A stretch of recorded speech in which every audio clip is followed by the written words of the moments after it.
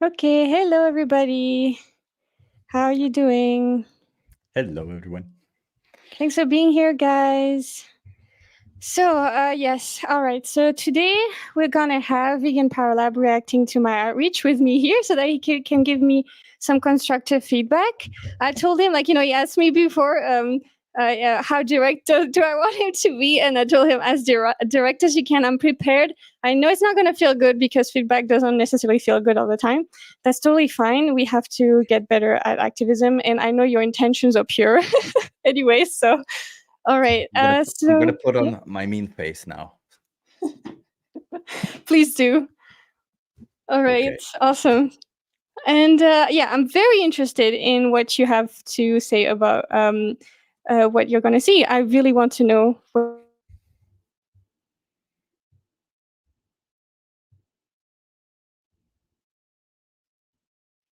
You froze a bit there. I don't know if it's me. Maybe it's my internet connection. Yeah, sorry about that, guys. There was a little problem. I think it's on my part. The internet wasn't great. Sorry about that. Now it looks like it's perfect in terms of Okay. signal. So sorry about that. All right. So I was saying, please let us know what you think in the chat, and I will put you on the screen as well sometimes. And yes, and I told Sip that he has to stop me because I will not necessarily see you. So you have to make sounds. All right. Yes. Do Can we? you Can have we? anything Can you'd like we? to say? Yeah. Can we decide on a safe word when it's Sure. when I should? Yeah. Like, what should the safe word be? Vegan. I will yell vegan. That's perfect. All right. Okay. Awesome. Perfect. All right. Should we begin? Let's do this. All right. So, by the way, I chose a random.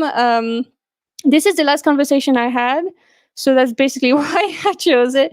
It was on July. And just so you know, like this is also something I wanted to say. This is the first time I actually share outside of Patreon, like publicly, my raw footage. So I'm obviously a little nervous.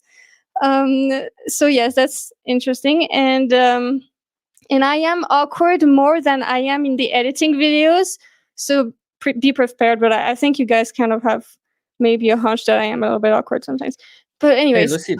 Before yes. before we start, I gotta ask. Like, I love the scarves. Like, but is it like a thing, like a stylish decision to wear the scarves, or is it Oh, that you actually yeah. feel your neck cold? Because I saw it in this video that it looks it's pretty warm. So I'm like, is Yeah, it? it is warm, but I'm someone who does really well, like in terms of heat. I like having a lot of. I just it's like a security blanket, to be honest. Ah, So okay, it, okay, it okay. I helps like see. that. But yes, it's kind of hot here, but I don't care. Oh, it So looks yeah, cool. It looks cool. You're perfect. like a hipster, like. Yeah, Yeah. All right. love it. Should we go? Let's do it. All right.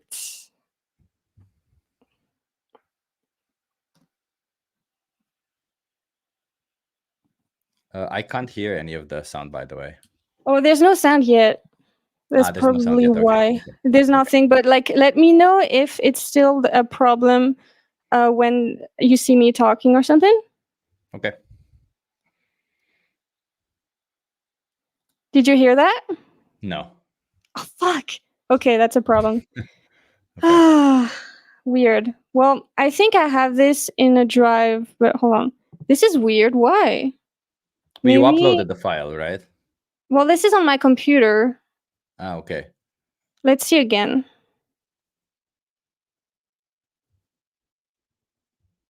No, it's pretty mute. We can't hear no background or Oh, anything. At wait. least I can't. Can you guys in the chat tell us? Do you hear the video? Maybe it's on me.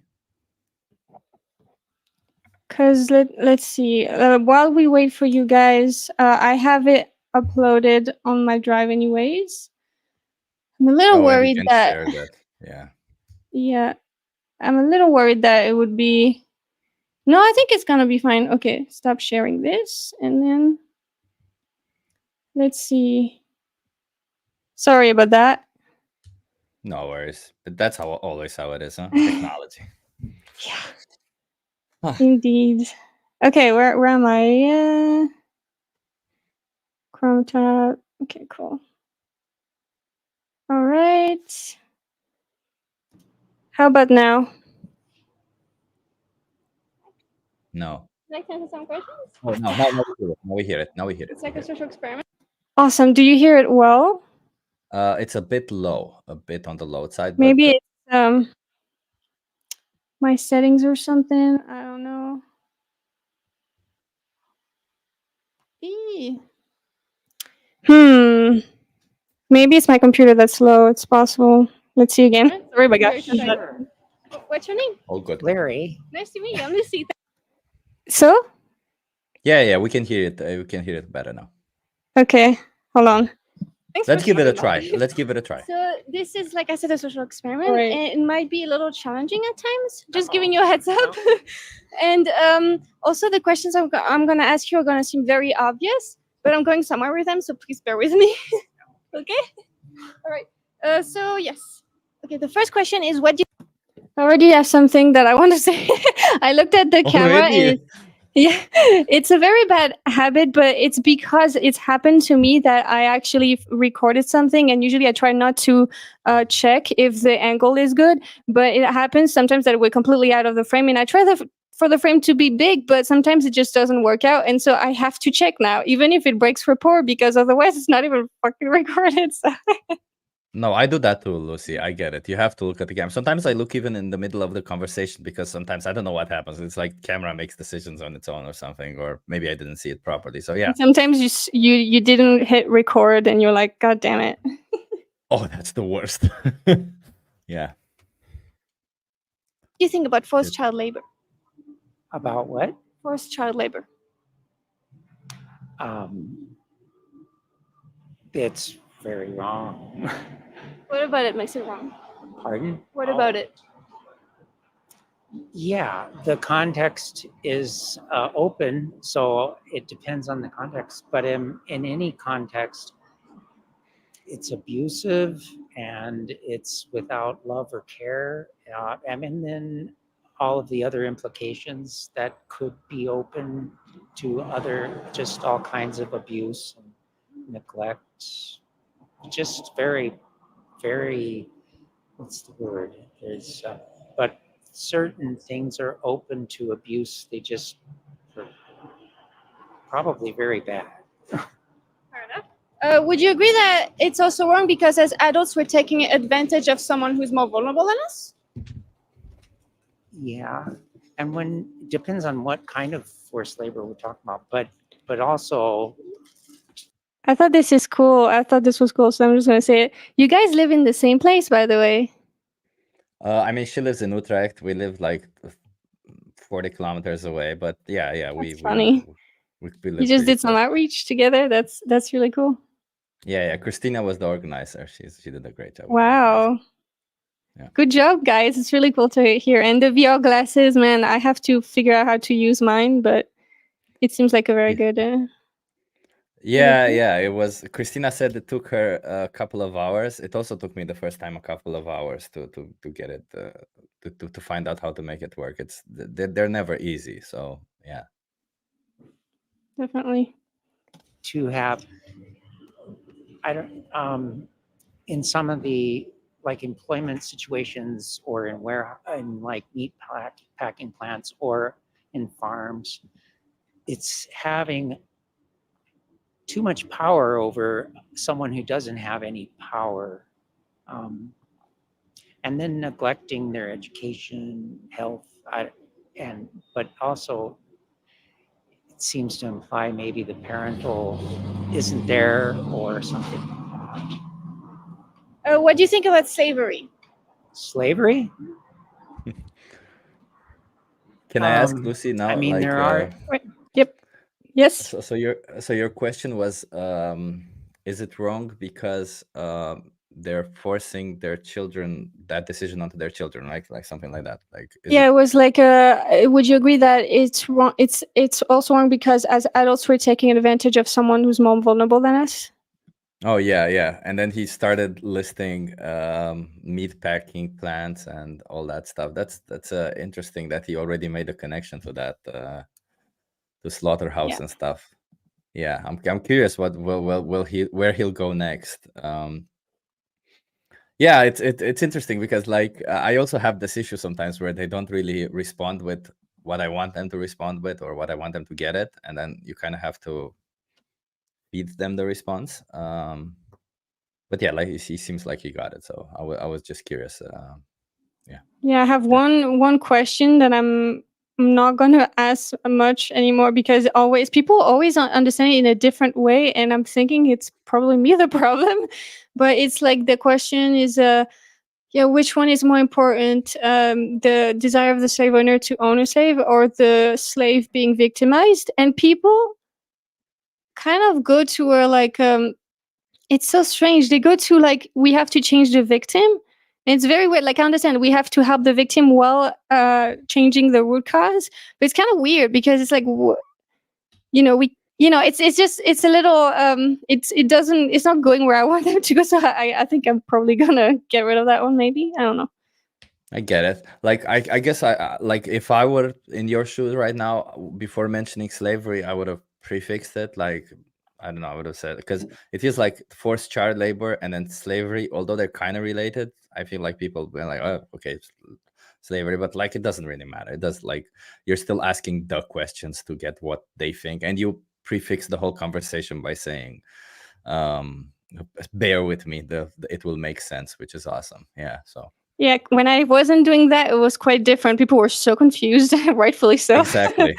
Yeah, exactly. Because otherwise you can get confused. Like, because I think like when people think about forced child labor, a lot of the times they don't think like, especially in the US, I can imagine they don't think like necessarily that it's coming from US, but rather some other places, like some foreign thing, something.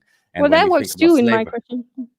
Mhm. yeah, it does. But then when you ask about slavery, the topic instantly changes because it's a total different context for them, where they're like, "Oh, this was something that happened here. Or this was something that." Yeah, so that's why. But like you, when you because you prefixed it, it makes all of it. It makes sense. So yeah, Yeah, because if you nice. expect to be confused, you're signing up for it, so you're not kind of like because it can be harmful. I think in the conversation, if they're so distracted by how weird this is, Exactly. it can be distracting. Yeah. Yeah, I agree with that. Let's do The it. Let's go. current Ooh, sorry. What? No, I just said let's go. Let's go. All right. modern versions, which it's kind of a what is that? I mean, even like at Big Sky or the Yellowstone Park, people who come or are encouraged to come and are maybe even paid to get here, at least in theory, but they don't understand and they find out that they can't make enough money to live or to remove themselves from the, so they end up in debt to whoever got them here. It's forced. It's kind of forced. I saw a comment that's funny. Yeah, this guy is being very careful. I think he doesn't want to fall into a trap or something. That happens quite Yeah. often, I've noticed. But it's kind of entertaining. It's kind of funny because it is a trap. I mean, that's what a social experiment is in some sense, you know. So they know Yeah. they're signing up for a trap, which is interesting because you watch them kind of trying to decipher.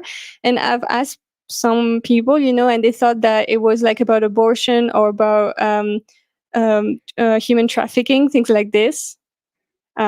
Even prostitution I've had once because of like I had a question about someone who was raped in their sleep or something, and I changed that question because it didn't really fit the answers I wanted. So yeah. But you see, this guy actually was trying to grasp the context of it, right? Because you mentioned child labor, and immediately he starts with the scenario where this person is coming into the country, and he kind of owes the debt to somebody for getting them into the country, and he's sort of a slave to that person. Like literally, that's exactly what he said, right? So I'm like, okay, so this person is going on with the context, right? Like he jumped from um, forced child labor to slavery and try to make a connection between them. Well, they're very similar, right? They are, to us they are, but like to other Just people, yeah. like to Oh yeah, people, I in think times of yeah. Mhm. yeah, they see them as incidental more than anything. They don't really care. When people talk about these kind of problems, they don't necessarily think about the moral side of it, but rather where it happened, how it happened, when it happened, and stuff like that. So that's I think the connection that he made, kind of.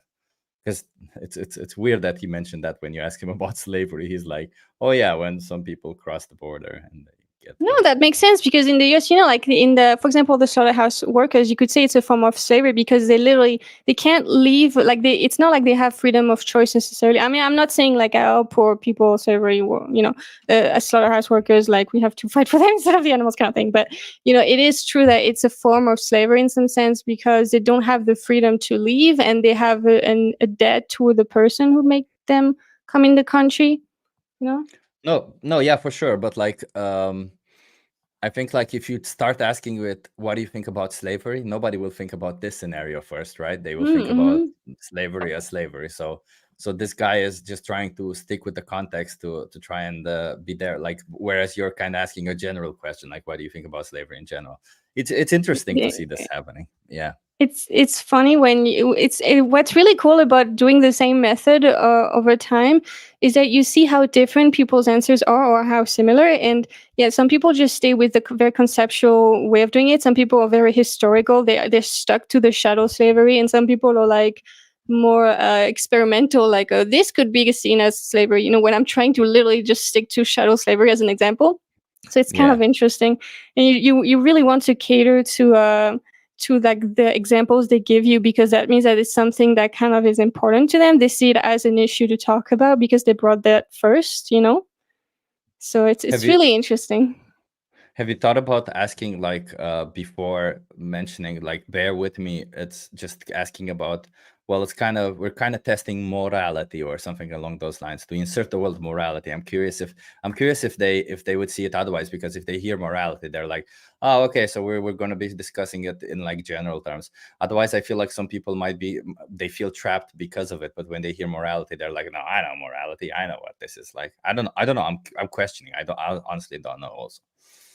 Deepak Your Brain actually talked about how he avoids the word like the plague, and I agree. I do the same thing. I never say it if I can avoid it, even ethical, because I don't want it to be like a philosophical discussion that doesn't apply to us, kind of thing. And people, I think it's actually very helpful when you stick to real life examples, especially when they are examples that people find horrific. Like in the US, chattel slavery is very close to home. And I feel like it's the opposite, actually. I feel like if I was to mention morality, it would be less efficient, because I'm trying to drive it home, And it's like, also when you give examples, it reminds people of like the fact that it's real victims. It's not only like, oh, it's wrong, but it's nebulous kind of thing. That makes sense. That makes a lot of sense. You're right. It does. That's a very good point. It does remove it from the abstract realm and bring it more down to earth. And also the point is that we already agree, like everybody agrees on this. It's not like someone's going to be, it's not wrong, So, and they do quite rare. I've never had that. Hopefully, yeah. Maybe they think it, but they will not necessarily say it filmed. Yeah, fair enough. Yeah. So like, we don't really need to establish that it's wrong, I guess. Yeah. You're right. Forced labor, those are adults too, and not. And so that's one kind of slavery. The kind of slavery we had, of course, is super awful, but it's also, I feel it just is not something we should try to forget. We should try to understand it. We don't have to feel. It's not about pointing fingers. It's about trying to understand it and trying to be sorry about it. I don't know. So it doesn't happen again? Yeah, and to make the effects less.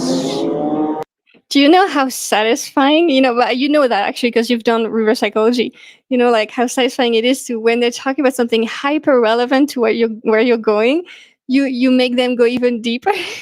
Like, for example, like I had another discussion where she was like, no one should be a slave, whoever they are, and I was like, yes. And sometimes I like this, I feel like so it doesn't happen again, right? So for another group. Yeah, I thought this is planned. I thought the question was planned, but you just went with you just did it there, right there for him. That's pretty cool. Yeah, you're right. It's a pretty good question to ask him, because that's exactly, yeah, it is satisfying, because then you're like, but you said differently. wrong, less the consequences of that. That's why I'm never going back to something else than reverse psychology. Like, never. I can't. Like, actually, I'm gonna do something with the free. Like people who film their with the free outreach. They asked me, would you like to be one of these people? And I was like, yeah, that's actually really great. But they told me, like, we have this new thing, debate me tables, which I think are Oh, that's great, cool. but it's not my thing, man. I freaking love reverse psychology. I can never go back. It's so good. It's so juicy, and it's people get so confused in the best way. And I feel like at the end of the conversation, when they've kind of like battled you, but they at the end they are kind of confused. To me, that's like the best. Like that's the best. Either when they're certain or confused about like going vegan, like that. To me, that's a very very good sign. And I'm always like, yes, because that's the Yeah. first step. Because if you're like confused, it's like, oh man, your thoughts are being rearranged. Like your paradigm is being reconstructed, and it's a very good sign. Yeah, the worst is when they agree with everything you say and then they don't really engage that much with the conversation and then go like, yeah, I should. Yeah, I'll look into it. Yeah, I'll do that. Oh. And thank you for making me think. Yeah. Oh, yeah. Oh, but you're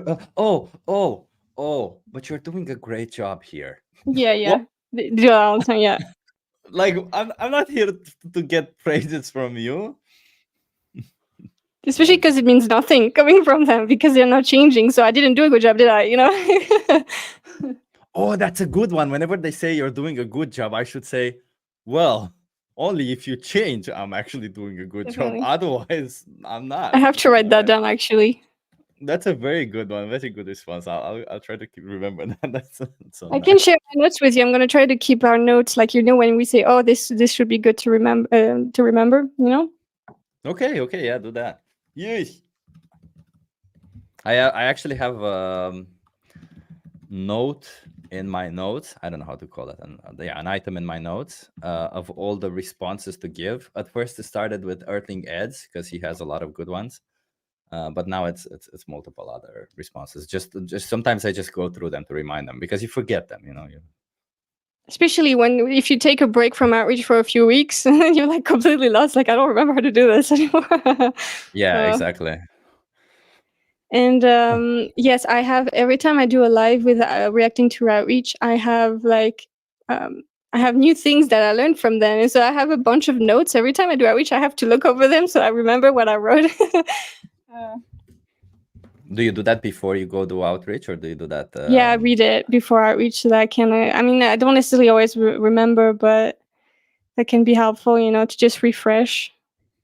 Sometimes I do that before bed. I realize that if I do it before bed, it also helps because, like, I don't know, my brain kind of retains it a bit better if it's before bed for some reason. I don't know. For me, it makes me not sleep because I keep just thinking about it and it's horrible. But yeah, I can see that. Yeah, that can happen to me. That can happen to me too. Yeah, I get that. Yeah. And how it affects what we are now and division of wealth now. So it's still we still live with the consequences of slavery. Would you agree that slavery can be about forced labor, but it can also be about owning someone else's property? Owning someone else's property, I guess so. Yeah. Just so that we're on the same page moving forward. And what is it about a person that makes it wrong to enslave them? Huh.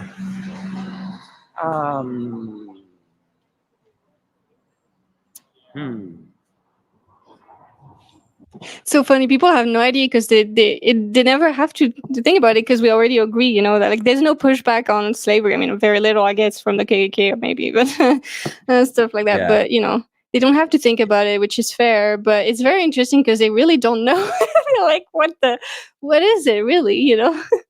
Yeah, they're just taught slavery is wrong, and then they accept it, and they're like, "Yeah, slavery is wrong," and they say praises, "Oh, how bad slavery is," but they don't really know why, which is very interesting to see that. But I like that you let him think. I really like that. That's cool. He is someone who was doing a little bit of how you call it. He went into tangents a bunch, and I always let them because I've noticed that I never interrupt someone, literally never, apart from if they really don't let me talk and it's important that I place one to respond, and especially if they pile things up, right? But like he wasn't really doing that. He was just going deep into one side, and I've had people go very long in something. And then they actually change their mind because they've had time to talk about it out loud. I'm kind of like a soundboard, and then they kind of, it's so awesome when it's that because I don't have to do it. And also when you let them talk for a long time, they're more likely to let you talk when it's important, which is good as well. That's true. That's true. Well, not everybody. I have had cases where they just wanted to talk, not listen. But yeah, that happens often too. Yeah. Yeah, it's just more likely to happen, which is good, but not necessarily. Not sure. So think about that, right? Because we don't really need to, but it can be interesting. Yeah, let's see. I guess we need to actually. Just labor. Yeah. And it might be some kind of, you don't call it slavery, but getting an advantage in the work boss relationship work. But then it would be having labor to like irrigate fields or sort beets. But I mean, what is it like?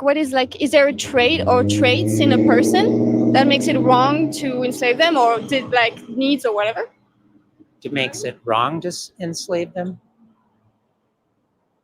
It should, it's going to always be wrong. Why? I don't know. Mostly because it's wanting the power to have someone else's life and use it to your own end. I don't know if that. Oh, that's a good answer. I'm sure there's a better. Yeah, well, I'm trying to push him to go towards sentience or like the need for freedom, because like this could apply to plants. So I'm trying to find a way to put him, towards sentience, but it doesn't have to be perfect because besides they don't really remember. Something I'm doing really badly, I have a very hard time doing that, is because every conversation is a bit different, right? And so they don't have the same answers. I have to remember all the answers, and there's like 5 or 6 questions in the reverse psychology. It's very hard to remember their answers, and also because I'm like overwhelmed already when I'm doing this. And it's a shame because what I really want to do is when I'm talking about the answers you gave really explain well the principle of veganism. I'm trying to take it back to what they said so that they can make the connection, because they probably don't really remember necessarily what they said very well. Yeah. So that's something I want to change for sure. I mean, like right now when he's asking, I would have asked him, why is it wrong to enslave you? Like I would have given him a situation where like, that's what I would have done. Like I would have asked you, okay, so if somebody doesn't want to enslave everybody, just you, there's this one person that's got the power over you and they want to enslave specifically you. Why would that be bad?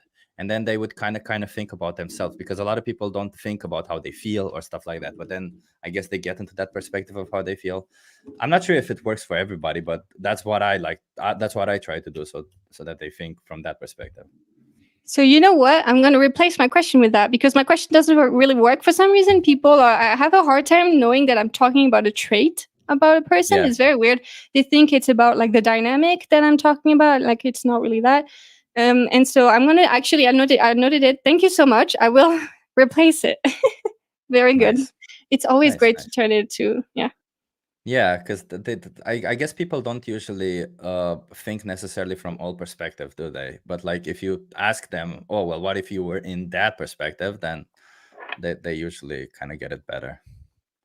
Especially because sometimes like when you put them in the perspective of the animals, it works very well. But I think it works even better to just say like, if someone was doing that to you as a human, but like you're not saying as a human, because then they'll be like, oh, name the trait, But I think this is just so good, especially before they know it's about veganism. It's just first perspective. Like, yeah, it's so powerful. Yeah. That's the problem. People don't really think. Even when you ask people to think from the perspective of animals, they're like, yeah, well, I'm not a cow. I'm like, yeah, but you don't have to think of the perspective of the cow. Think if you have somebody has more power than you and you're in a situation where they can dominate you without you even realizing how they dominate you, what would you like, how would you feel about that? Is that something you would accept? Would you want that to happen? Like, I don't know, but like the reality is that when you get disingenuous people, no matter how you put it, it's hard to get them to be genuine. Yeah. But yeah, I feel like there's, because like I had a conversation with someone before that one, obviously because it's the last one. It went well, but at the end, I wasn't very professional because I was pissed, because like, I hate when people sign up to be like, they sign up for the filming. They know exactly that we're being filmed. They sign up for the social experiment. They know everything, and at the end, when they like, when they perceive to have lost because they don't want to go vegan, and they perceive to have lost because of that, they're like, no, like, if I see you post it, I'm gonna do something about it, which they can't, by the way. They can't do anything legally, but Of course, because you're on the street. I'm still gonna use it, but I'm gonna blur it, because I think it's still like, I could use the footage even without blurring them, but I'm not gonna do that because I wouldn't want that to happen to me. But it's just, it pisses me off because it's so disingenuous. Disingenuous, is that the word? Yeah. Yeah. And so at the end, I was not very professional. I was like, well, that's a bit dishonest, isn't it? It's like, oh God, you didn't have to be so spicy. But anyways, in that conversation, he was not genuine. He was like, but I was good at putting him in a corner, because I would put him in this, well, if it was you, blah blah blah. And so it did work, even if he was not really. I don't think he's gonna change, but he was confused, so that's good. Anyways, I'm ranting. Yeah. Sorry. Imagine the people saying like, "What? I was filmed? I didn't know that. Yeah, sure. I'm doing this and doing this with a What the hell, microphone, yeah. and you don't know that you're being filmed. Come on." And if you feel like you appeared in a bad way, that's not on me, because so many people I talk with honestly look really good, because they're compassionate and they're just decent people, and they're open-minded, and they're not excusing it, or like they have concerns, or like they have a web, what about this? But they're not fighting you in a way that's like trying to excuse it necessarily. And they look really good. I think they look good because they're answering right, But if you look Yeah. bad, like, it's on me if I try to make you look bad, but I'm not trying to. I'm just trying to convince you and the other people. You know what I mean? So at some point, it's not fair. Yeah, a lot of people feel trapped when you ask them questions like this. I don't like, it's just because like I don't know if it's this cancel culture combined with people afraid of saying something that's not woke or something, or they don't know, and then they're afraid to say something stupid, and then when they realize what they're defending, they're like, ah, shit, don't do that, and they become even worse. And so it's a weird thing, but yeah. It's understandable, but also, like, if you're someone who has done this, like, if in the conversation you're like, you're just finding excuses, but then you change it. You're like, yeah, actually, yeah, I haven't thought about it before, blah blah blah. I mean, it shouldn't be such a problem, because in our society, most people are non-vegans. They agree with you, actually. If anything, I look back to most people. And but if you change like that in the middle of the conversation, to me that shows a lot of strength, because it's hard to change your perspective on something so triggering like that in the middle of the conversation, especially. So whenever that happens, I'm like, wow, you're quite a strong person, I mean, so it's Lucy, the opposite. It could make you look really good. intelligent people appreciate people who say they're wrong. Like you can appreciate saying that I don't know, saying I'm wrong, saying all that stuff, because none of us are born knowing. All of us kind of change our opinions.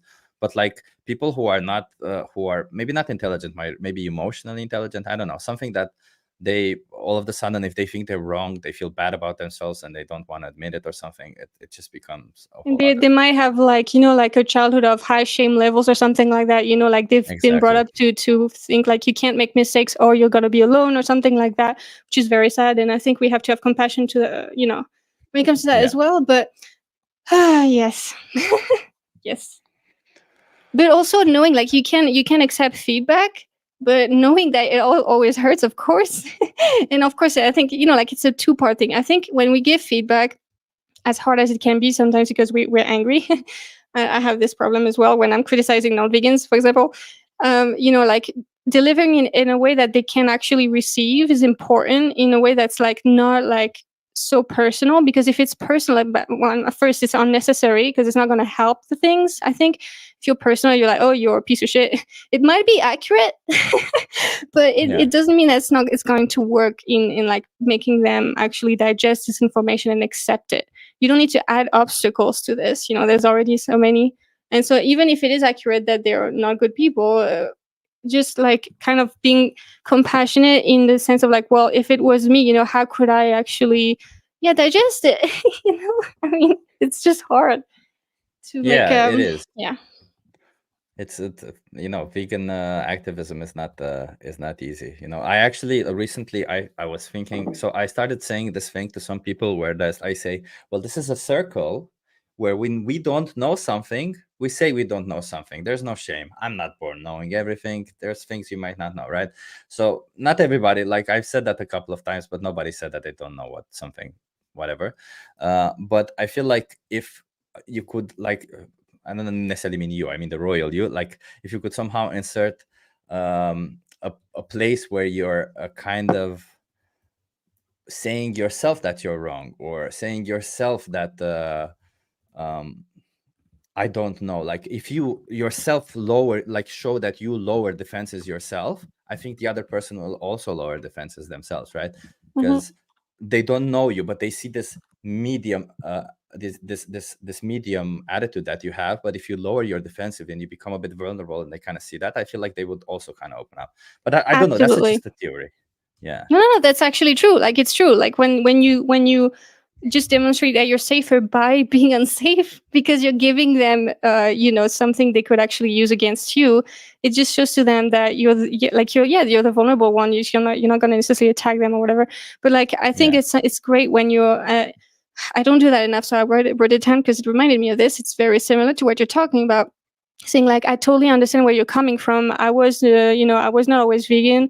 I really understand, but at some point, it's just when you talk about all these things, you figure out. Blah, blah. I'm not necessarily really saying it like that, but something that I found that is extremely helpful. It's unbelievably powerful.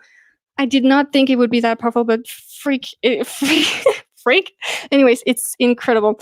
It's saying when people are like, oh, it's too expensive. And when I say like the Academy of, I'm talking about the studies or about the health thing, I'm saying, oh, something that's really empowering to know that not a lot of people know. And that way, it's not like a dig at them. Like I've noticed there's never a problem with that. I always used to have problems when I would say something like that, like as if I've just told them that they're ignorant or they're stupid or something, or that like, what they just said was stupid. Because it's like, oh, actually, if you say, oh, it's not true, it can be harder for them to accept the information because it's personal. It shouldn't be this way, but it is this way because we're humans and we're a social species. And so, yes, so I say it's really empowering to know, so that like it's a very positive thing and they will accept it. They'll just accept it because it's not about them and it's so much easier, Yeah, it also depends on the person, right? Like it's all like if it's a person who you genuinely think they might actually you could actually have a conversation with, then yeah, it's good to do that. But if otherwise, if you're being filmed, I'm like, you know what? What? You didn't know that you can't survive and thrive without eating meat?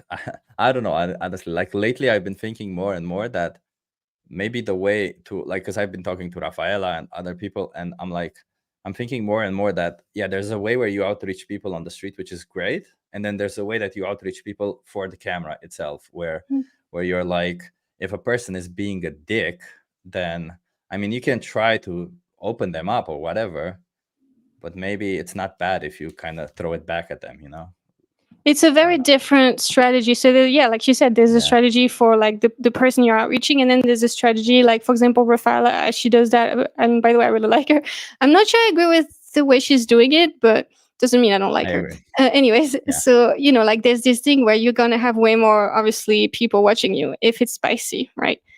And that's totally true. But at the same time, I've had these conversations with my husband a lot because I was struggling with that one. Because it's like, should I make it spicy on purpose so that I have more views? And I think that's a very legitimate strategy. But at the same time, when I personally watch someone who is screaming, whatever they're like, if they're vegan, And I agree, obviously, with vegans, obviously, and I think it's absolutely legitimate in the sense that it's completely justified to do that because of the gravity of the situation and how horrible non-vegans are being. But at the same time, when I see that, to me, it just it screams childish. And It so does. I personally don't. I can't focus on what they're saying because it's such an obstacle for me. So yeah, you could have more views, and a lot of people will work on, but there's also other people who will be turned off by that, as stupid as it sounds, because it's like it's blocking the message. It's like, oh, why are you so childish that you can't control yourself? Why would I take you seriously, kind of thing? And I've always been very impressed by people like Debug Your Brain, for example, who are very good at keeping their composure because they look wiser. And so you're going to automatically trust them more, trust their information more. So, and it shouldn't be this way. It shouldn't be this way. It should be that whatever information you're giving should stand on its own, and the tone should not matter, but it does, unfortunately. So I think it's like good in some ways and bad in some ways. I think it's kind of like we need both, I think. Yeah, I'm not necessarily saying I think like the way to explain it best for me in my head is, the difference between aggressive and assertive, right? Yes. I feel like we shouldn't be aggressive, that's true, but we can be assertive, right? Like even with people like that, like, yeah, okay, we try to tone it down, we try to make them explain.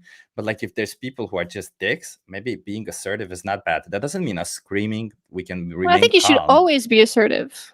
Yeah, So. yeah, you should always obviously be assertive, but like, I mean, like where the assertiveness kind of oozes out of you, where you're like, whoa, this person's based, where they're like just being calm.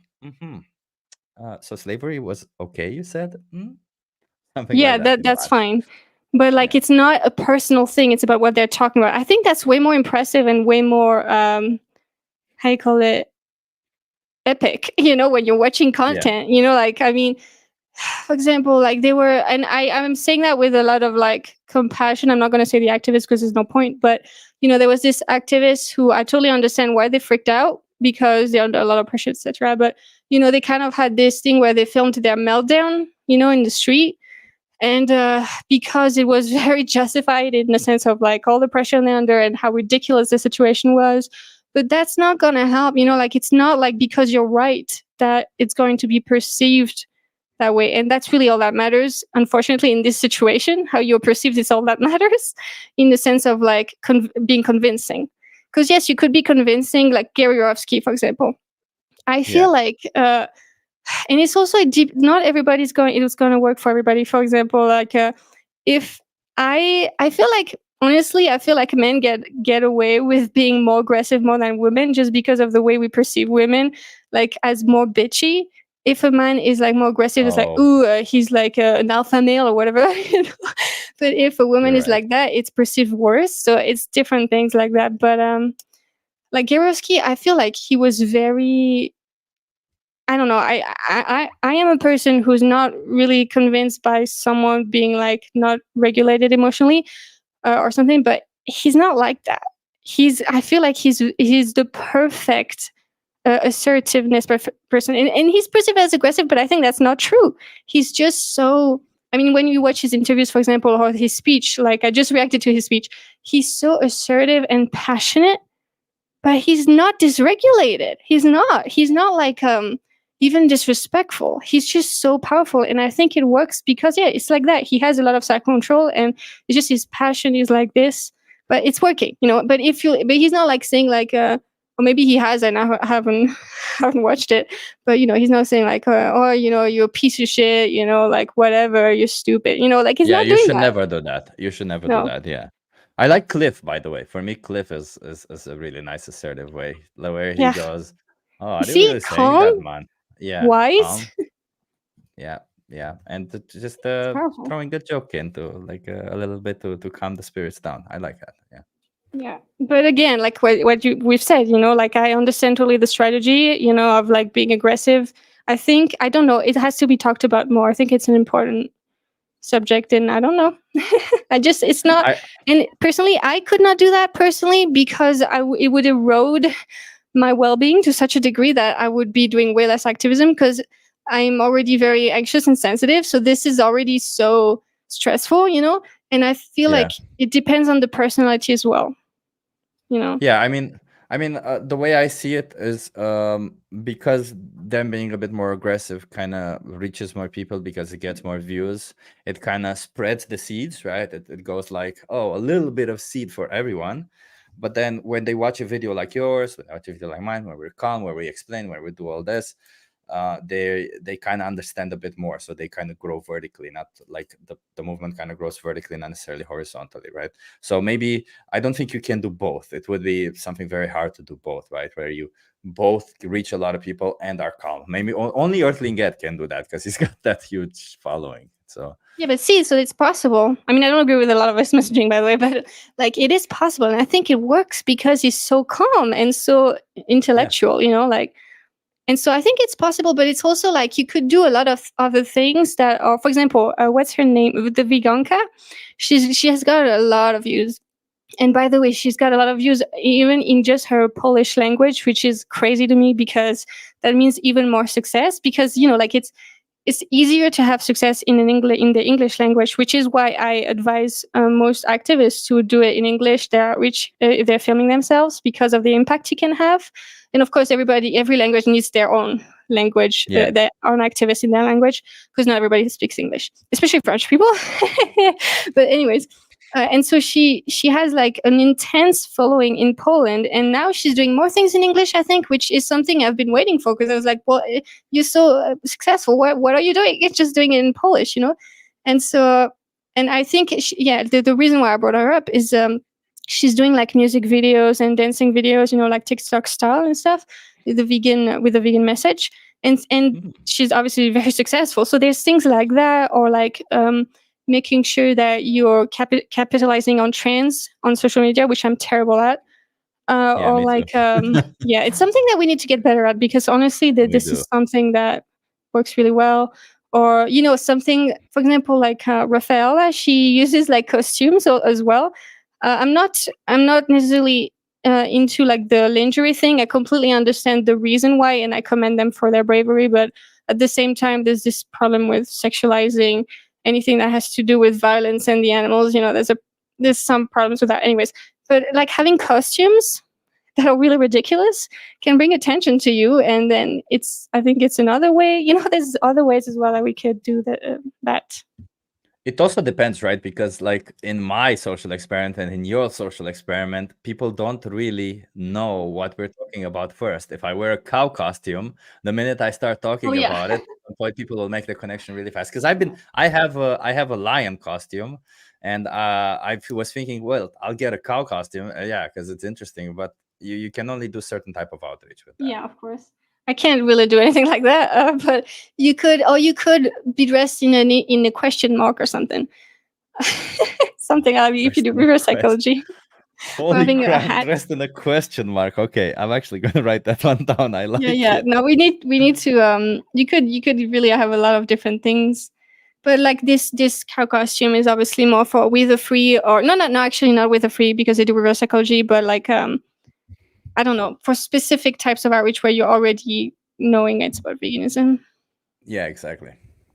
Oh, by the way, may I ask you how long you have? What's your time limit for this? 10 minutes. I'm kidding. No, I have. I was like, what?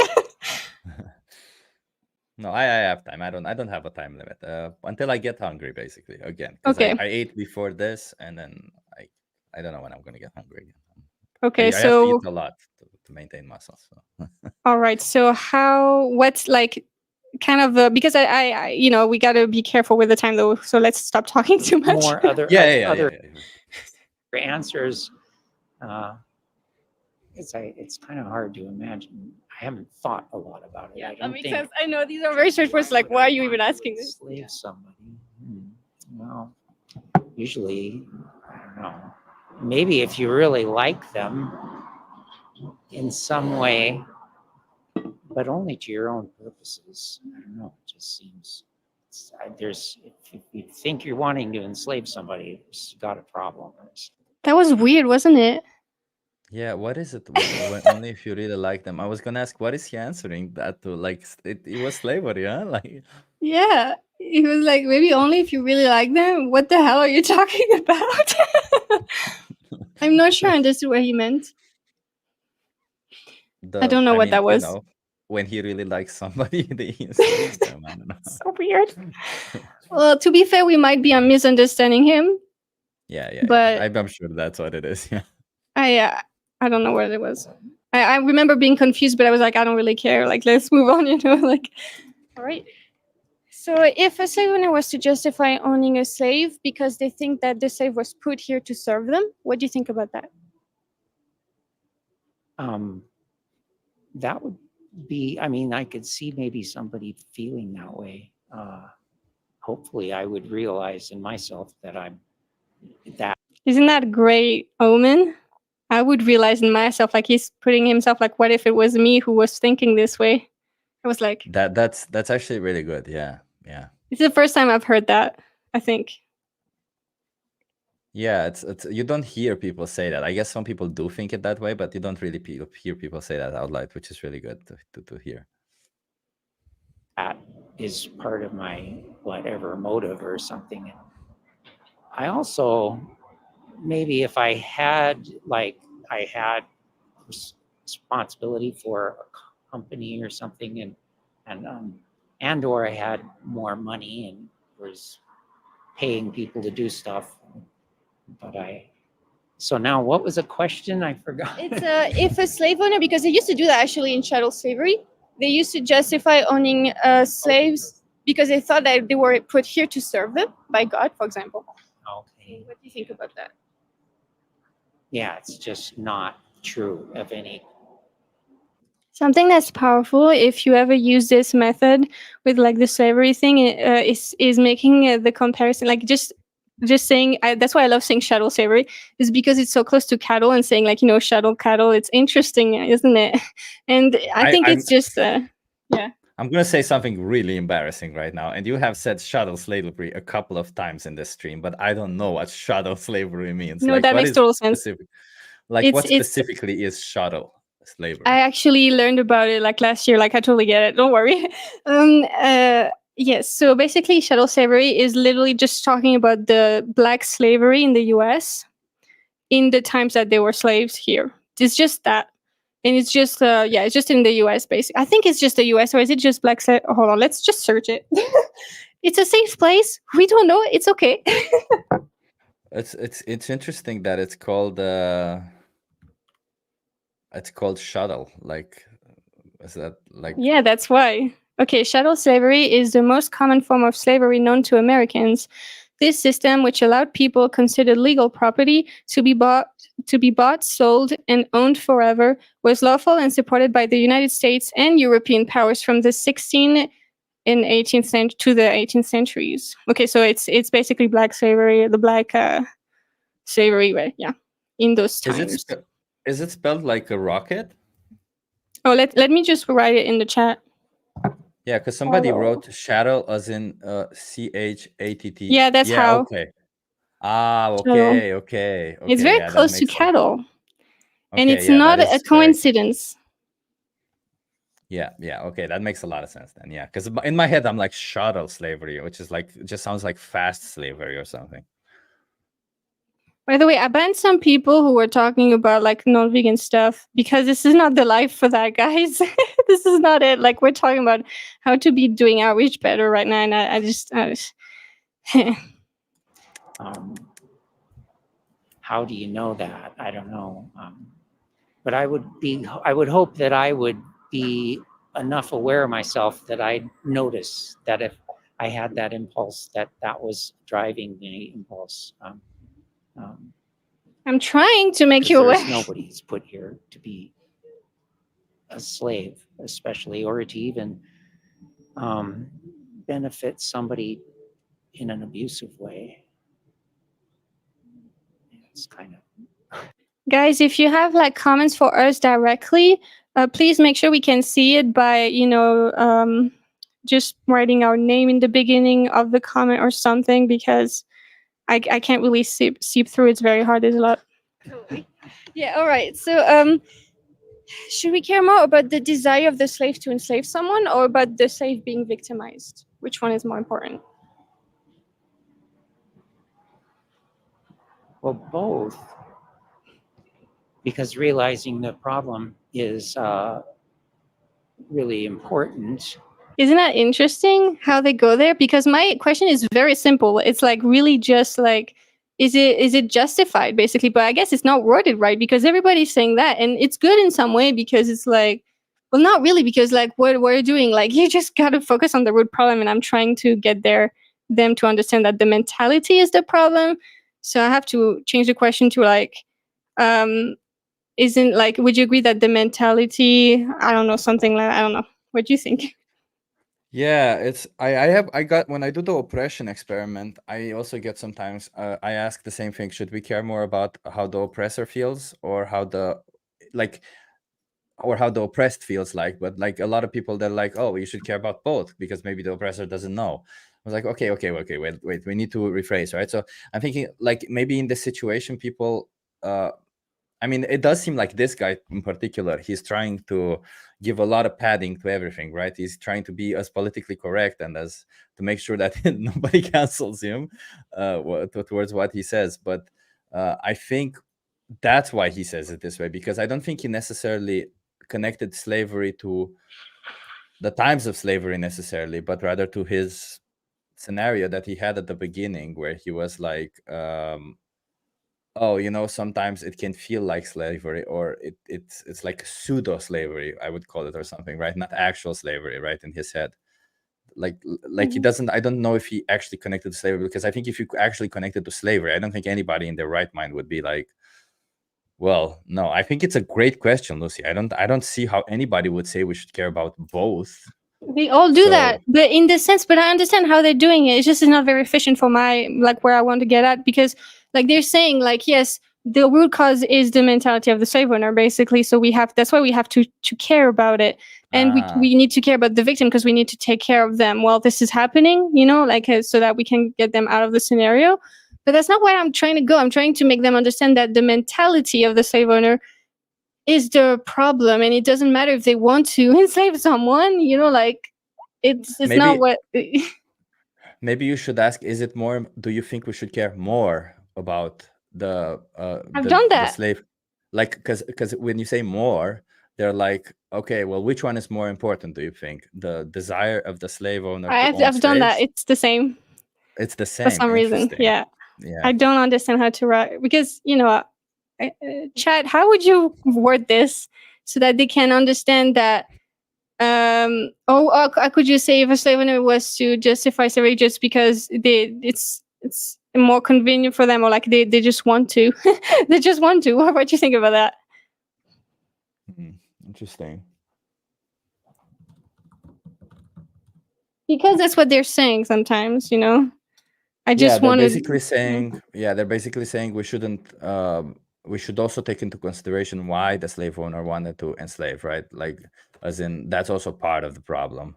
And it's true, it is part of the problem, but that's not what you're asking, right? Because what you want to know is which one they value more, right? That's Yeah. what you want to know.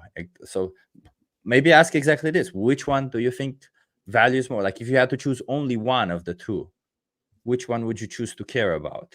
The slave owner's will to, or the slave owner's desire to enslave, or the victimizing of the slave? Which, But I've or you done can only that. choose, but you can also say you can only choose one, right? And then maybe they're like, I don't know.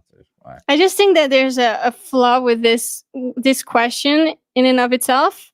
I I don't understand how they would answer this way, but it's a good answer. It's just yeah, I think I'm just gonna go with like if a slave owner justified what they're doing by saying they just want to do it because it benefits them, you know, and that way it's like, and it's so outrageous that it would make for good content as well. I think because it's exactly what they're doing. They're like, I just want to, you know.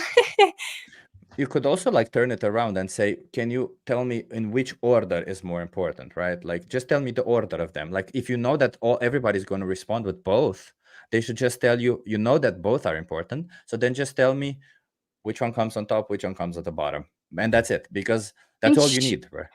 should we say like which one is more important? Like which one is the root cause? Maybe which one do you think we need to change? Like which one is the no, it's like, you know what I mean? Like we're not like focusing on the symptom, which is the victim of slavery, right? We're Yeah. choosing to, but I still don't know how to phrase that. Hey, thank you for the super sticker so much. Very much appreciate that. I'm trying to see Yeah. if they have stuff for us.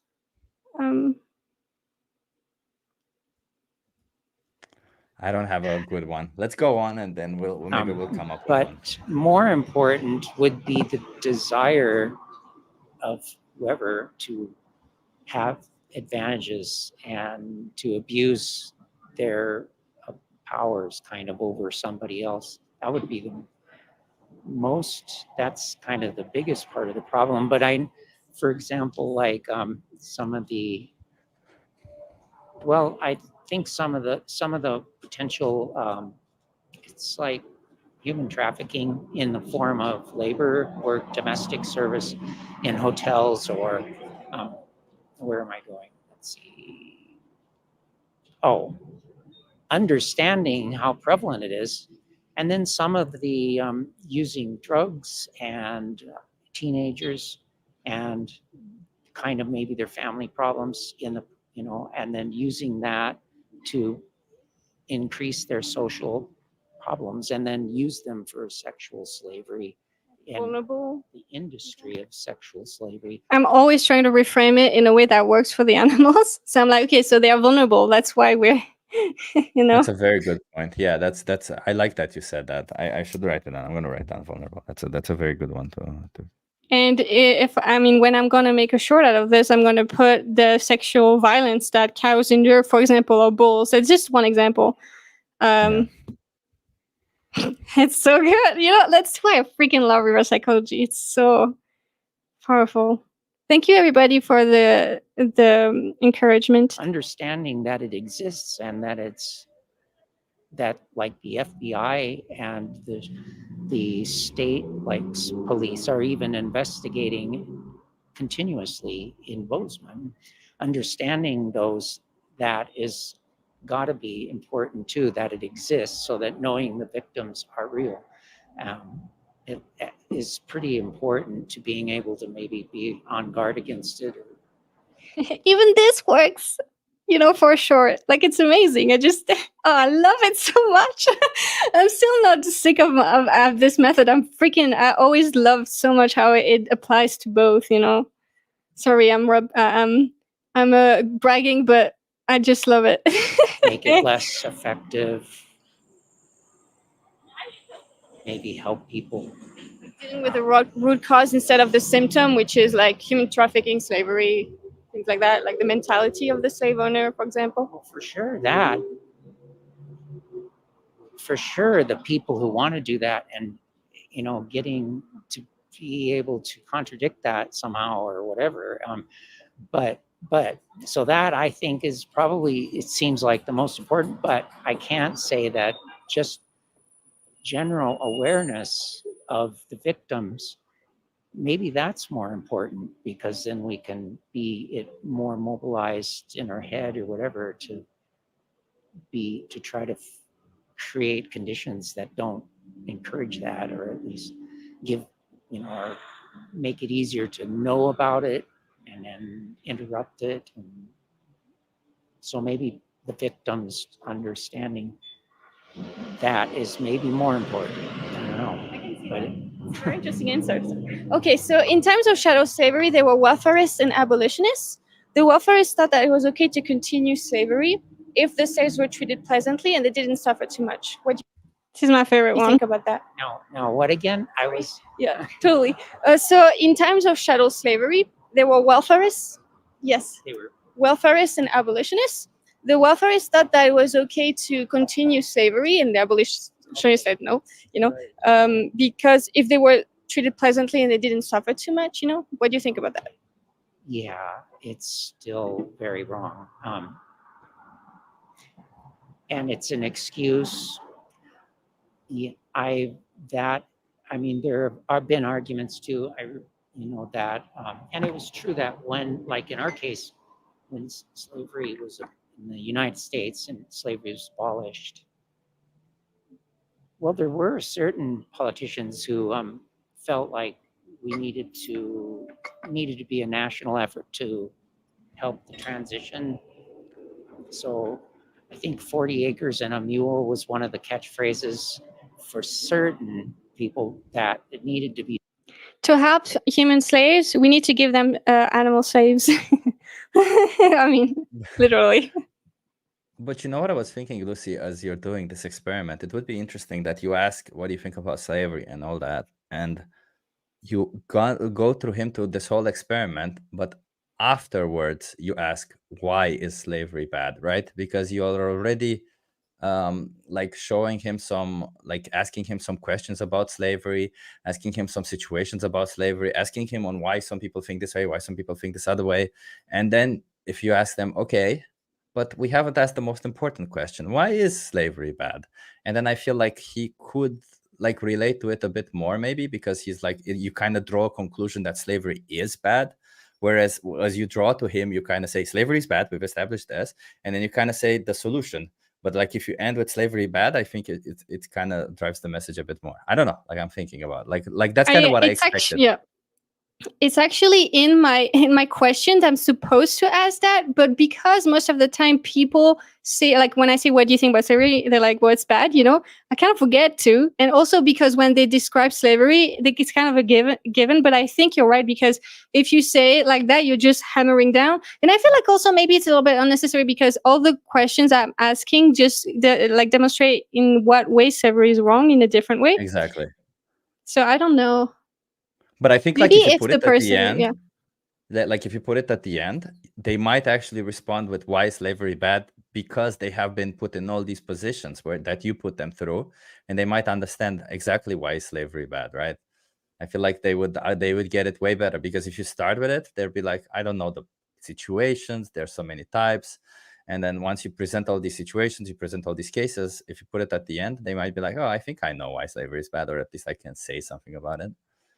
And I think to do that, I think, like what you said, like if someone wanted to enslave you, why would that be bad? Which is we're asking the trait, basically, right?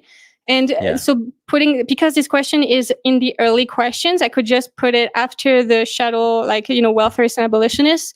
I think that would bring it back to them personally and their firsthand experience, that, putting them in the in the shoes of a slave. And then right after that, I do the footage. And so I think that could be powerful. Yeah, I will just use that question and I'll put it in at the end. I'm curious if that will work. I'm really curious.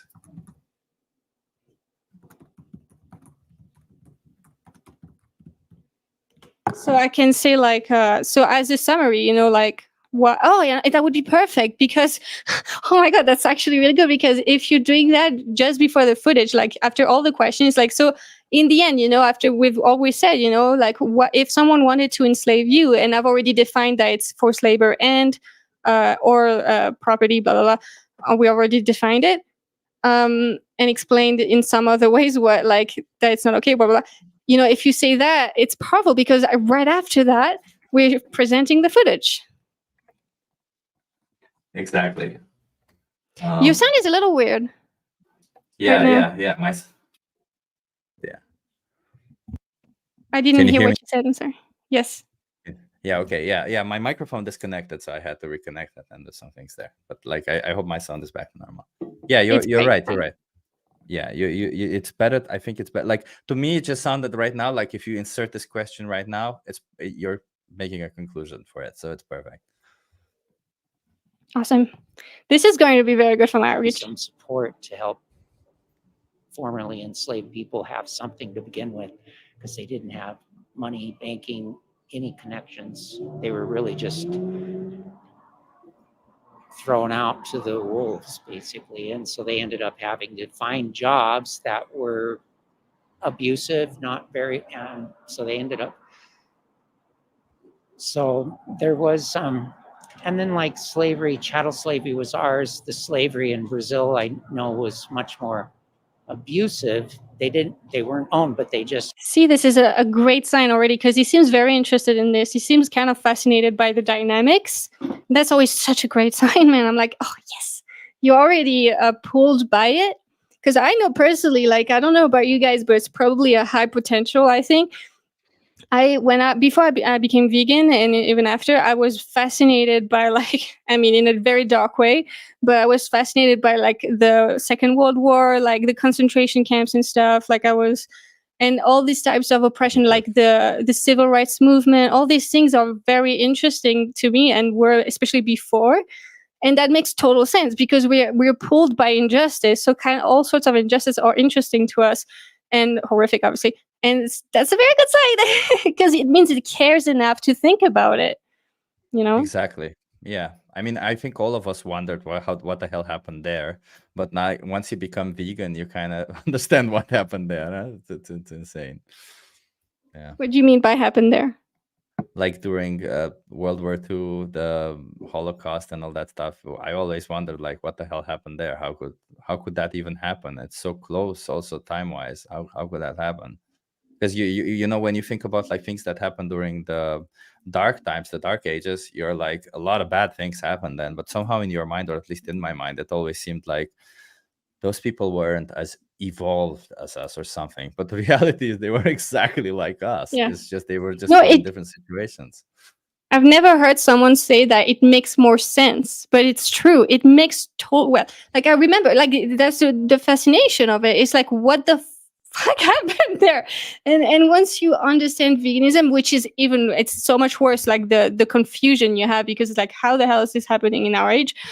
But like when yeah, it makes the Second World War much more understandable because it's literally just a human version. It's a very small version, micro sorry, my English today is not very good. A small version of that, and you're right, it does make more sense in a very dark way. Yeah. It does, sadly. And the thing that gets to me is that this happened and they said never again, and then what do? We do it much worse than we ever did it before. And I'm like, what will it take? Like we have already been victimized, and even the victim of this Holocaust, like people who had their family members or like they were sent to these places, most of them were not vegan in the end. What the hell happened there? Like how? Some of them realized it was the same thing, different species, and like Alex Hershaft, and they did something about it. But wow. That's crazy. Yeah, I'm reading the what's it called? Oh my god, I can't believe I'm spacing out of the name of the book. The one that's a comparison between Eternal Treblinka. I don't know if you read the book. Oh yeah, I have it somewhere here. I I have started to read it. I'm reading so it. excited. It's really good, Lucy. It's gonna open your mind. Like I loved it. It's really good. I wasn't expecting to like it. I mean, some parts were like, I wish they kind of skipped over that. But I know that's me. But like otherwise, a lot of it was very good. Well, so far, I Well, only read one definitely in the chapter. book club sometime. I cannot wait. I'm so excited. I mean, I'm sorry. Like I know this is a very weird thing to be excited about, but it's because it's so powerful when you are bringing those comparisons to the forefront of your activism. That's why it's exciting. Because you can use it, and like even just like guys, I haven't even finished this one, and the reason why I haven't finished it is because I want to keep it for a book club. But like I don't want to reread it for the book club. So I really strongly recommend. I read half of it. It's a very small book. It's not very expensive. I recommend The Dreaded Comparison: Human and Animal Slavery. I don't agree with everything she says. That's very rare that this happens in a book. But yeah, this is a great book to get if you'd like to read more about these types of human/non-human animal, oppression, like the comparisons. It's very powerful. Yeah. The Dreaded Comparison. Wrote it down. Let's go. Until it was abolished by England, I think, across the transatlantic, they could just use them up in the mines, like mercury mines and stuff. And so a slave. And again, the more you learn about the comparisons, the more striking it is, and the more you can use it in your activism. So it's important from like 16 to learn about the specifics. Be really productive at 17, and they just work them hard enough that they died before they were 19. Again, another and then comparison, they do a little bit clearly. more. And so chattel slavery had that feeling that at least they wanted to continue the life and then have the slaves have children, and so who were born into slavery, so it could be a self-continuing, and they didn't have.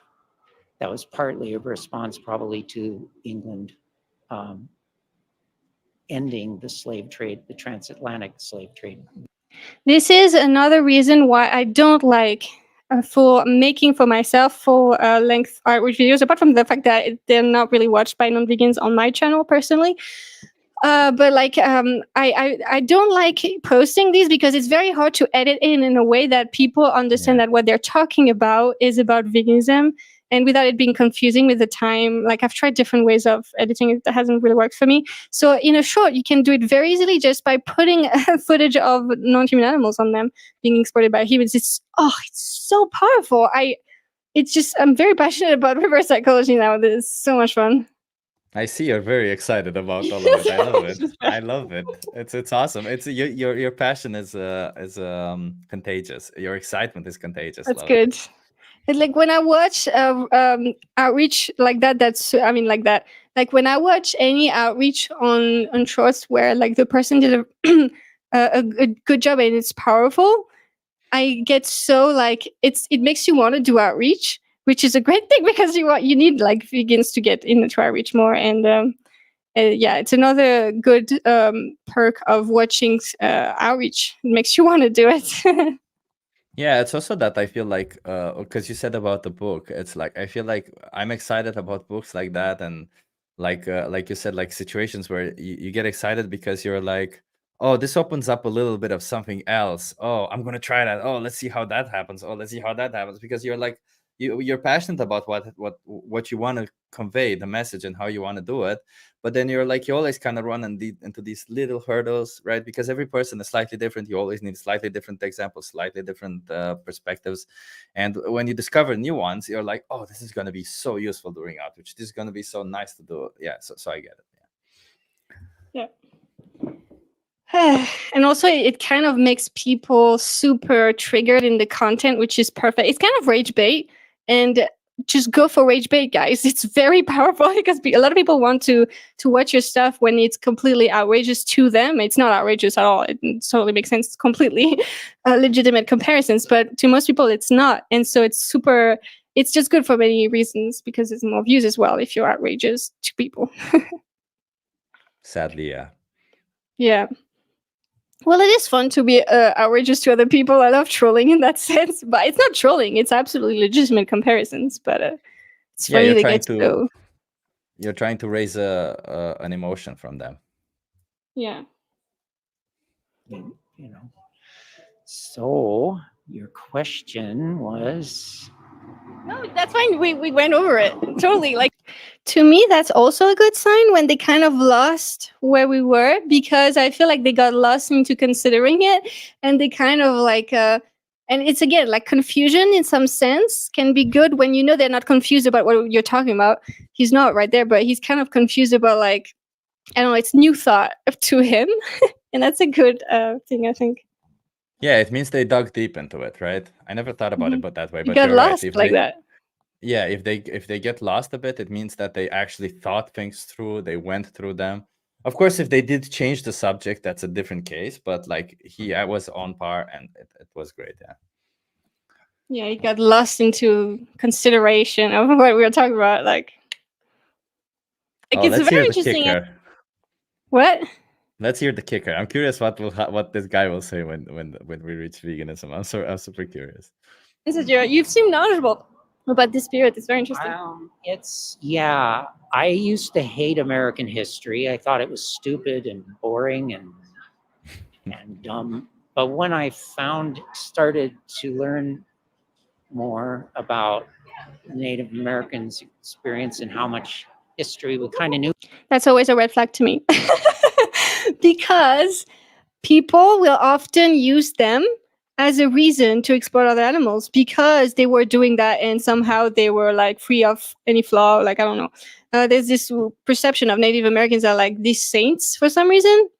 I mean, don't get me wrong, they were better than the American culture, like the modern American culture in many, many ways, but doesn't mean they were saints or they didn't do anything wrong, but whatever. So that raised the red flag.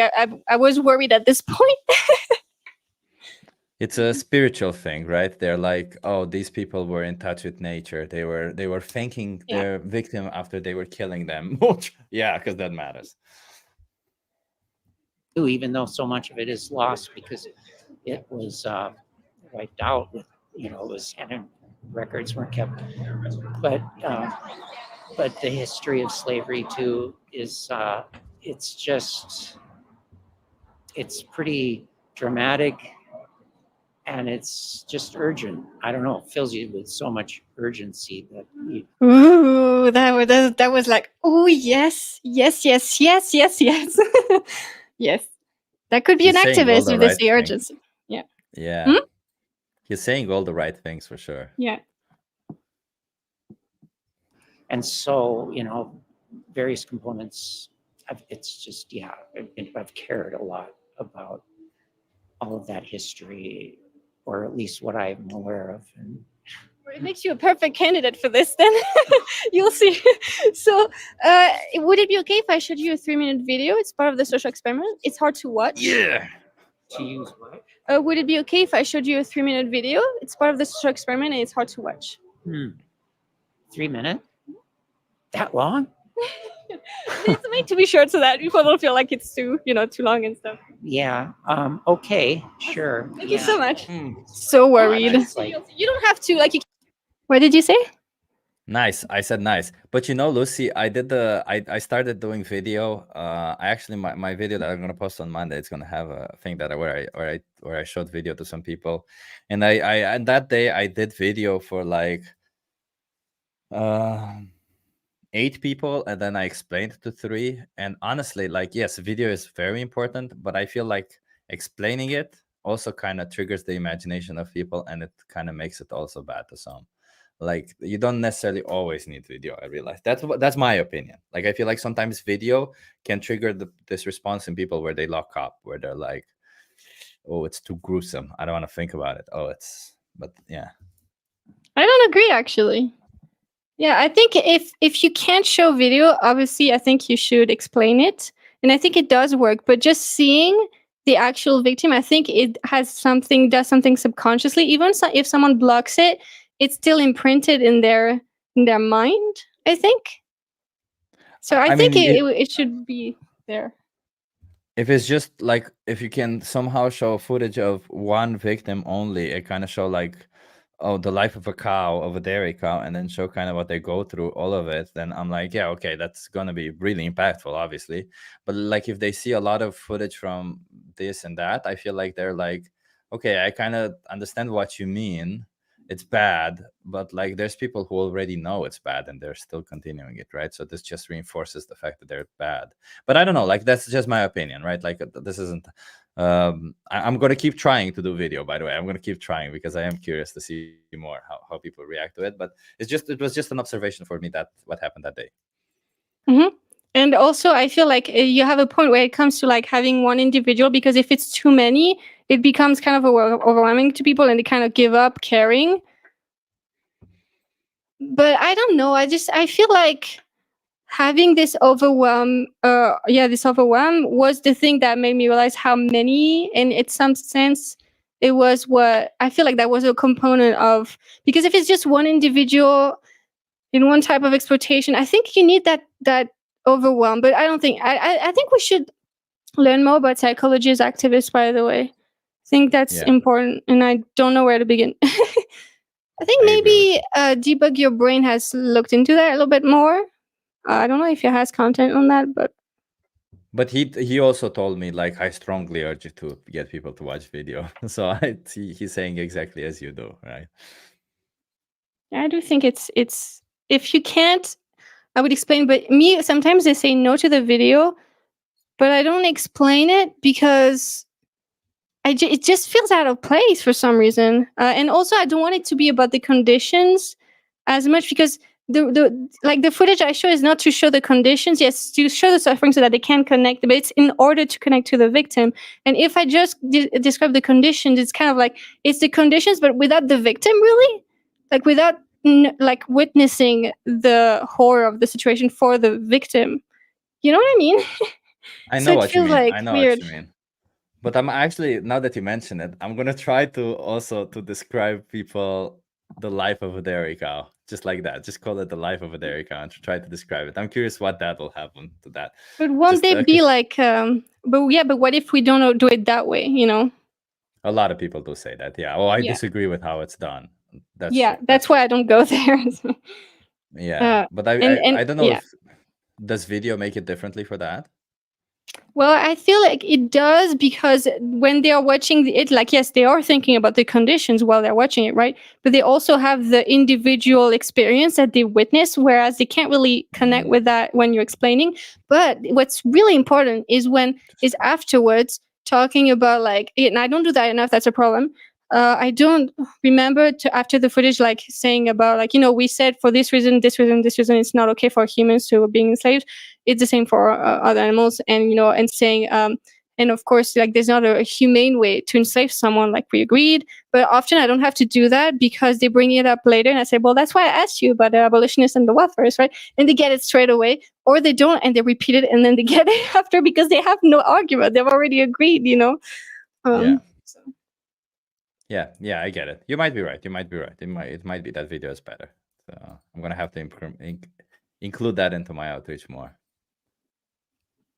Do you use the 3-minute video from We the Free? No, I actually use a video from Animal Outlook that I edited so that, because it's like 5 minutes. By the way, guys, if you're curious about that video, I have it in the description linked. It's the free resources. I think it's there.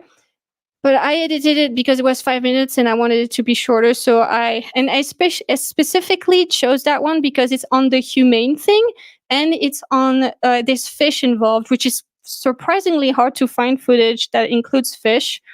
And so I include that because it's also like a lot of different industries.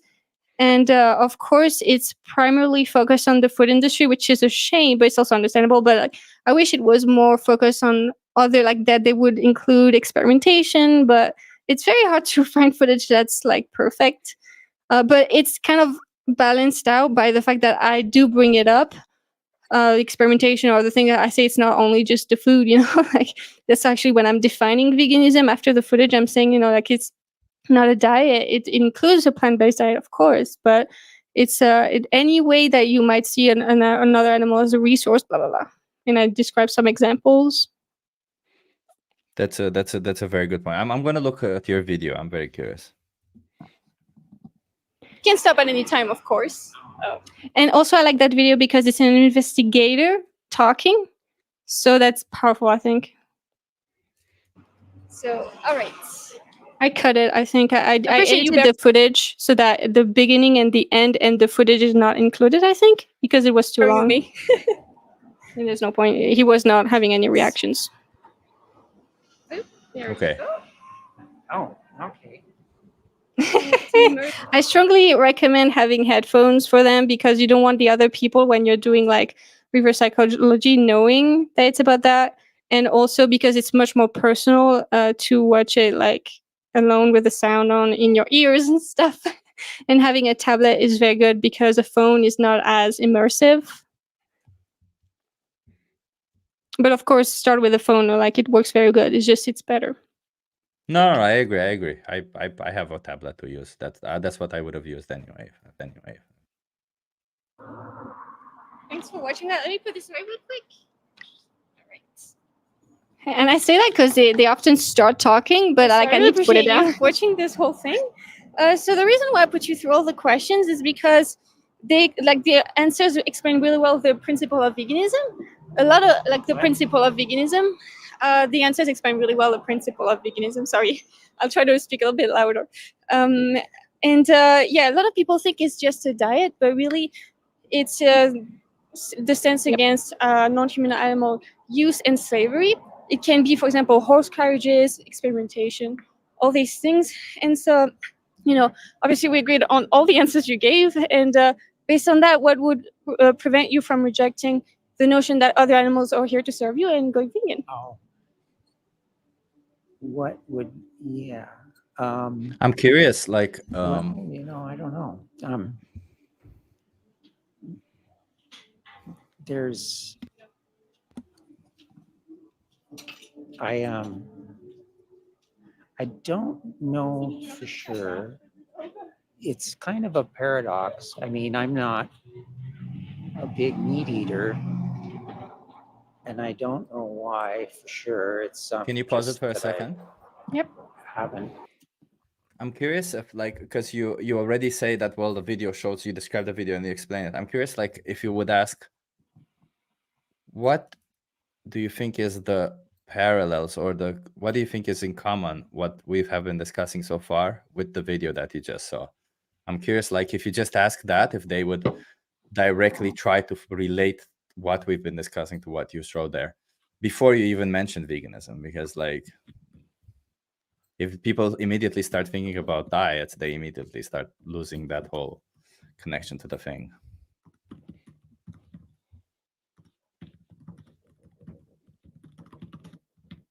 I don't know if that will yield good results, by the way. I'm just curious, like, what that would do. Yeah, write it down. That's something worth experimenting with, Yeah. sure. Because then they tell you. Yeah, exactly. That's the point, right? Like, well, okay, so I did this whole experiment. I showed you a video. What do you think is the connection between them? Like, yeah. Oh, let me. Really wanted to be for quite a while, but when it comes to that question, because I'm not against eating meat, especially for other people, but at the same time, it's just it's a paradox kind of. But some of the practices, I don't. Some of that stuff is so unhealthy. I don't know. I mean, the genetically modified chicken, and I don't know how healthy it is. It's like, even if you want to. But he got into practices and health. What? He got into practices and health now afterwards. Yeah, Like, he's piling things up a little bit. Yeah, he's piling things up a little bit. And also he said, like, I have nothing against people eating meat, something like that. Yeah, it's right? getting a little bit much. I was like, okay, when do I actually interrupt him there? Like, I was like, oof. Yeah.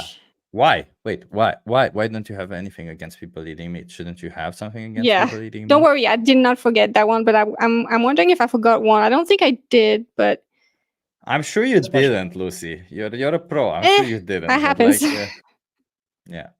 That's why you have to interrupt them when they're piling things up, because you can't remember everything and it's just a mess. Yeah. Actually, yeah, I don't personally like it, especially just that super. I mean, I've seen things where birds, like chicken. Hold on, this one thing. That's a good you one, can you can use Sky's question. What do you call someone who is against the use and exploitation of all animals, or something like that? Yeah, I'm gonna write that down. I guess. But I think, like, they're kind of. If you make the connection, if you ask them what the connection is, and then you're like, okay, well, do you think animals don't, like, you just discuss about all of it, about how the exploitation of animals kind of is similar, how the slavery of animals is kind of similar, and then you ask them, are you against the slavery of animals? And like, yeah, I guess I am.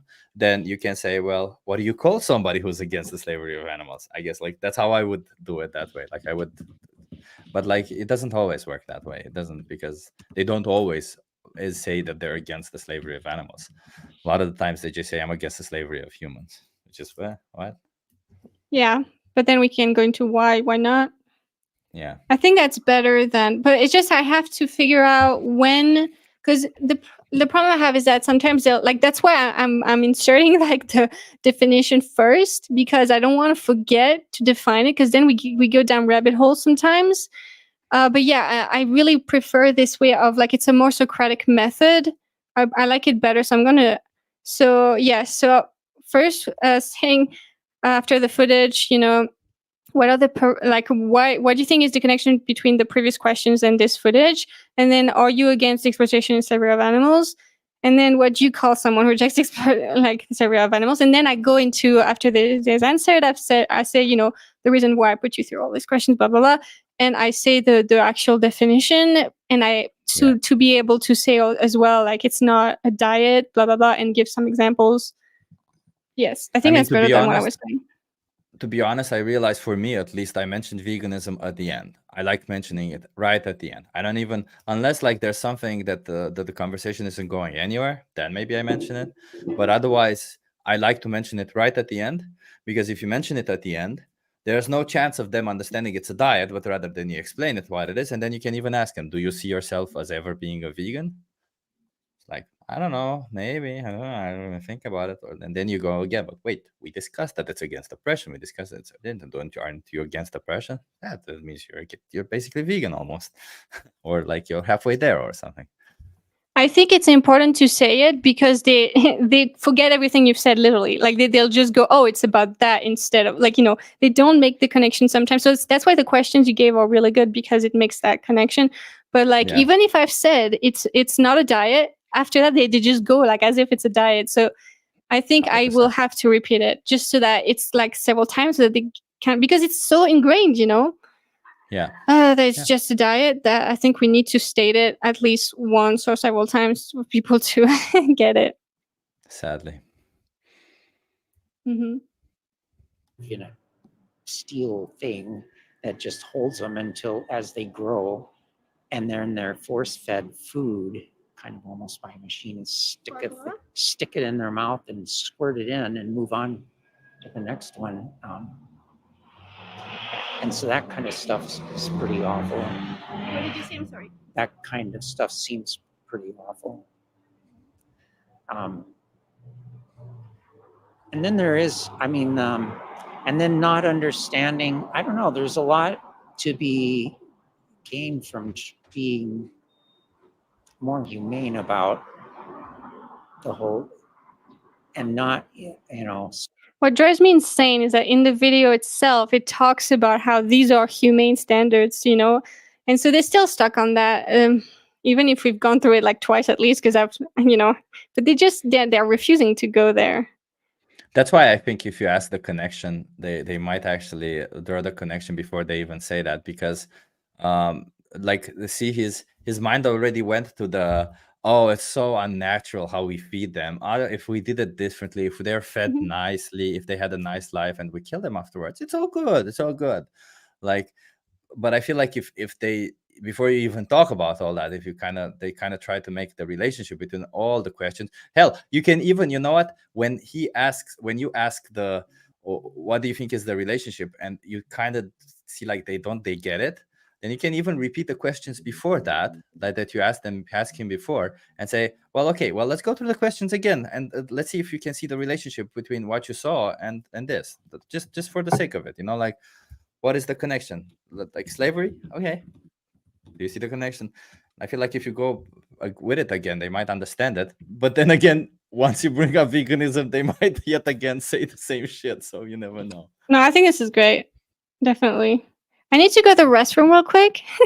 Feel free to interact with the chat while I'm gone. Okay. Sorry about this. Okay. Oh, there he is. There is the Sky Man. Don't buy the humane lie. Yes, there's no such thing as humane treatment of animals in animal agriculture. No such thing. Okay, let's see what everybody is saying in the chat. Louis is saying hello. Hello, Louis. Nice to see you. Ex-vegans are extremely rare. About 99.999999999% of people who claim to be ex-vegan clearly appear to never have been vegan. Plant-based doesn't equal veganism. I used to think the same way. I used to think the same, Louis, but my views have slightly changed since then, because it does appear that there are people who are actually vegan and become ex-vegan. Sadly, it does appear that way. Animals do not want to die. It's true. Nobody wants to die. Honestly, even the people who are like, oh, I don't like life, a lot of them till they don't want to die. It's insane, you know. It's like nobody wants to die. That's the reality of it. Nice protest for the victims of rodeos. Yeah, Sky, you did a really nice job. Like that was really cool, holding up the sign and everything. That was really cool. If you guys haven't seen Vegan of Course's protest of rodeos on the scene of the premiere Twister, I urge you to look on his channel. He's got a couple of shares on how it was. It was really, really awesome. Yeah, really, really nice. Great chat so far. Sip and Lucy says Bible Dumb podcast. Thank you. It has been a great chat. Yeah. I never claimed ex-vegans exist, just very rare. Yeah, that's true. They're very rare indeed. But like there might be, you know, I do believe that there might be something there within the sense of community that people still need. That's why they become ex-vegans, where they're having a lot of difficulty. Like for me, so the first month I became vegan, I had a lot of difficulty because every time I wanted to talk to people about it, I didn't know that I can talk to activism groups or stuff. And I had a problem with community, the same. So I had a friend who was vegan. Luckily, she talked to me. We went on walks. We had nice conversations for about a week, and then I'm like, okay, it's set. Well, it was set for me anyway. I don't think I would have ever gone back, but I understand the difficulty that some people might have because of that. Oh, Lucy, by the way, just out of context, I was saying that the first time when I became vegan, the first month was really hard because I just really wanted to discuss it with people because my mind was open and I was like, what the hell's going on? And I couldn't discuss it with any of my friends. I didn't know who to discuss it with. Online, I didn't seem to find anybody. So luckily I had a friend who was vegan and helped me out, and we had a conversation. I don't think I would have gone back to not being vegan ever, because to me my mind was open. I didn't see like I saw the injustice, and for me, I'm like, when I do that, I can't go back. Like it's just how I am. But I do understand the difficulty that some people might have, right? So if some people have struggled with the lack of community when they're vegan, they might choose to ignore the other sides just to feel a little bit better. And then they start justifying with all sorts of bullshit. Oh, I ate salmon and had an erection. Oh, just stop it. Yep, I agree. Like that's something I like about With the Free. You know, I'm an organizer for them, and I really like that they say that 50% of their organizers' job is to build community, and I think that's very smart. That is a huge. It shouldn't be something that's like really important for people to stay vegan, but it is, because we are a social species, and that is definitely one of the big reasons why I personally, and this is something I'm very ashamed of, but something that's important to remember is that's one of the reasons why when I was a teen, I would go back to vegetarian and then plant-based vegetarian. So that was a big problem. So I personally organize events with the free that are like vegan potlucks and board games. And it's something that I try to remember every time that I have a conversation with someone, to say, I give them a card with the free Facebook group, and I say, please feel free to come. You don't have to be vegan to come. I think that's important to say. I mean, you have to be vegan, but you don't have to be vegan to come. And so that they know that they have, like, they're not alone. There's people. There's plenty of vegans here, actually. So yeah, very important. That's a very, very very good one. important. I'll say that I also heard Christina today say to somebody that there's also a Discord, because there is a Discord on the thing that we share from We the Free, and saying there's a community there that you can interact with. I never thought about saying it that way. That's a really good way of saying it, that there's a community there to interact with. I'll say it like that from now on. And I also say something I give them a card also with my socials, just so that if they have questions or they like help, you can contact me, because that's good to just, you're not stranded. Yeah. I mean, the thing is on my card, but I should mention it more often. Yeah. Yeah, I forget it as well. So yeah. So like killing without as much pain or something. That's why I asked you, about the welfarists and the abolitionists. So the welfareists is like, in this case, are people who believe in animal welfare, and the abolitionists are the vegans who say, no, let's abolish slavery. You know? Yeah. Yeah. Right. Yeah, I don't think about it too much. Not a lot of people do. That's why I do this. Because like I care about the treatment of dogs and cows. But yeah, I guess I don't think about it too much. For You know, Lucy, myself, I realized one thing that during outreach, and I don't know exactly how to combat it. You have these conversations with people, but then people like this guy, it seems to me more like he's trying to explain himself, to justify himself. He's not necessarily justifying what he wants to do going forward, but he's explaining why he is in the position that he is in, right?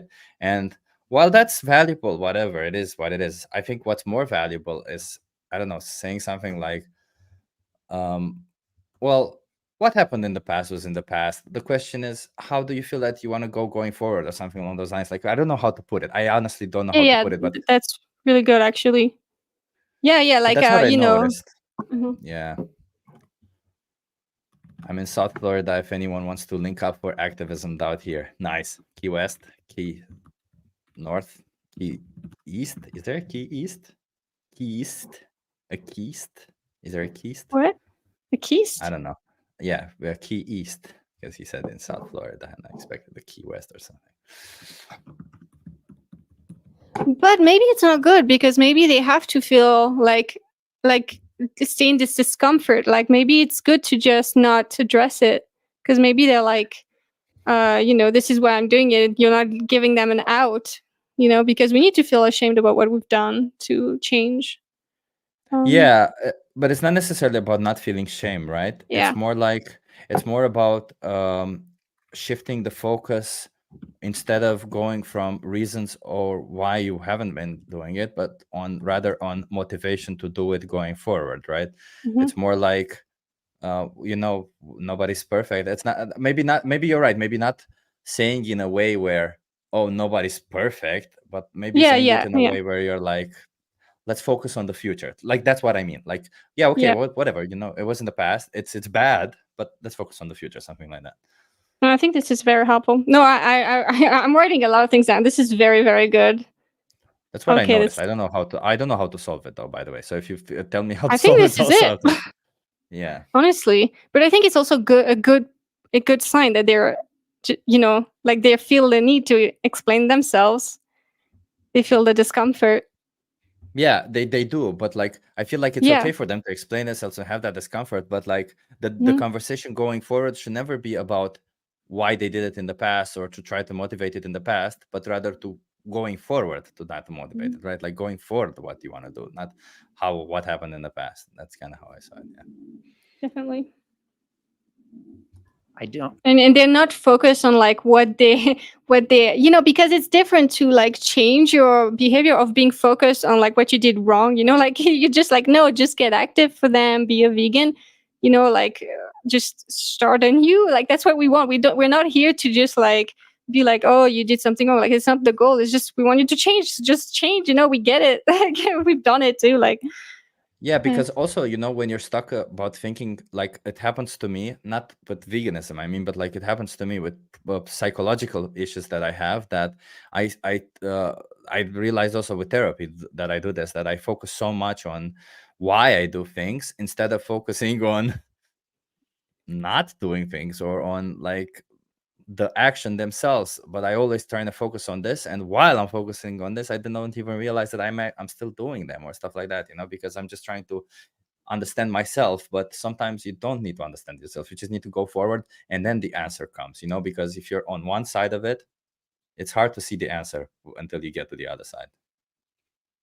like, yeah, sometimes you just like focus on why you can't do something instead of like, but you're just stuck because you're not looking for how could I be doing this thing. You're just focused on like how it's too hard, and you know, they do that a lot. But it's a strategy not to go vegan, you know. Yeah, that's true.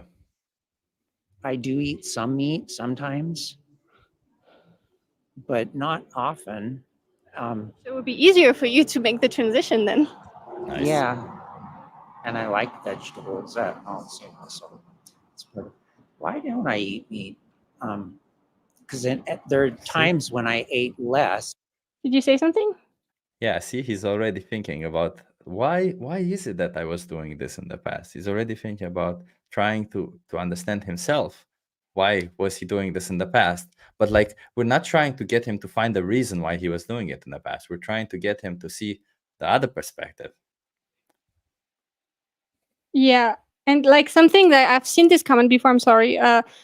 So I wonder if using we versus you would be better somehow, like word it Yes. that way somehow. I just don't like using you that often, more like a team thing. They may feel more on site, could be wrong. What do you think? 100%. 100%. I realized I actually have seen it. The minute you say you, the minute they become a bit defensive, they just like, they feel put on the spot. So it's like, it's like you can bring it, like it's nice to bring it to you, to the person itself, to kind of explain. If they keep on talking in general terms, then you kind of have to bring it to you. And then you kind of have to slowly make that change where you're like, yeah, I understand, but like, let's take let's just take it on a case by case. Like let's talk about yourself, for example. Like, what is it about you that keeps you, like, or something like that? Like, I don't know, like, lean into it, because the minute you start saying you, bam, instantly, if you don't lean into it, the people will become like, oh, so you're here to judge me. You're here to judge me, not this action and nothing but me. That's kind of what I feel like people hear. Yeah, and I feel like it's a tool actually. Like sometimes you have to do we when it's just ramping up and they're not open because they feel like it's personal or something. I mean, which it is kind of, but like it's kind of getting in the way of having like them agree to things that are freaking obvious, you know? I think this is the when you should be doing we or say like I wasn't always vegan, you know, to kind of build rapport again. And but like sometimes when they're like it's a conceptual thing or like they're like, oh, thank you for making me think, you're like, it's, you know, it's on you to change, like it's very important, it's urgent for you to change, like it's a tool that you have to treat yourself to where like it's important. And I think at the end of the conversation, whatever happens, I always bring it back to you, like until the day that you go that you do go vegan, other animals will be exploited for you on your behalf. You know, it's you. It's not like the system that has to change. It's you. I mean, it does have Yeah. to change, but it begins with you, you know? So Yeah, I it's think very it is a important. tool. Yeah, it's very important that they get to you as at the end, but like, I guess somehow go around it. Yeah, Feedback your brain is in the chat. Hello. yeah, like Justin says, start with we, then shift to you once they feel more comfortable towards the end. Yeah, that's kind of how it feels like should be done. But I mean, Yeah. I'm Yeah. no Justin. Justin is like cool. What? Justin is just great at outreach. Like, we all know it. We all appreciate him for how well he does this outreach. Yeah. I actually don't agree with a lot of the messaging now, so I should probably do a video like when I react to you, and you should probably like. I mean, you should probably. It would be nice to know your thoughts on my outreach as well, so that we can. I mean, I think you're doing great. I don't know. I don't have a lot of observations. I keep coming up with suggestions more than observations. Well, I think that you're helps a doing lot. great. Like Yeah, I I have a just think lot you're of doing things. great so far. Yeah. Thank you. All right. And like now I still don't, like just pretty much almost never, but like in this place, like with salad, I'll sometimes get a little bit of the chicken and put it in there. It seems like good protein. And But from the chicken's point of view, right? Because we don't think about their point of view, because to us they are objects, right? Because they're already cut up and stuff. But I just want to kind of, rethink, like, talk again about the fact that, because that's really important, because a lot of people don't necessarily think about that too much. But it's also eggs, honey, all these things that we do. For example, going to the zoo, things like that we do that are exploiting or saving other animals. And so, if you were one of these animals in the video, how urgently would you want humans to stop doing that to you? How urgently would I want what? Humans to stop doing that to you. Oh, well, really urgent. See, I forgot like half of what he said when he said like he piled things up. But I do address both of them, the health and a little bit, or things like that. Like I address it later when he brings it back up. So it's really bad to not address, like to not cut them up, because then you freaking forget. I mean, I do.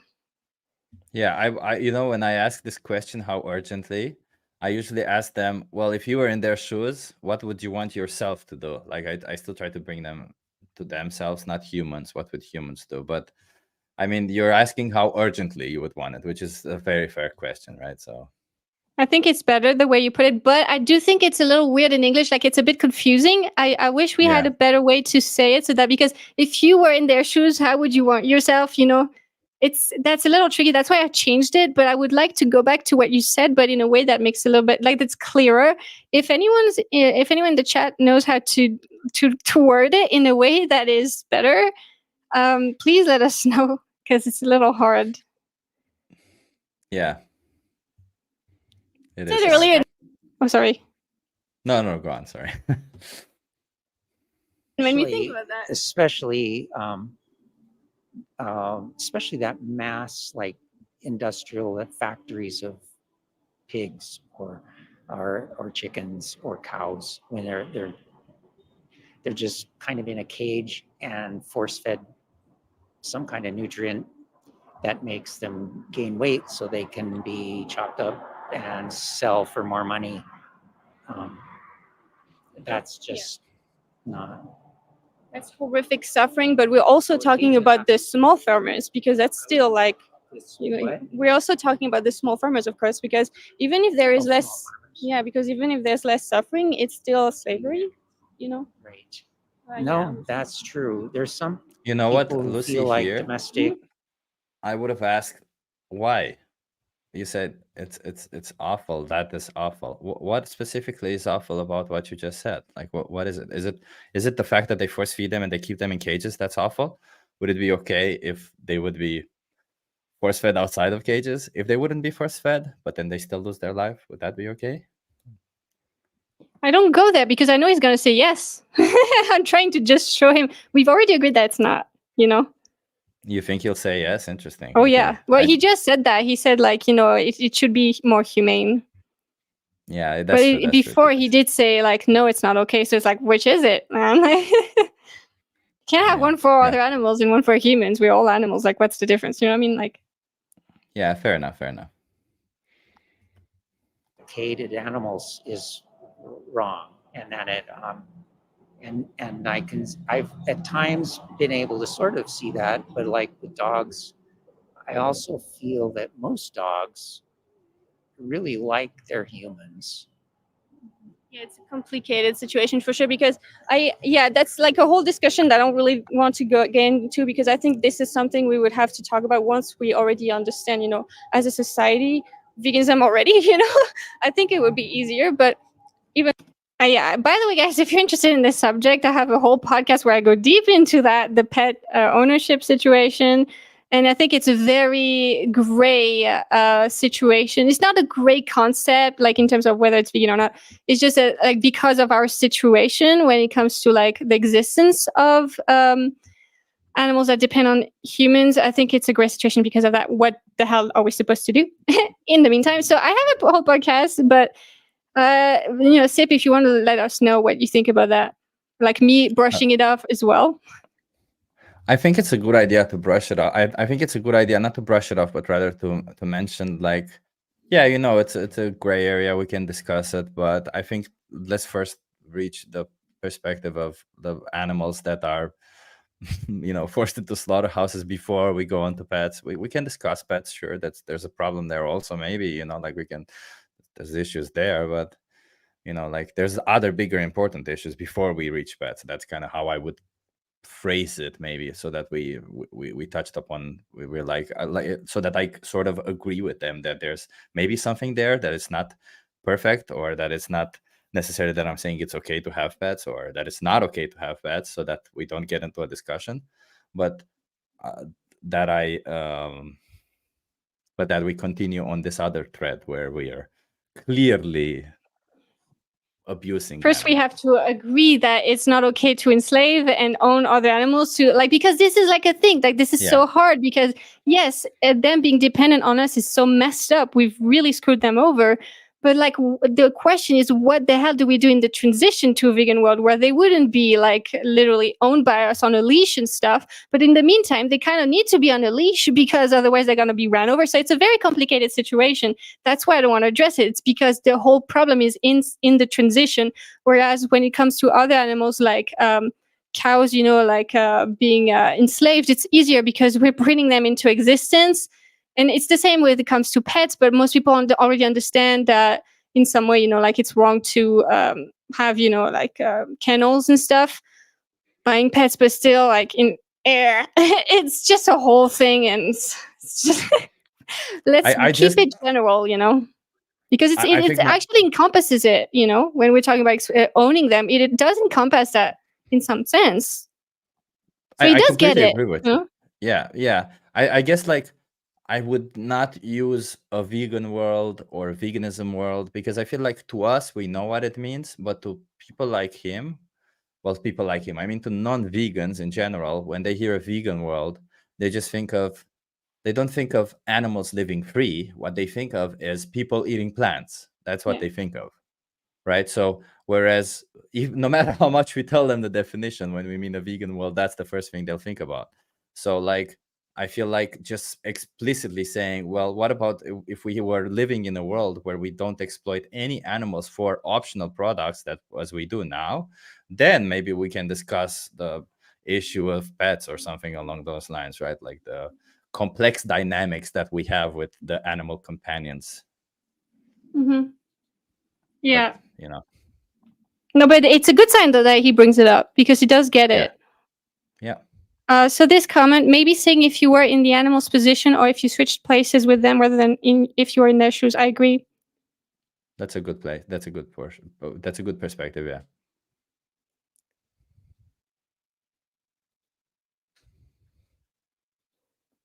What is this? I don't understand what that means. Could be a double entendre to suggest that they are being judged and make them self-conscious about it without being too overt, meaning like we are judging you and we have the right, like we are right to do so. Is that what you mean? Could be a What do you double think? entendre to suggest they are being judged and make them self-conscious about it without being too overt. Well, I feel like it is understood that I'm judging them for it because they are participating in slavery. I think it is already acknowledged, right? Yeah, it is. It is. I think like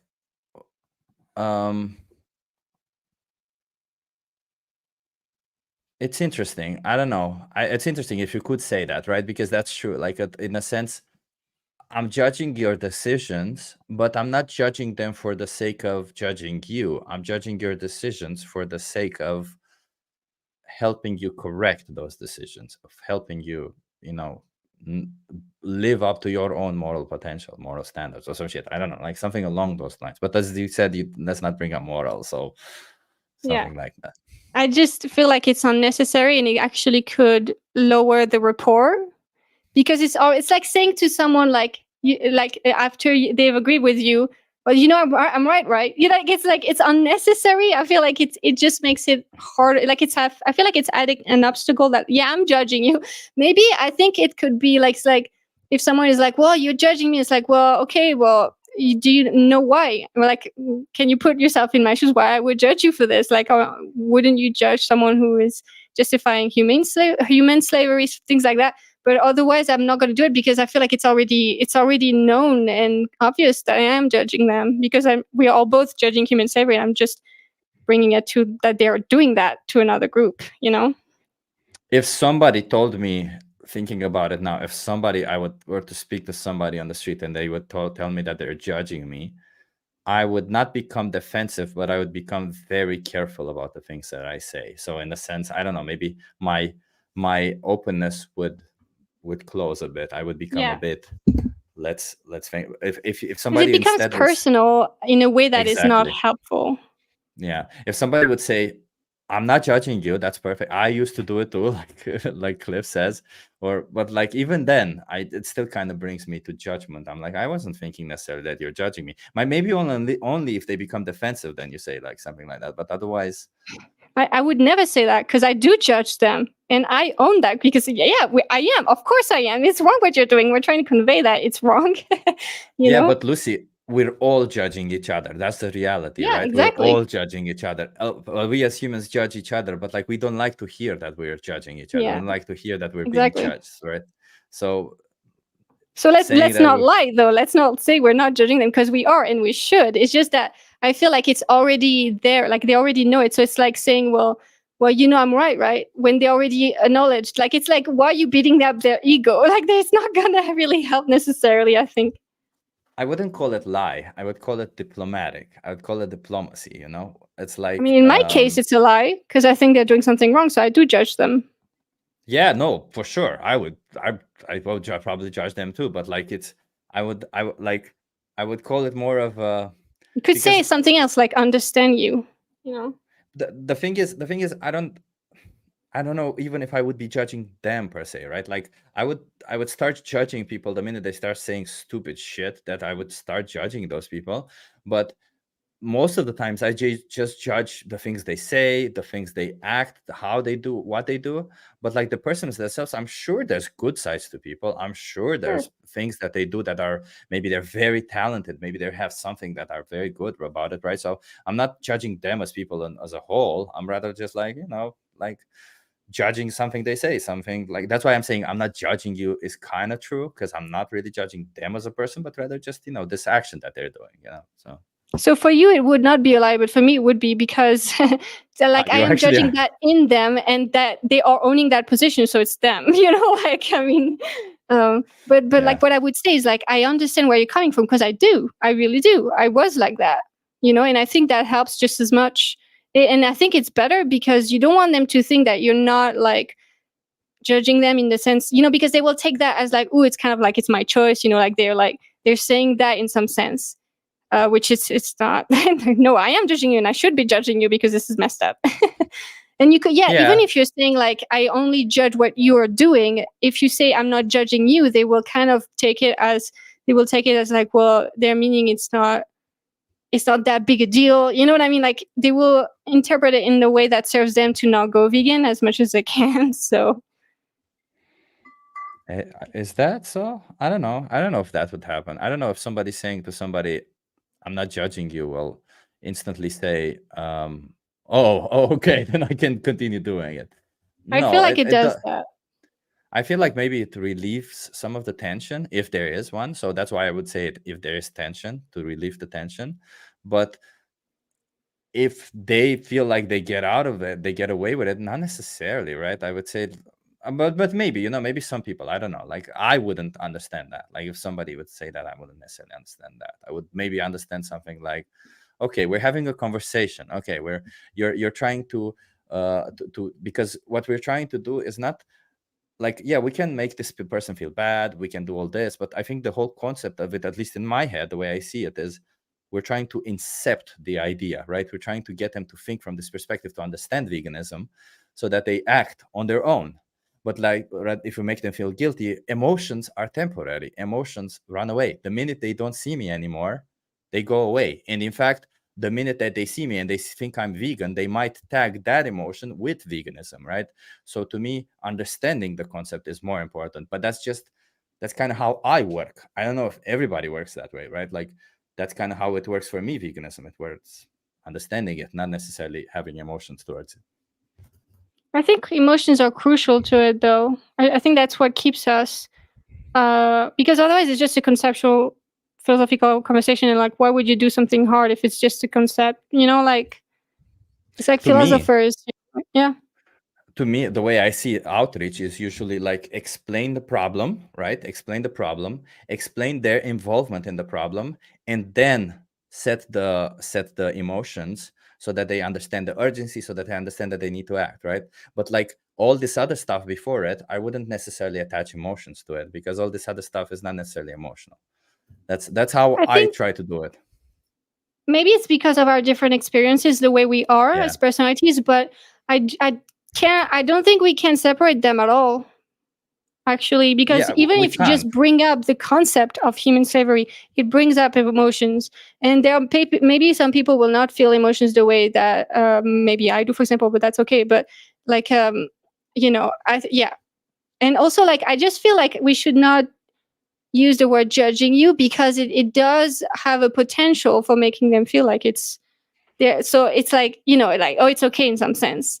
But we should say, for example, I understand you. You can't understand a serial That's a good killer point. and not say, like, I'm not judging you. Like, you know how that's very different. Because judging something as bad is important so that we're not doing it. Like we are judging the serial killer for doing it because it's horrible what they did. So there's a part of them that is horrible for doing it. But we can say, I understand where you're coming from because, for example, I don't know, your childhood was horrific, and it's not in some sense excusing it in some sense. Because even if the vegan doesn't mean to excuse them by saying, I don't judge you, it might be perceived that way more than if you say, I understand where you're coming from. Yeah, I guess the way I think about judgment is more that it's a social thing, right? And I feel like I don't like I feel like it's got its own value in, as I said, in understanding the urgency and maybe kind of getting a perspective of something that they shouldn't be doing either way. But like I wouldn't want people to feel judged about it and stop doing it because they feel judged, because then whenever they're alone or they can do something silly, they'll do it in hiding, or they'll think it's something because they're not being judged if it's hidden or nobody knows that they did it, you see. So like I don't necessarily want them to hinge on this judgment. I want them to hinge on the understanding that what they're doing is wrong. But like, yeah, again, like as you say, it's different personalities between you and me. I think that's why, and that's exactly why it's important that more people do outreach, because you see, Mm. even this alone, right? I might outreach people who understand my perspective, and you may outreach people who understand your perspective better, right? So that's why it's important that more and more people do outreach. I agree with what you said about the judgment, but I think it's a critical component because we're a social species. I think there is a component of like people, like, yeah, people, for example, don't murder someone else because of the victim, sure, but there's also a component of it that is social. I think it's both, and both are very important. And I think it's important to shame like someone for an action they're doing, and maybe not shame. I guess, like, yeah, you can understand where they're coming from so that you remedy the cause and stuff. But this, I think it does keep you in check in a very positive way. And it's not like you're shaming yourself, oh, you're such a bad person forever. It's just like, no, this is a bad act, don't do it.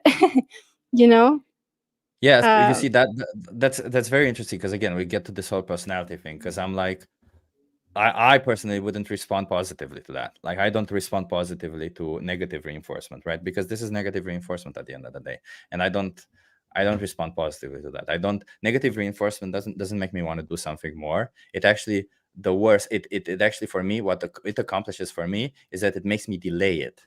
It makes me, hmm. you see, like I require positive reinforcement, but that's who I am, again. So maybe I can So that's why understand we it for need both. exactly. That's why we And need that's what both. I do. Like, I do both. I do like, like, it's great that you're, doing less or whatever, exploiting them less, but that's not enough, kind of thing. Yeah, Yeah. yeah, yeah, yeah. No, exactly. Like I think we both agree that they need to understand the problem, that they need to know it's not okay what they're doing.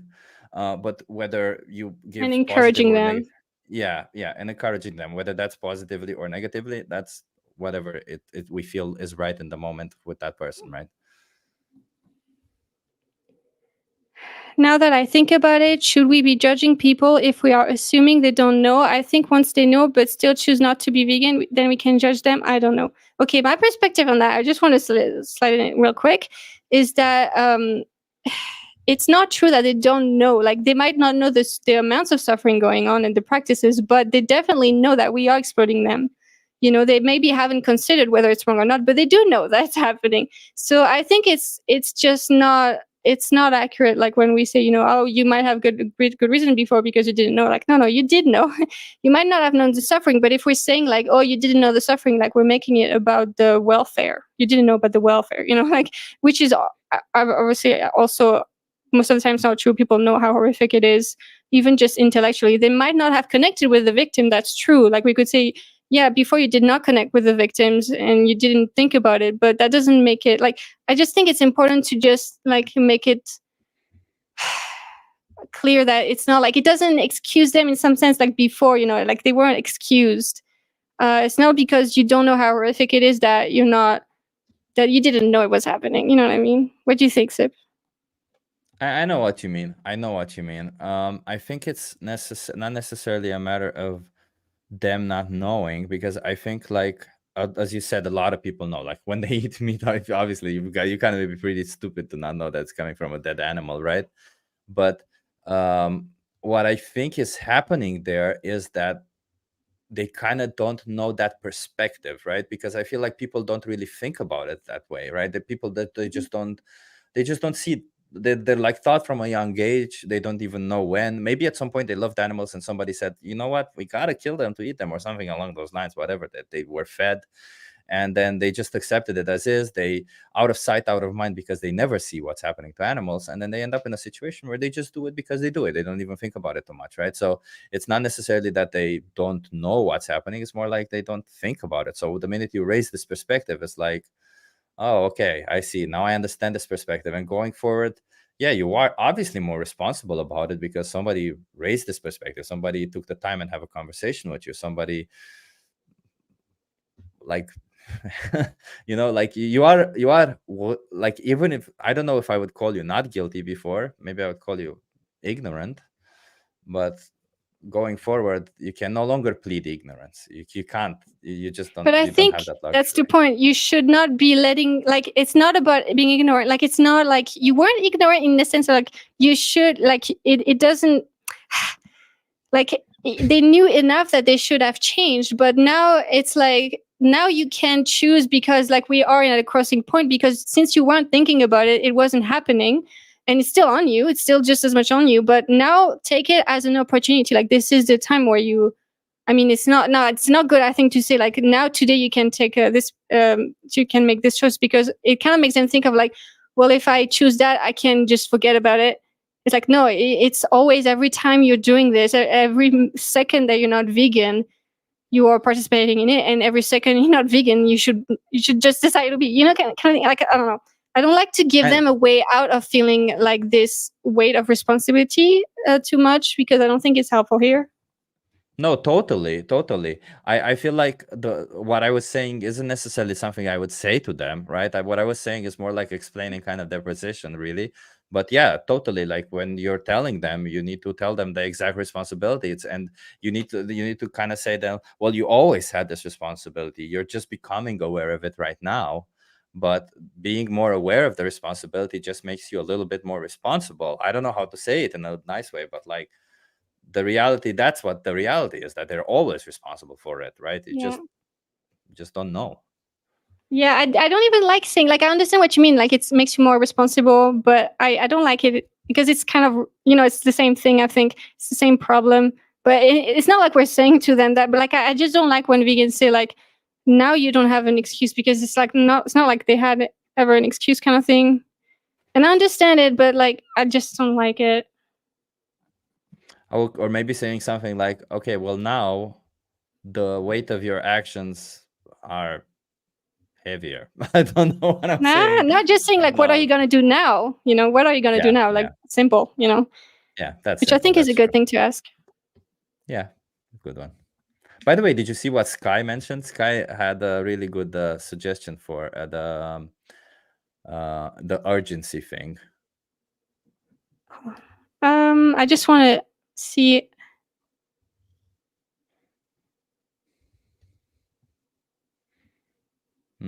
If they feel judged, that's a good thing. If they look like you're overwhelming them, then you can dial it back and say, "Oh, I'm not judging," but don't come right and say it. After all, they're corny. I don't agree. Like, but I think we already talked about it, though. yeah, we already talked about that a little bit before. After that, he said like Oh, like the sorry. next one, this one, yeah. The urgency thing. If you were in a cage, how long would you want me to wait before I helped you out? Should I smoke a few cigarettes before I unlock it? Yeah, I like I this. like this. I also like this. But Should I smoke a few cigarettes before I unlock it? It kind of feels like it kind of addresses the whole. I feel like it makes the situation more visible, more tangible, and you're like showing the absurdity of it a little bit. It's treating it a little bit with absurdity. Mhm.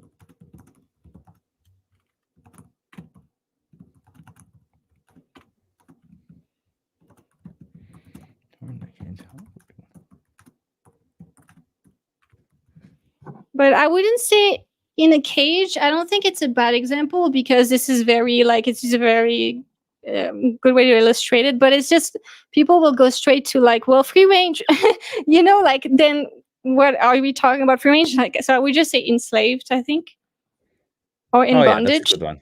Yeah, yeah. Lucy, to suggest they should be without making them feel threatened. But I feel like we're already doing that just by talking about this. Uh,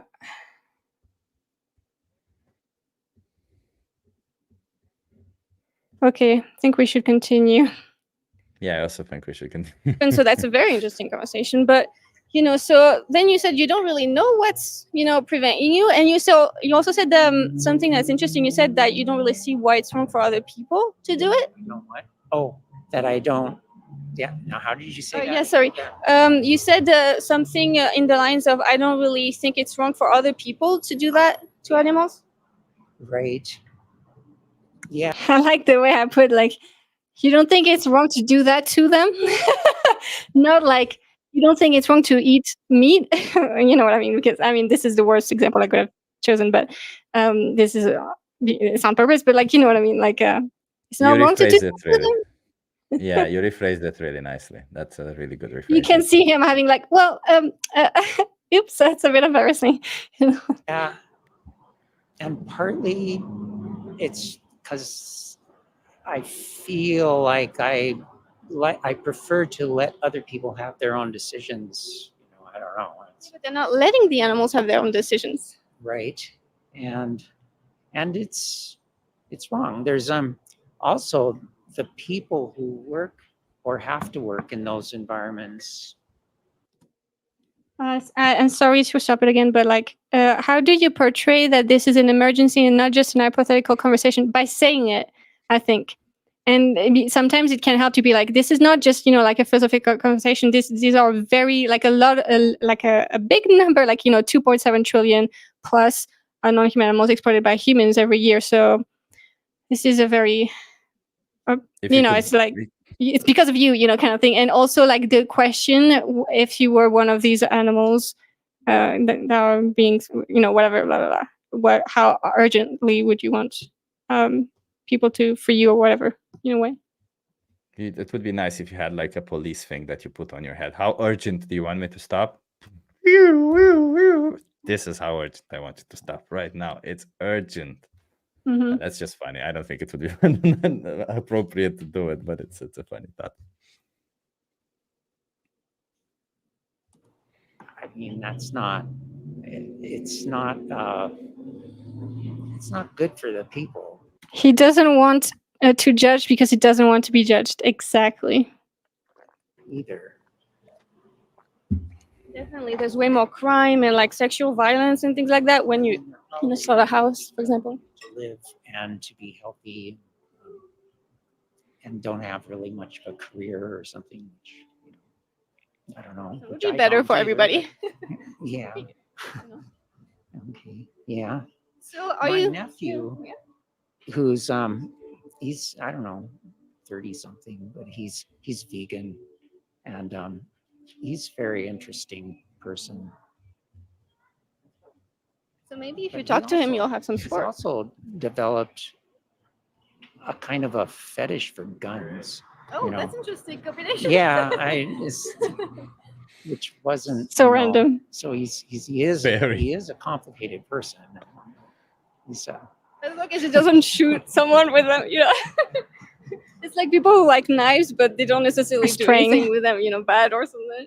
Right. So far, yeah, but it's also you never. I don't know. Guns can. I mean, that's a whole nother issue. But the guns can create as many problems as they can solve, if not many more. And then also when it comes to suicide, It's getting distracted, man.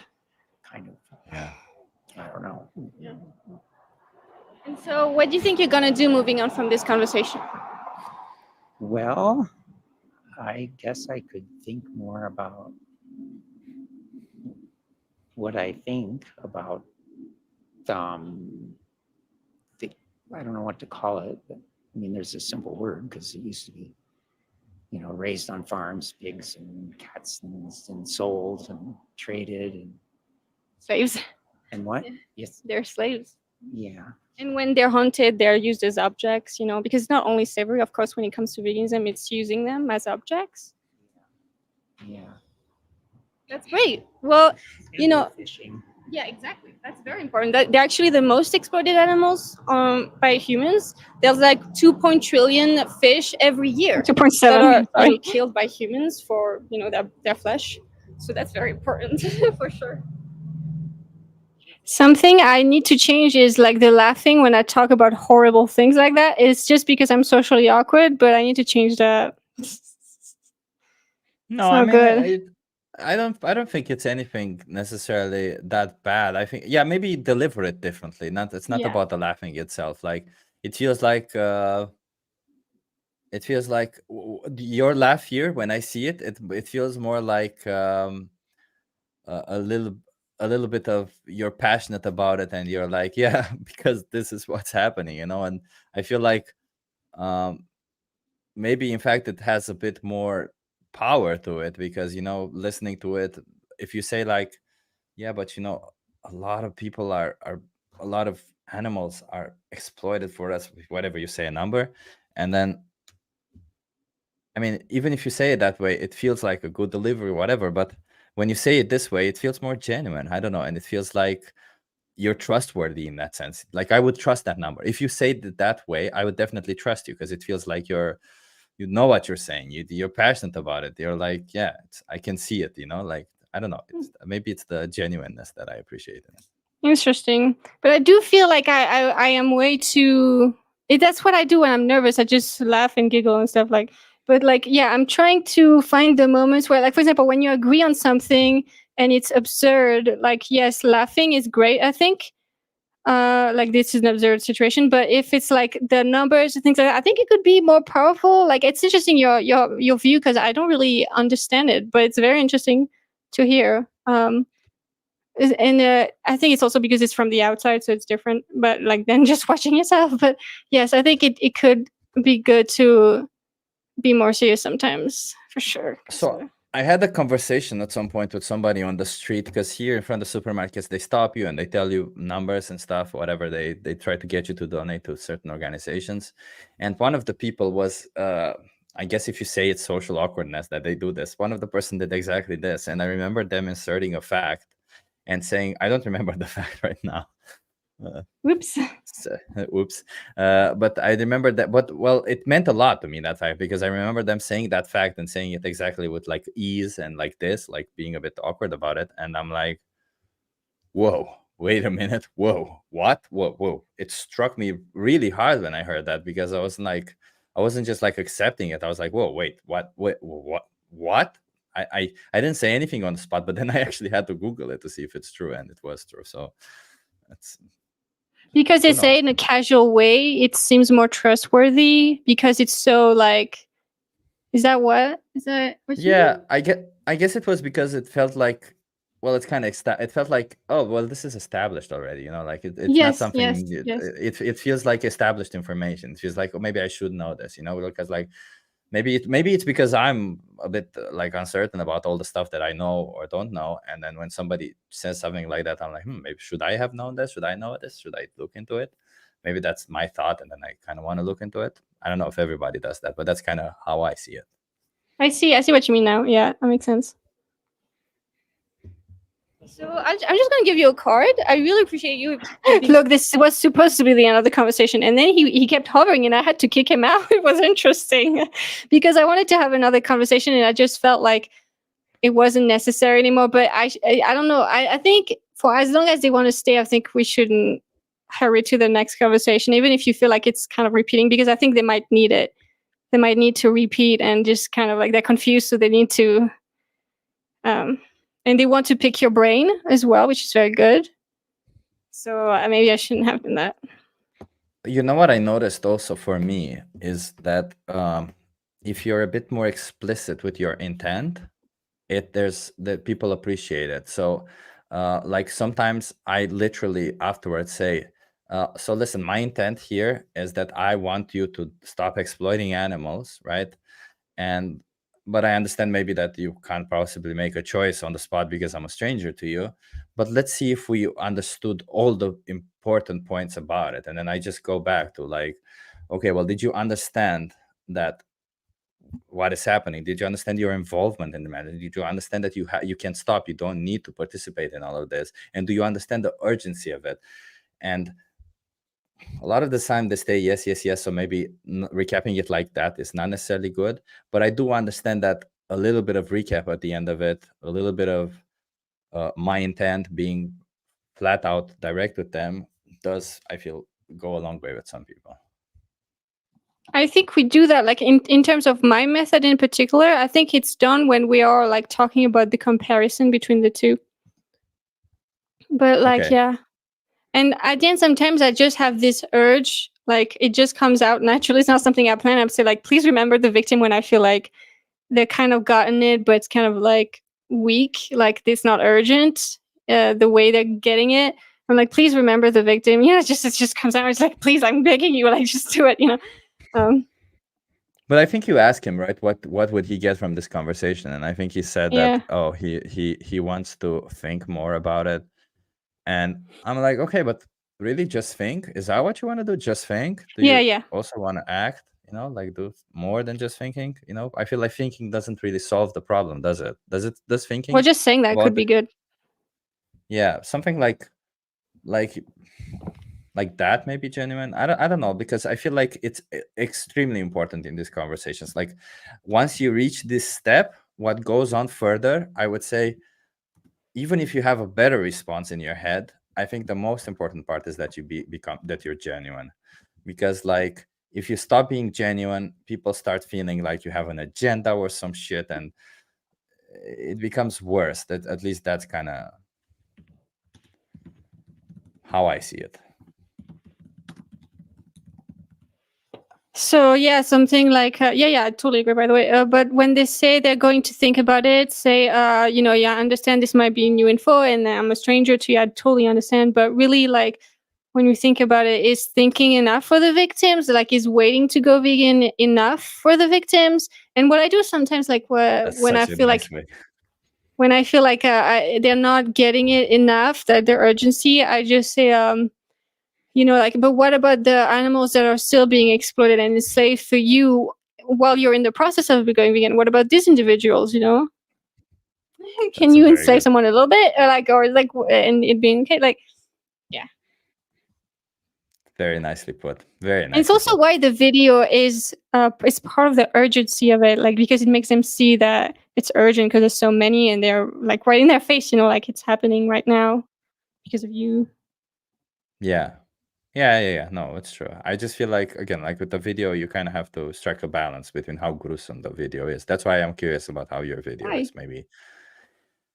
Because with gruesomeness, people just, like, there's people who go into it and people who just lock up the minute they see it because they don't want to feel it, you know, when it's But they don't gruesome. really have to feel it though. Even just the image of it is like, it stays in the brain. You know what I mean? Does it? I think so, yeah. Like, even if you don't feel it, like, it's still like, whoa, that was crazy. Even if you're intellectualizing it, I think it's still, like, it's just still there, you know? Like, I do that all the time, like, because I use footage so much, I don't feel anything anymore because I've built a shield. But when something especially gruesome comes to my attention, it's like, whoa, it's in my brain, I can't get it out. You know what I mean? And I don't feel anything because I've trained myself not to as an activist. So I think it's still very, it's actually very powerful that you have something very gruesome, because it's like, it's really like disturbing, but even just the image without the emotion. you know? Maybe you're right. Maybe you're right. I don't know. I'll try it. I'll try it and explore it. Honestly, I don't know because I have a different relationship myself to images like that. So that's me again. So I don't I'm not gonna say yes or no on this one because I don't know. So I'm gonna keep trying, as you said, the video. So open-minded and taking the time. So there's like this group on Facebook. If you want to check us out, we have free monthly potlucks. Everybody can come. It's just vegan food, and we'd love to see you there. And yeah, apart from that, I just want to let you know that until the day that you go vegan, and if you are waiting to go vegan, other animals will be exploited and enslaved for you. You know what? Other animals will be exploited and enslaved for you until the day that you do go vegan. So, I'm sorry. I'm just gonna be a little bit. Is this selective hearing? No, You were it's fine before. I feel Yeah, like they were suffering. in this whole it's noisy there, because I hear a Yeah. lot of noise cancellation that you did. It sounds like it's noisy. There's Yeah, no and both noise of you cancellation actually. you didn't do any noise cancellation? No, Oh, okay. I thought you did some some sampling or something. Yeah. just the bike and stuff. Like, yeah, it's pretty noisy over there. Yeah. Bit more clear. So until the day that you do go vegan, other animals will be exploited and enslaved for you.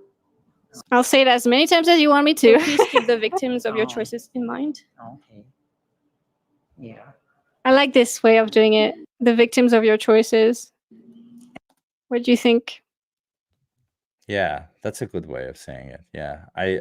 I wonder, I'm very curious how he'll respond because I say this and I get so many different responses with this. So I'm very curious what his response is. Also, by the way, did you hear Alexandra's the radicale veganerin what her question is? She asks, how many more animals have to be exploited and slaughtered for you before you decide to go vegan? It's like it's kind of saying the same thing, but like it's kind of asking a question. Like how many more do you think should be? So powerful. I will use that instead. Yeah, she's it's so nice to have like conversations like this because we learned from each other a lot. Yeah, a lot. Definitely.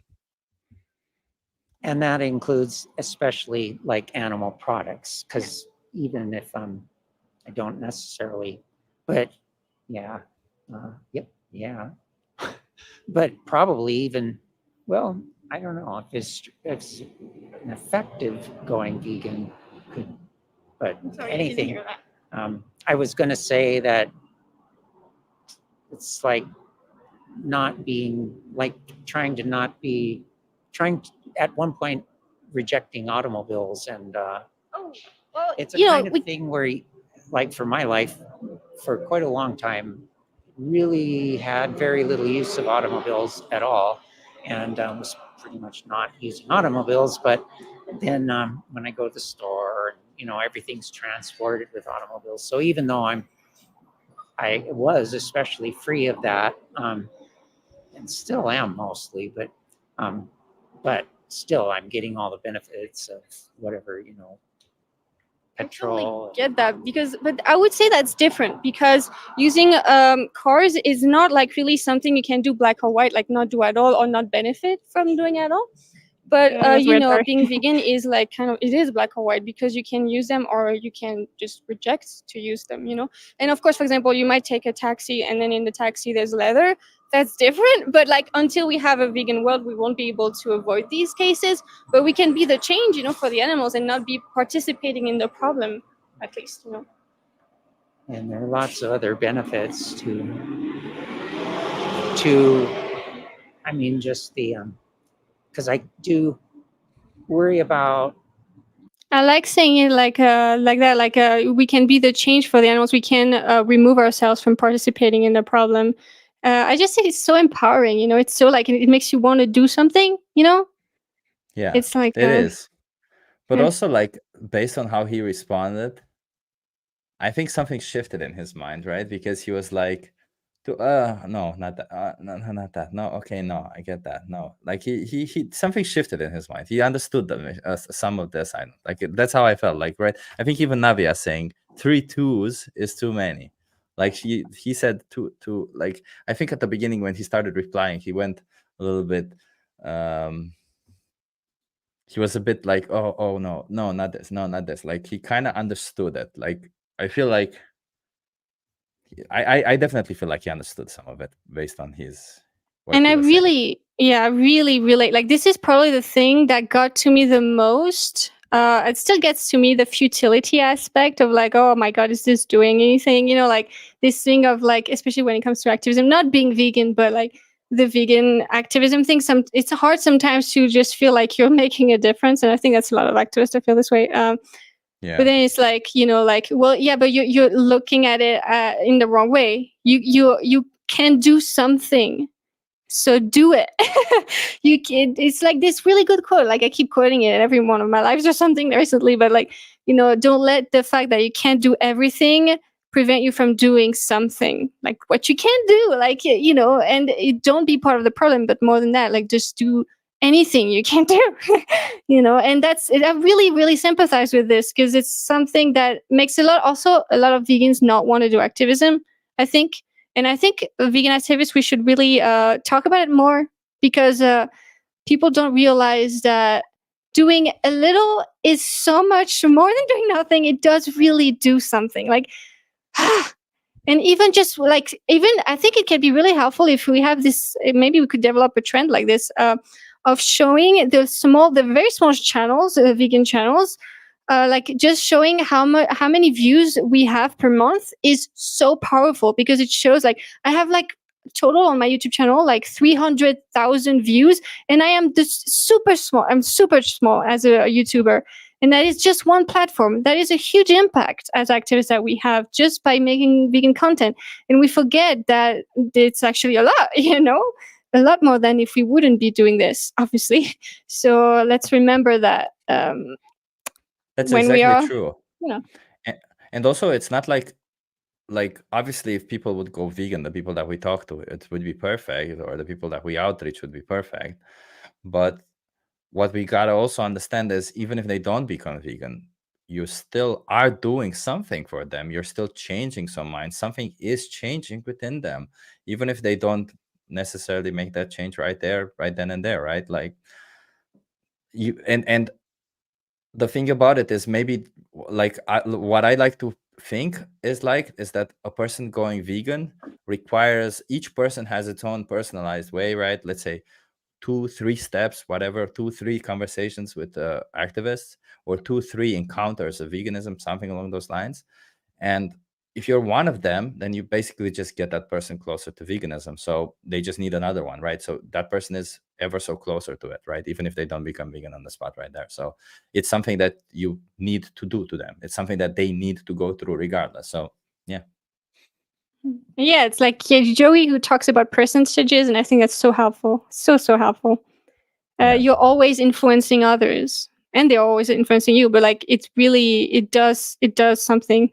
And besides, even it's interesting because there's this thing where like, you know, in self-help things, sometimes they're like, well, you know, to know kind of like what you're supposed to do in life, you ask yourself like, if I knew that this wasn't going to achieve the goal I wanted to achieve, meaning making the world vegan, for example, in my lifetime or as soon as possible, like would I still be doing it? And I'm thinking, and my like the answer for me is like, when it comes to vegan activities, like yes, because it does something.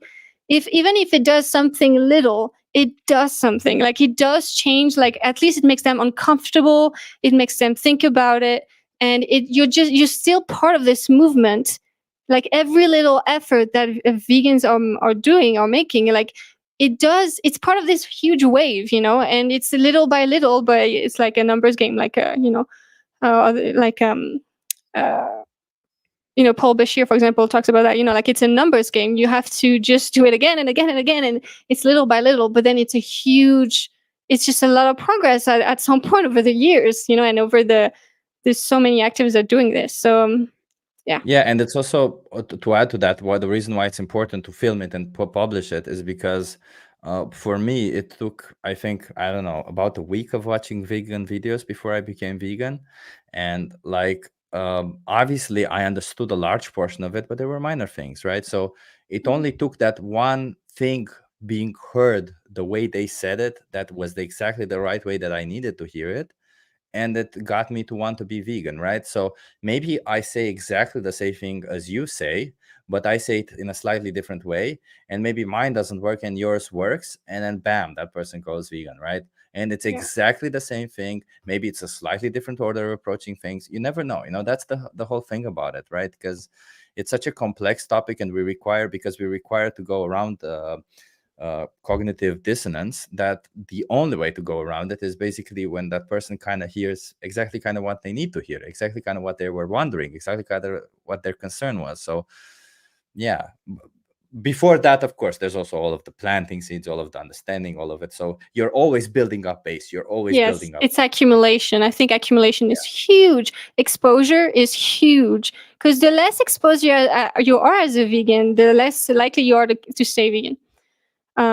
Yeah, it's kind of a similar idea to the community aspect.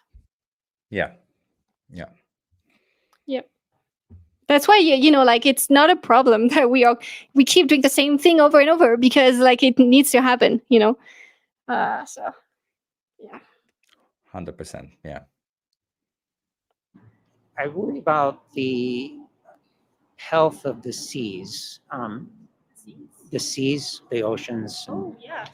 So around Japan, I know that it's uncertain if you can get fish that's not poisoned with heavy metals and stuff. I don't know. But also knowing that whenever whales beach and some of the bigger things like dolphins too die and just beach, it seems pretty scary. So when those industries also stress that environment more, I don't know, it's kind of a contradiction, but That's the point. Like the thing is that because the poisoning of the environment in general isn't really, I mean, it kind of makes it to where you shouldn't eat this fish anyway, but just because we poisoned them with all kinds of stupid things, but that we just dump in the water. this is why it's very important to let them talk, because they say things that are very usually relevant to like them actually having to go vegan.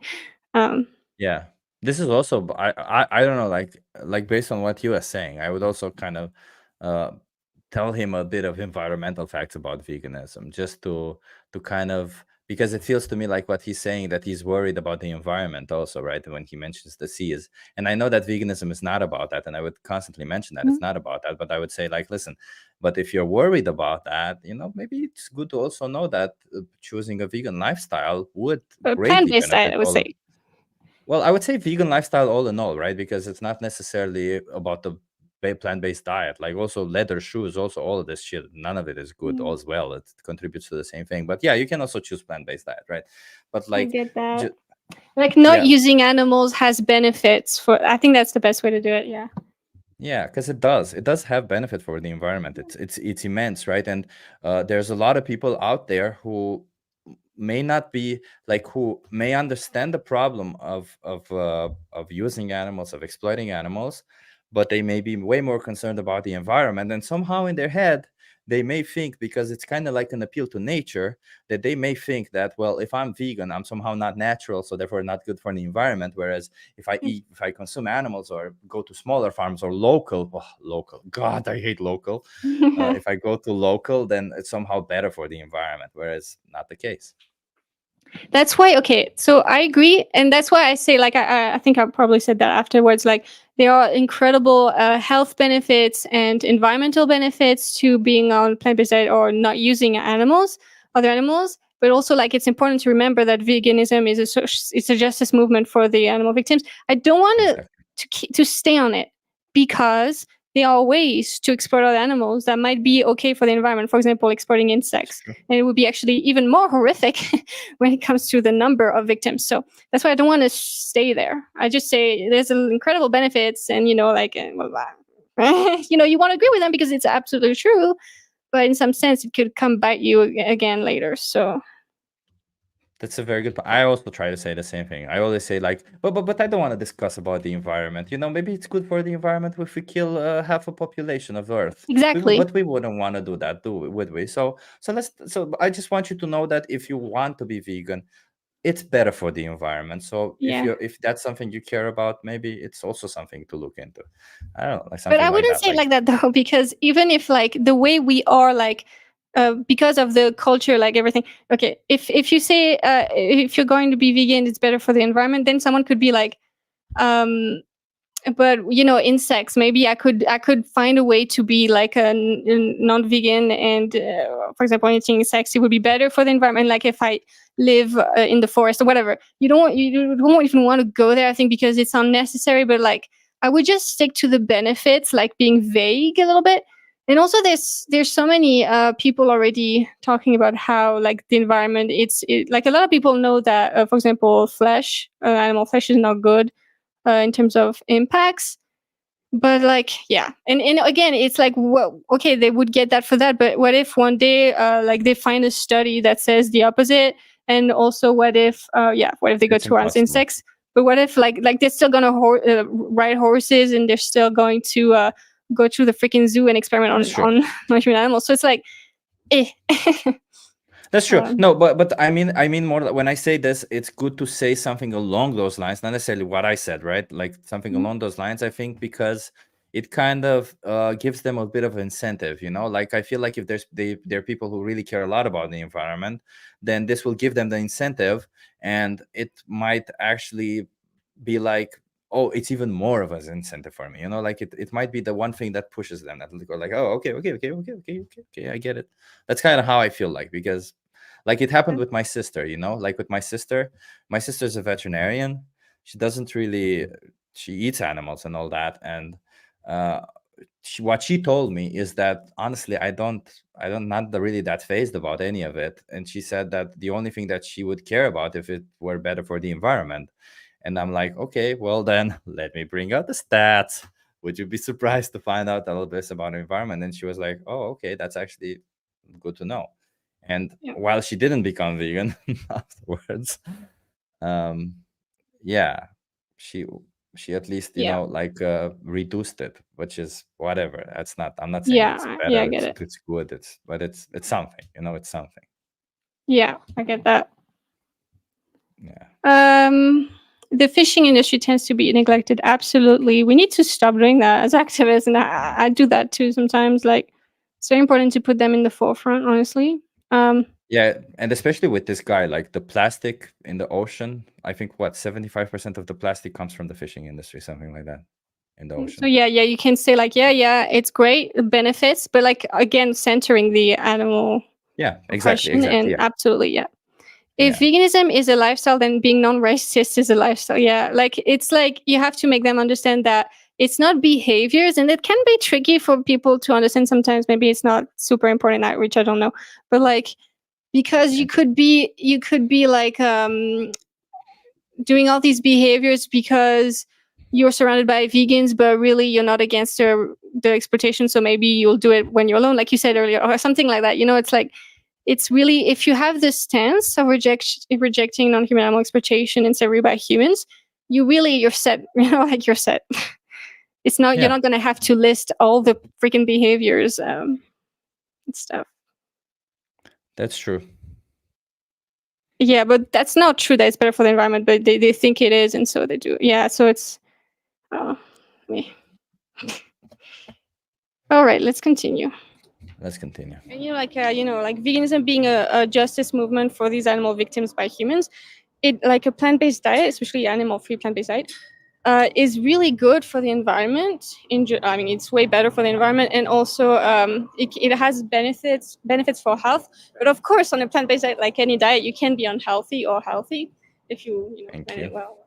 Love it. Definitely. One other thought was just something. By the way, Oh, when you say this I health guess thing, I have. What I usually say is that, because I don't want to say that with vegans you can be healthy and unhealthy. I usually say, like, listen, if you're gonna eat animals, you're gonna be like, if you eat animal products, you can be healthy or unhealthy. If you're not gonna eat animal products, you can be healthy or unhealthy. There's no difference there. You can choose to have whatever kind of diet you have. That's why veganism is not a diet. It's about the animals and all that, right? So I usually try to also say about that you can be unhealthy also by eating meat, so that they don't just think, oh, you can only be unhealthy this way. I don't know. What do I you think? agree. I agree. Yeah. I think it's very powerful to say it like that. Yep. Yeah. I have a friend, and I had a friend, and we were kind of friends, but kind of passing all the time, you know. So, but she became very, very much, very. I always bring it up. I always make sure there are fishes in the footage. I do the same. Yeah, I try to bring it up. I really have to. Let me write it down.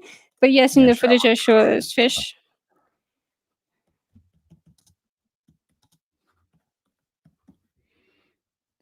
Should show fish. Vegan, and then I think she got mad at me because I didn't just have a real strong feeling that I'm vegan, you know. But, I understand that. but I've been, you know, like for maybe 10 years, I almost didn't eat any meat, and I still really eat very little. But I've kind of started to think, maybe wrongly, but that it possibly isn't as healthy to not eat any meat, because like for a lot of physical work and like an athlete or running and stuff, that the enzymes of meat can be good for your muscles and tendons. So I hear two different things here. I hear a concern about health, and I hear something about eating a little bit, for example, like using a little bit of animals or something like that. So the first one, I hear a lot of this about this concern, and something that's really empowering to know is that there's this, like, the biggest organization of nutrition professionals in the world, which is the Academy of Nutrition and Dietetics. They've through 117 studies, including meta-analysis, which are really, really, like, guys, I think this is important when we're talking about the Academy. Like, seriously, say that it's so powerful. Like, you can't argue against that, literally. I was gonna say, Lucy, I stopped using the Academy of Nutrition and Dietetics. Why? because their recommendation expired and they didn't renew it. What do you mean expired? It expired. Yeah, I found out that it expired. Yes, What does it that was valid mean? until December 2023 or something like that. It means that, so they apparently recommend things for like 10 years or something, and afterwards they recheck if that is still the case, and now they didn't renew it. And the reason why they didn't renew it is because, well, there was a stupid study saying that it stunts growth in so children or some shit like that, and they didn't really look too much into it, and they just accepted it as is, and they said, like, we can't endorse it for all ages and stages of life, like they said before. I have to look into that. What about the 117 other studies, huh? Obviously they're great. Obviously, like nowadays I have other studies that I use. I will probably use studies like that. I will use the American Heart Association, the European Heart something else, where they mention to eat as little as possible for good health, or none at all if you can avoid animal protein, because they do say that avoid animal protein as much as you can. And like I'm just trying to show them, like, now I can't, like, I actually think I'm going to print out the studies from now just to show them.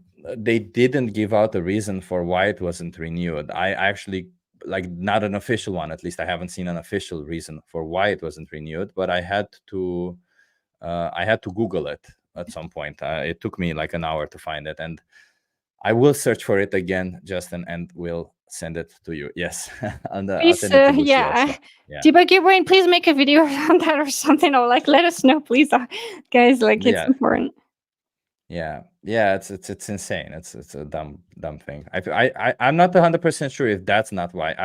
It might be that the reason why they didn't renew it is something that I found on Quora. So take it with a grain of salt, that's the reason why they didn't renew it. But the one thing we know for sure, that is that they did not renew it, and it's been enough time for them to have had time to renew it. So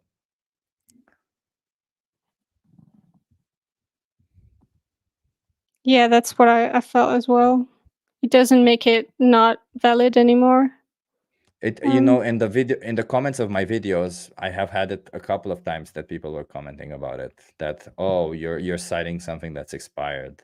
And I thought it's dumb, but okay, now I'm not going to cite it so anymore if because that's the these case. studies are a few years old, like what? Yeah, and we don't need that. That's the thing. We don't need that thing to say that's why, right? We don't need the Academy of Nutrition and Dietetics Well, for yeah, but it that. was so strong. Wait, yeah, we did. We do need to figure out what the hell is the strongest now, because it's a big one. Like that was really Yeah. convincing. So Yeah, see, Carrie says because of B12, but yeah, I don't know. well, that's crazy. Yeah. Okay, guys, we need to figure that out. Like, please debug your brain. What are you using? And so, Sip, like, what exactly are you using, by the way?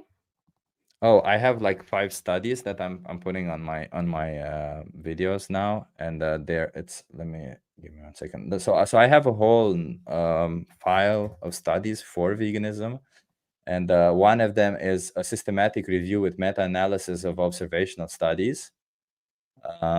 So that's a good one because it's a meta-analysis and it's a review with meta-analysis. Then I have a plant-based diet and long-term health, because it's for long-term, because some people have issues with long-term.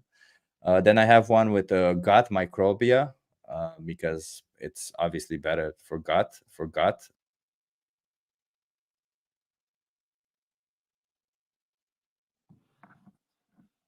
Oh, can't hear you, Sip. Hold on. Why are you muted? You muted yourself, apparently. It shows Yeah, the that. Oh yeah. minute that the mic yeah, the minute that the mic disconnects, the cable is flimsy, freaking cable. The minute that the mic disconnects, it mutes itself. The reason, so I only have these 3 studies. I have 5 in total that I put on my on videos, but I don't have them in this file right now. So Are they in but your yeah, I think descriptions? they are. I always put them. Cool. If I mention them in the video, I always put them in the description. But what I will do, and I know a lot of people will like this, is that I will export absolutely all the studies that I have. Actually, I will just, you know what? I will reference the Figma file that I have, because I have it on Figma, of all the studies that I use, with all the nice, like yellowing of the part that's important. And I'll put it on my channel, and just people who want to use it for their stuff, whatever, just use it. Because I also have like I have one, for example, for avocado specifically and greenhouse gases, because that was somebody who referenced it. I have a lot of them. I have, like, I opened it just now, I have a lot of them. Yeah, that's very helpful, actually. Okay, Yeah, cool. and So, yeah. If you know how to use Figma, you just go on one, you export it, and that's it. And the it's all layered and labeled nicely. I'll explain it. Yeah. awesome. So, Debug Your Brain says several other major dietetic Also, associations have put out similar statements. Well, yeah. So it would be better to use those. yeah, So that's you also true.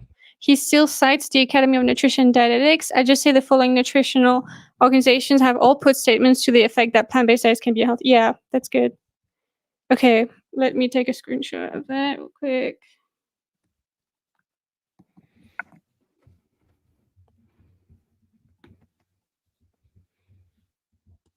Cool.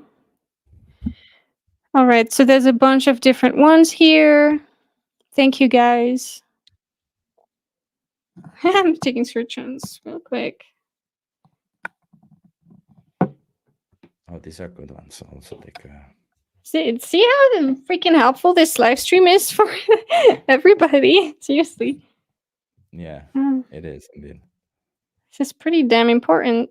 Well, thank you so much for letting me know. Yep. All right. The best kind of study. Almost done. Which stated that really a well plant-based diet, like all diets, is suitable for all ages, athletes, and pregnant women. And there's actually a bunch of athletes that just like go plant-based for their performance. And also what you said about eating less, for example, flesh or secretions. What about the individuals that have to be enslaved and exploited for these, like the small amounts of time that you do it? Yeah. Yeah. Just seeing it I don't from think the he heard you. victim helps. Like it's when you see it from the victim's point of view, it's extremely easy to be vegan, because it's horrific their situation. Yeah. Notice I didn't say conditions where like they're suffering. I said the situation, because slavery is a horrific situation. I think it's important to use the words. Yeah. Well, But I don't think he heard you, by the way. I think this time you he don't think didn't he hear heard? you. No, Oh, I when? think just now. I think when he kept saying yeah, I think it was because he was just like agreeing with you, but he didn't really know what you were saying. That's kind of how it feels like to me. I don't know. I don't know. I didn't feel like that. Might be true, Maybe but I don't know. or maybe he heard parts of it or something, because he didn't feel like he was like understanding. And when you ask him, okay, but to those victims, that when you consume it, do you think it matters that? And he's like, yeah. Like he didn't. That's how it felt to me.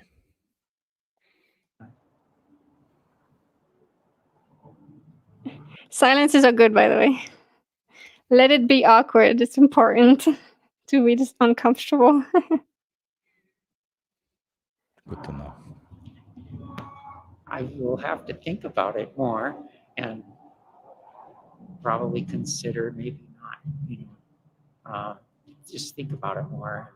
Maybe think about being more vegan even.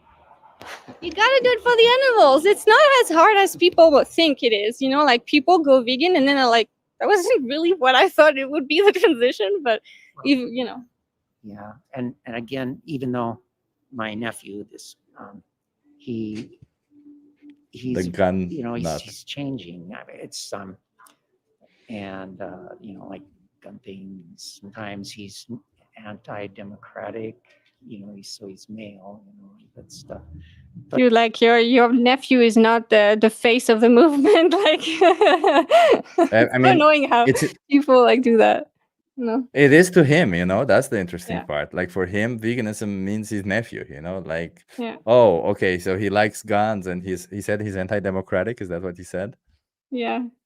Oh, whoops. Oh no. What the hell is that? Okay, we're at 32:56. Oh, I'm gonna go to the bathroom. Be right back. Oh, but that's good. Yeah, okay.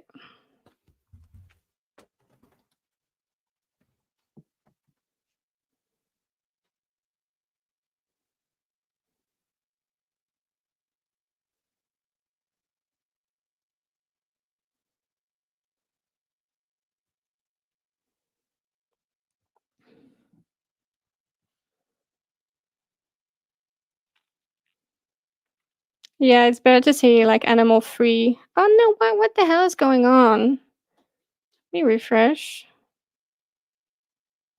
Where is it? Hold on. Where the fuck is it? Oh, let me figure this out real quick.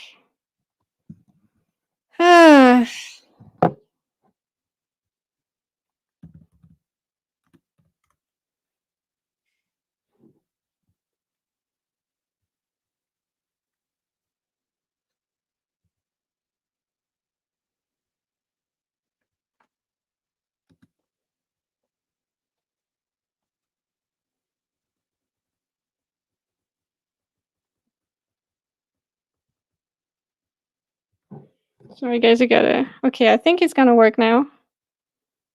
Cool. Figured it out.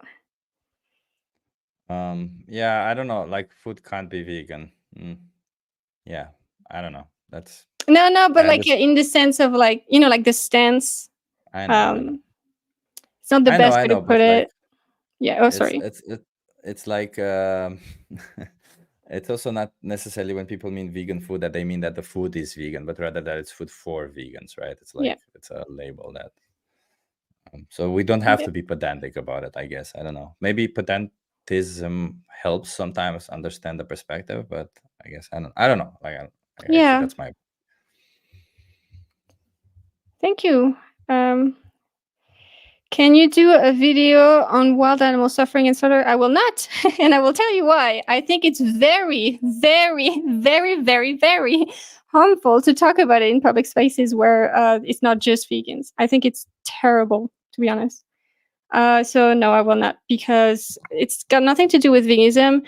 I understand the concern, but it's nothing that we should link with veganism. And I understand when people say, well, we're not saying it's veganism, you know, but the problem is that you are vegans and vegan activists talking about it on vegan channels.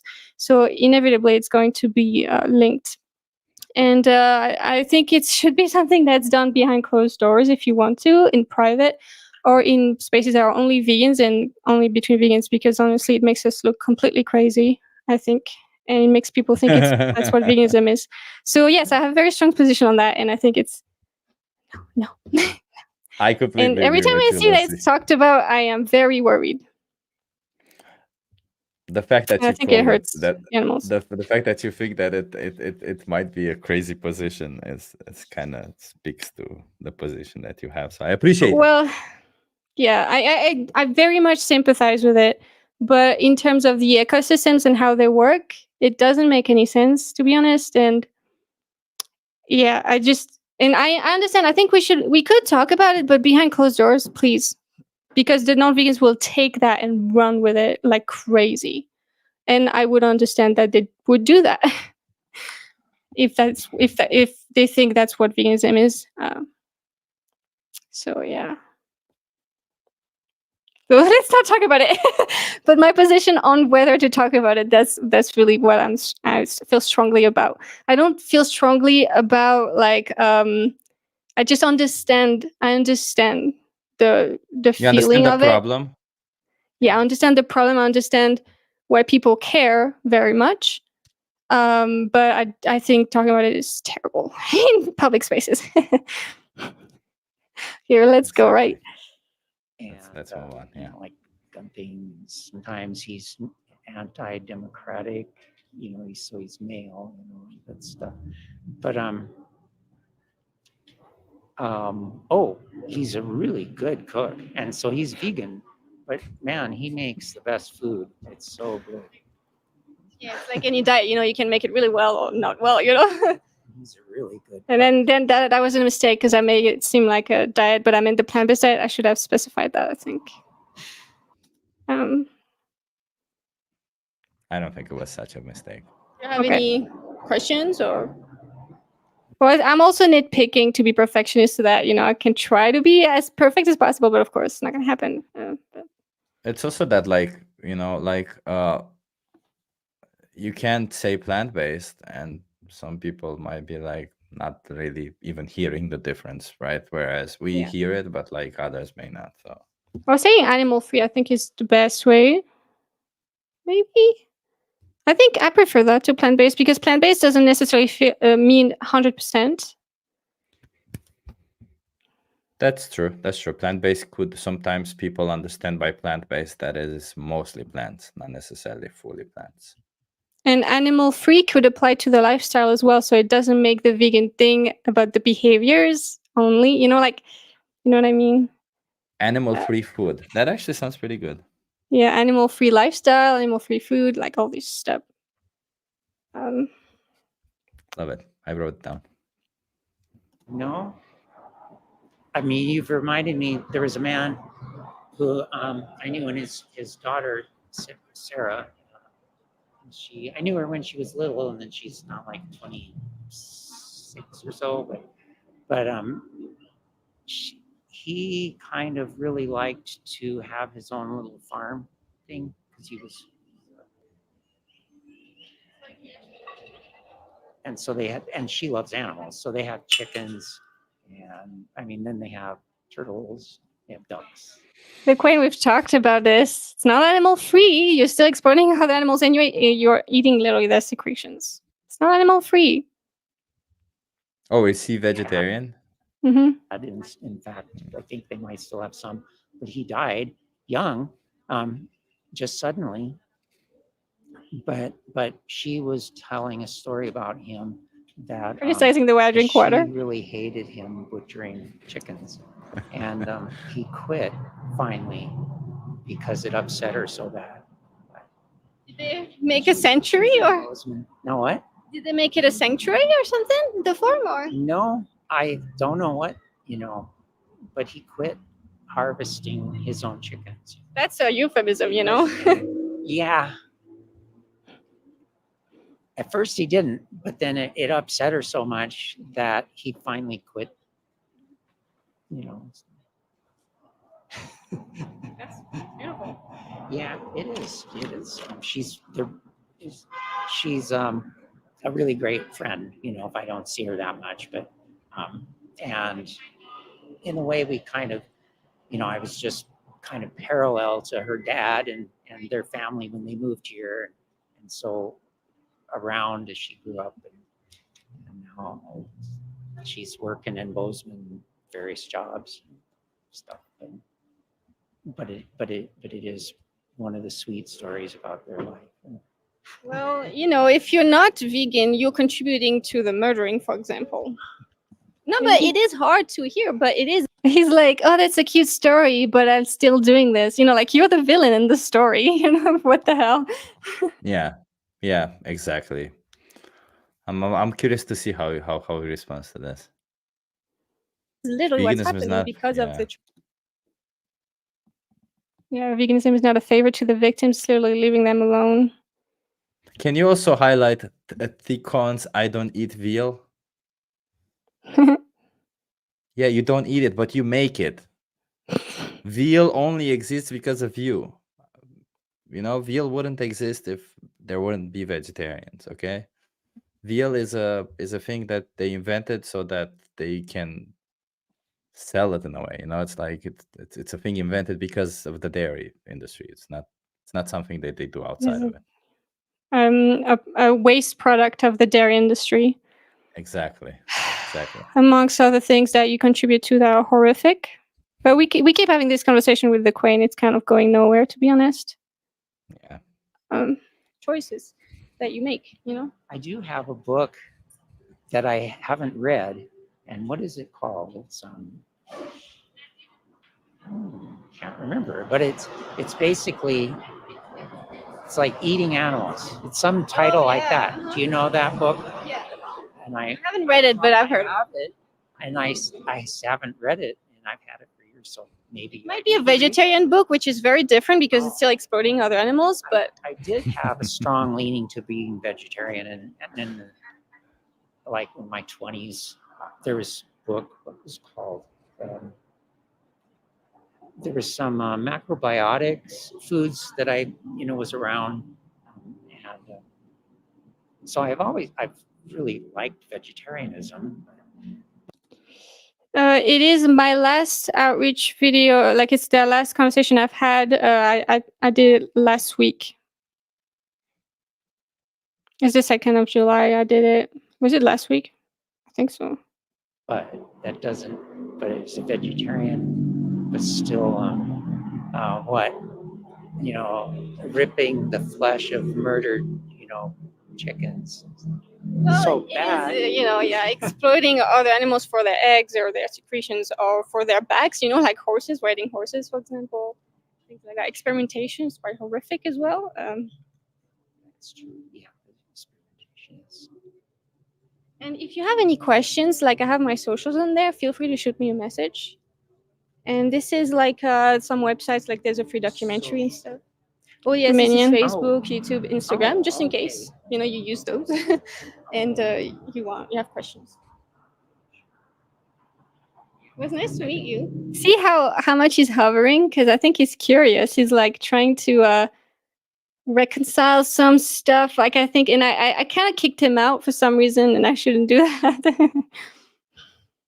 I would also, when I finish conversations, I also like to sometimes go like, well, so are you going vegan? What's happening? Like I turn off the camera and I sometimes just like, so what's happening? Are you going vegan now? Like, listen, the camera's off. Tell me, are you going vegan? Like just to kind of solidify the whole thing a little bit more. because I feel like, you know, when you're on camera, it feels a bit official to them, and afterwards you're like, okay, yeah.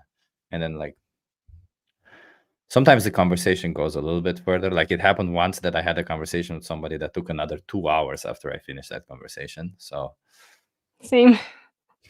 yeah, Not but 2 hours, but like an hour. Yeah. yeah, something like that. Like, well, I think for me it literally took 2 hours, because I remember that I was like, holy crap, that was way too long.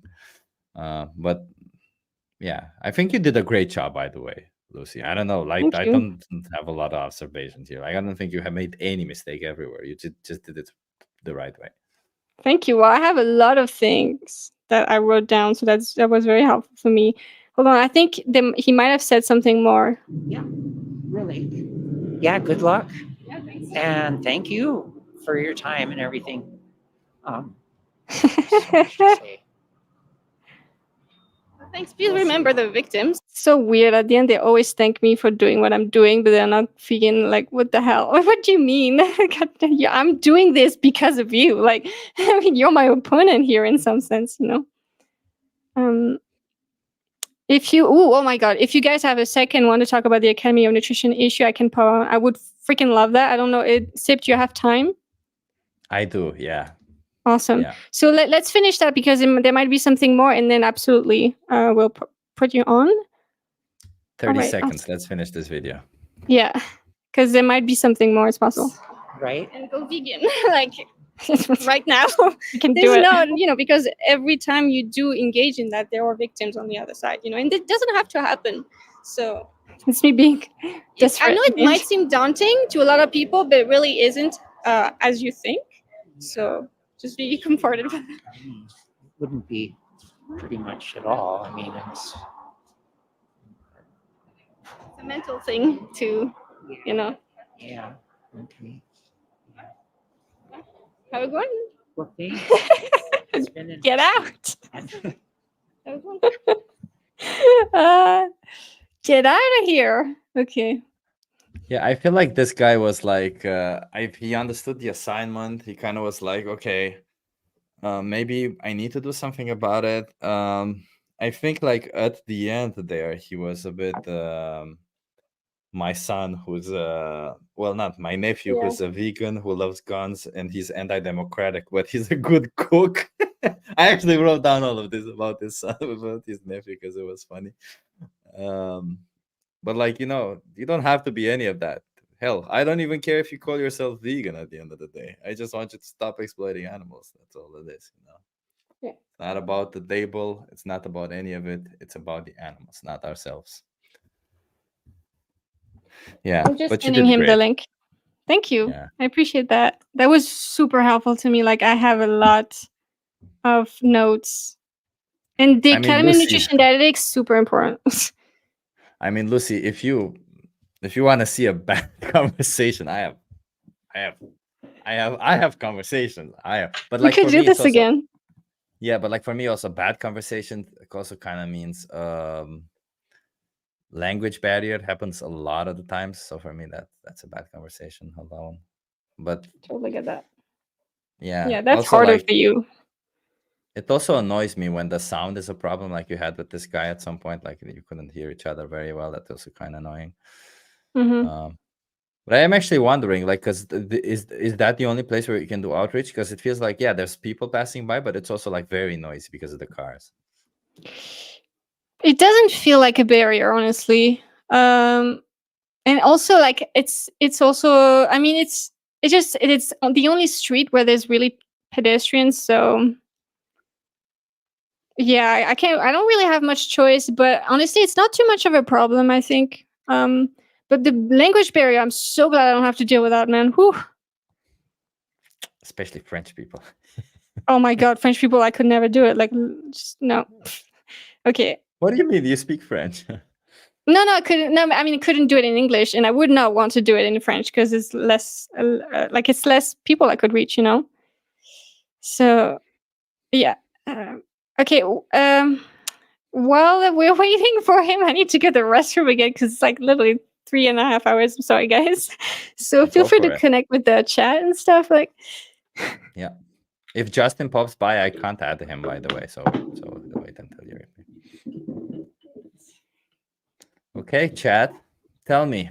Okay, you said a vegan failed stream would be funny. Yeah, it would be funny. Maybe we should do that. That would be pretty cool. LSL. Hi, Mr. Chip. By the way, LSL. Why the LSL name? Like, it's interesting that you did it 3 times and then ended on an L. Is that any significance? Thiquan, the animal abuser, says, to my knowledge, it is not renewed due to the nutrients missing on a vegan diet. No, that's not why. Especially when it comes to toddlers and kids, it's not recommended by pediatricians. Who cares what pediatricians think, man? They're not nutritionists. They don't have any nutritional background. Why would we care what they say or do, right? And veganism is not a diet. Yeah, exactly. See, people already telling you, veganism is not a diet. And are you a kid? Even if you're worried about that, are you a kid? Or what is keeping you from not exploiting animals? Huh? Is it because you like exploiting animals? Is that it? Is it because you like the byproduct of exploitation? Maybe you should think about that. Maybe don't like the byproduct of exploitation. Hey Chip, are you Indonesian, bro? No, I am officially Romanian. Well, not officially. I'm officially Dutch now, like by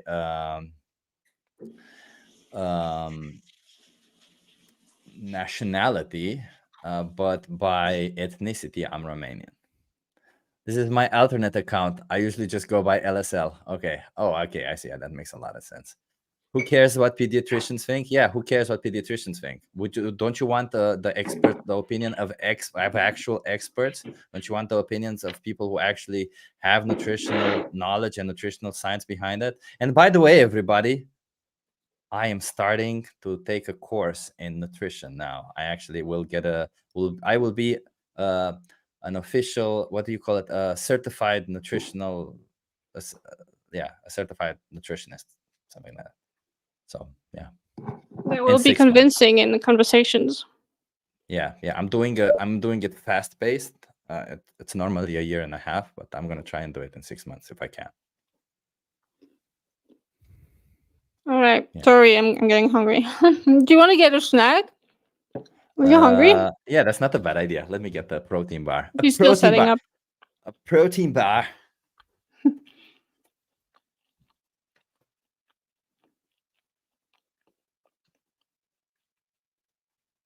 This is a long ass stream. Super excited about Debug Your Brain coming on. I sent him the link. He's setting up, I think. I'm eating walnuts. Let me show you the protein bars that I have today. I have a lot of protein bars. I'm obsessed with protein bars.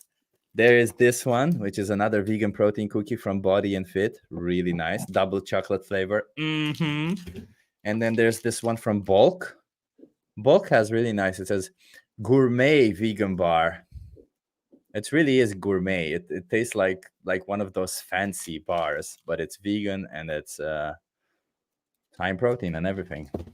Oh yeah, protein. The protein flex. That's something that kind of be important to say. Like, like the protein is very easy to get enough of in the diet. Really, when people are worrying about it, it's just because they want muscle mass, right? It's not. Yeah. Yeah. It's only for that. Otherwise, it's not hard to get, like, for a normal person. It's also super ridiculous because oh, it's not even that important to get protein. Hey, hello. It's so crazy to have you on my stream. Like, I actually started by, like the guide you have, Justin, on your, like, the guide to outreach. That's what I used to get started. So it's crazy to me. Awesome. Very cool. Very cool. I love to hear that. I love that, like, multiplicative effect, for sure. Yeah, yes. All right. Sorry, I'm sweaty. I literally, I was doing outreach this morning. I'm in North Carolina and it's hot as fuck. It is like over 100 degrees, I think, right now, or like 90 something. And then I went and worked out and I saw that you guys were doing a stream. So I was kind of like listening to the stream while I'm working out. I came home. I'm just like kind of casually listening to it as I'm going. And then I heard the Academy of Nutrition and Dietetics thing, and I was like, this. So 2 people out of 3 have done outreach today. That's really, really cool. Yeah, I'm doing it. I'm going to do a cube tonight, actually. So a ton of outreach today. Yeah. Nice. And yeah, I just wanted to say real quick, because this one is important. It's random, but should we refrain from speaking about topics just because they're controversial? If so, the same can be said about veganism itself. No, but it depends on the impact it has on your goal, which is liberating the animals. Like if you're talking about a subject that actually would be this, it's going to be undermining the vision that people have of the movement outside of the movement, I think. And that's when I think it's not worth it, you know? When Also, talking about veganism would not do that. Yeah, also intersectionality, right? Like there's things you can say about veganism and stuff, but that doesn't mean that you need to discuss those other topics. You can see the intersectionality between other things, but doesn't necessarily mean that you as a need to promote it. If your whole goal as a vegan channel is to promote veganism, then you don't need to discuss other topics, but just veganism. You can acknowledge the connection and talk about them if you really want to, but you don't have to, right? That's the point. It's veganism that's important on that channel. All right, so we have the floor on the Academy of Nutrition and Dietetics. I'm very excited about this. Yeah, sorry, I had to restart my computer, and now I had up all the. So I think it was Dietitians Canada, Dietitians of Australia, the NHS, and then I think another UK. Or no, wait. It's Canada, Australia, UK. I think the NHS, and then of course the Academy of Nutrition and Dietetics, which is essentially kind of more like the US one. So yeah, there's a couple things I'd say. Now, Chip, if you have a source that specifically says we did not renew it because of X, and that's from the Academy of Nutrition, like, please send that to me, because I definitely want to see that. The most I've seen is that people say it wasn't renewed, you know, but of course, sometimes just things aren't renewed for whatever reason. My thing on it is what I typically say is I say the following organizations in the past like 5 or 10 years have all put out a statement that vegan diets are healthy. I don't even say all stages of life. I kind of keep it a little more vague than that typically. But I just say, I put out a statement that vegan diets can be healthy. And I just like list off the organizations. And so again, that is totally true with the Academy of Nutrition and Dietetics, right? So that remains true. I think to me, if there were good reasons to disavow that, then I assume that the Academy of Nutrition and Dietetics would have like updated the statement with, by the way, like this might be more risky for pregnant mothers or children or something. And I've never seen an actual update on the statement from them because I got comments on this video comments on my videos to the same effect, probably like a year ago or something. And whenever I looked into it, I just couldn't find anything substantive that ran counter to it or that the Academy had put out. And like I said, like I did some digging and couldn't find anything, but if it was the case, I imagine the Academy would just make that fairly salient on their website. But yes, if you have that, please send it to me, because that would be interesting to have. But that's, I just wanted to say that that's my like general take on it, because I've seen this is like a common like anti-vegan talking point, specifically if you get into like the deep anti-vegan talking points, you know. So yeah, that's just kind of my view on it. I don't know. We think about that, but I agree with you. I don't know, like it depends a lot, right? Because if we acknowledge that part of the reason why we make these videos is for that non-vegans to see them, it's not just that we do the outreach with the person, right? Because if we do the outreach with the person, you're right. But if the whole point of doing these videos is so that non-vegans can also see them and kind of interact with them, then if we use an expired position, then it kind of diminishes the value of our statements, doesn't it? I don't know. Like that's kind of how I feel, right? I guess even if we understand it, like because we understand why it's expired, and that doesn't mean anything, and that's the reality. It doesn't mean anything. But to some people, it's a label that they think like, oh, it's expired, no longer good. That's it. Yeah, I no longer trust it. I think that's why it's important to like just mention it with all the other ones. So like again, like theirs haven't expired, and the thing is like some organizations don't have like an expiry on them. Like even the idea that these statements have an expiry is like weird, you know. So I think that's just what I would highlight. I don't think most people are going down that going off on that tangent to be like, oh, it's expired. What does expired mean? You know, I think maybe we should be aware of it and a way to respond to it. But yeah, I mean, I still use it because again, they came to that conclusion based on a bunch of studies, and it would kind of be saying like, you know, if I like read a bunch of studies 10 years ago, me and all my nutritionist friends, and we're like, hey, look, it looks like veganism can be healthy. And then we just like didn't make a news statement on it. Like if me and my nutritionist buddies all found out that it was bad for you, we'd be like, hey, shit, we just want to let you know this is bad for you, or this is like a thing to watch out for, right? The mere fact that they didn't update it, I don't think is in itself like it just doesn't mean much to me. From an optics perspective, again, maybe if people are getting into the real nitty gritty, but like I just the average person watching our video, I don't think is even going that deep. You know what I mean? So like I think the risk strikes me as minimal. And I think the only thing is that it like what I don't like to do is I don't like to breathe air into this sort of misinformation that an expiry of a position is tantamount to a disavowal of the position. You know what I mean? And so like I want to just like I don't want to let them control the narrative in that way, basically. Again, unless of course there is an actual like explicit disavowal for a reason, then I would stop saying it immediately. Yeah. And I'd be like, no one should ever trust the Academy of Nutrition.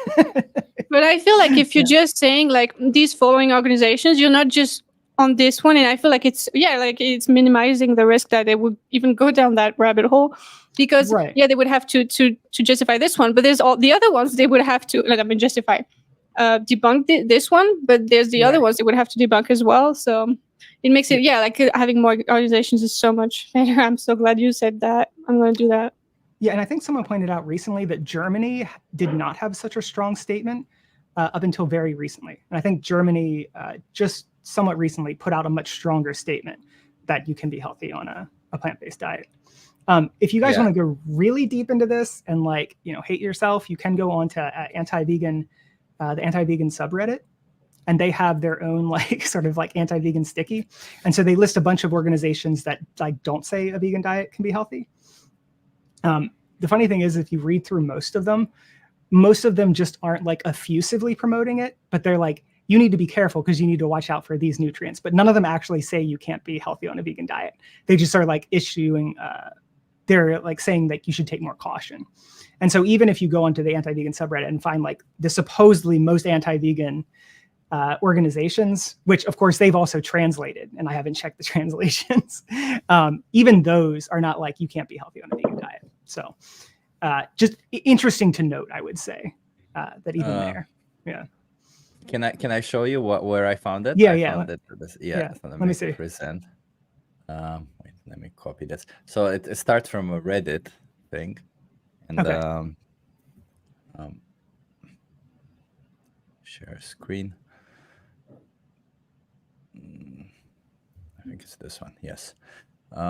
So stop citing the American Dietetics. The option is gone. That's what they mentioned. Can you guys see my screen? It's very small. Can you? I'm so blind. Oh, I'm sorry. My screen is big. Can you see it now? Can you zoom in a little bit more? Yeah. Is it better? Yeah. I can see. I can zoom in even more if you want. Yeah, that'd be nice. All right. Okay. Yeah. Just tell me when to stop. Yeah, that's good. Thank you. Okay. Yeah. Okay. So this person is saying to not cite the American Dietetics Association thing. Yeah. And one of the person says, well, they published this article this month, which says, well-planned vegetarian and vegan eating patterns can be healthful and appropriate for all stages of life cycle, including infants and toddlers. Time and attention are necessary to help young children, vegetarian or not, to get all the nutrients they need for normal growth and development. So it seems like it must still be their position. Otherwise, I don't know why they published this. But then when I look at this article themselves that they published, it doesn't seem like this article exists anymore. So yeah, they still have like building a healthy vegetarian diet or whatever. That's not showing on the screen for some reason? I'm still seeing your first screen. Oh yeah, let me present this other one. Yeah, sure. Thank you for telling me that. So if you go on this article, this is where it goes. It doesn't really go into an article. It just goes into vegetarian, plant-based. Ensure what you're meeting is your body's nutritional need. And I remember going deep down their whole website, trying to find out what it is that they're trying to promote or something. But it wasn't very clear. It was nothing very clear about it. So I just assumed that if they had an article, they probably removed it or something, or they updated their website or something happened. And that's why we no longer see that article. But maybe they just had a point where they're like, I don't know, saying that's not no longer good for children or something. I don't even know, honestly, to be honest. Yeah. I would say that would not be strong enough evidence for me to stop using the Academy of Nutrition and Dietetics. Of course, like obviously, like any, if you guys are uncomfortable with that, like obviously everyone should do whatever they feel comfortable with. But I just want to communicate that to people, that a mere expiry of it is not a disavow. Yeah. And yeah, if you have specific articles, that's awesome. But yeah. But what does that mean? Like they have they're saying explicitly that if we don't renew it, like what is it? This expiry? I don't understand. Yeah, I don't really understand it either. I think it's kind of a weird thing. When I first heard it about like the position expiring, I was like, what does that even like mean? I don't know exactly what that, what's the relevance of that? But sorry. Yeah. ChatGPT says that it's because of issues from the industry, that they have influence from the industry now, and they kind of have that. You also see that the same being said in the Reddit. There's that same post that I said. They talk about the same thing. But the reason why I believe that they make these statements and that they put an expiry date to it is not necessarily that the statements themselves expire, but rather that when that happens, that they need to check if they're still valid, if there isn't data that kind of contradicts it or something. That's why I think they do it. It's not necessarily bad that they do it. I don't think it's bad. No. I just don't think they should call it an expiry date. I think they should call it rather like a recheck date. Yeah. I mean, and that's the thing. Like, if they're you should always be rechecking the science. Of course, that's exactly. That's like just like a good practice. It's just weird that it expires, because if you don't have any additional information at this point, then it seems like you would go with the information that was already analyzed. Like I wouldn't just at some point be like, well, now I don't know if this is true anymore, so I'm going to just act neutral on it, rather than acting on the information that I had before. I would find that like to just be a weird, irrational way to move forward empirically and like epistemically. That's a good point. Yeah. I mean, obviously, like logically, I understand that doesn't mean anything. The reality, right? I just like it really doesn't mean anything. We understand it. I just feel like, like we as vegans got to cover all bases. Like I feel like if anybody just has one little hole in it, they're like just gonna insert a damn machine into that hole. Like they're just gonna, it's a little thing. It's okay. We'll just insert it all. No, I know you mean. You don't want there to be any like weakness in the armor where someone can distract or be like, oh, haha, I think I feel that. Because I think we all do that in outreach too, where we like phrase things very particular ways to prevent people from like being like, oh, well, you actually said it this way, which means, so I get that for sure. Yeah, I do just want to like also just like, because I know the first time I heard it, I was kind of like, because my initial reaction was, oh, that must mean that they don't think it's healthy, and it's like, no, that doesn't mean that. But yeah, I think the thing about industry is interesting because, it's what I speculated as well. Like the Academy of Nutrition and Dietetics, the fact that they put out a statement like that is actually kind of fucking wild, considering all the like corporate interests they have. You know what I mean? And what I kind of wonder too is if they put out that statement, if, there wouldn't have been these vegan activists online, like Earthling Ed saying this constantly, if, that would have like just been renewed or whatever.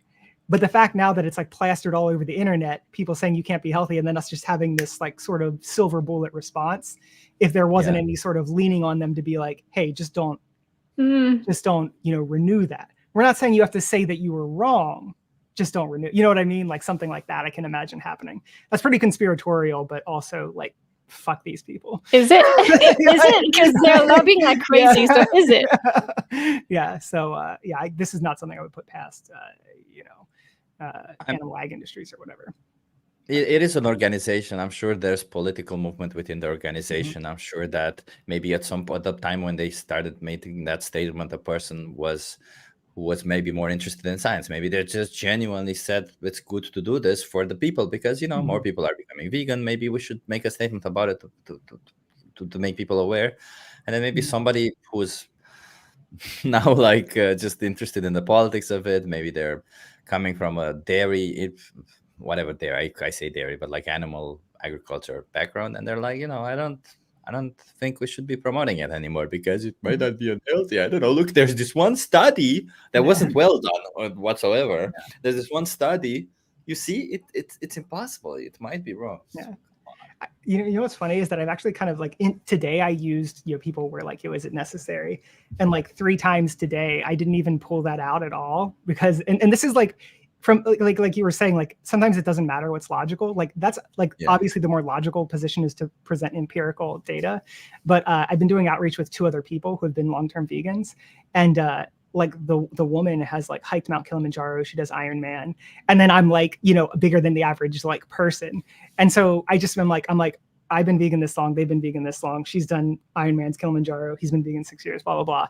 And like every time the person's like, yeah, I mean, okay, so you can be vegan, and so like it actually lands and works way better than citing a study, because of course it does, because people aren't scientists, Does it work? Like if you bring, for example, I'm not like buff or anything, so like something that I think could help as well could be like to cite like the strongman, like Patrick Baboumian.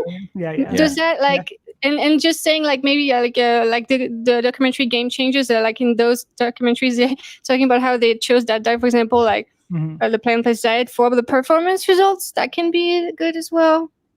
But I mean, it's not as good, but like we can't all be buff. Yeah, right. You just gotta, those suits that make you look like you're jacked. It's like, looks like you have muscles. You should just wear one of those out and be like. Imagine they see it and they're like, whoa, what the hell? It would be so much worse. That would be so embarrassing to have it like that. Yeah. Look at the vegans, they can't do it, so they have to wear suits. Like, oh my God. Yeah. You're just destroying your whole argument. One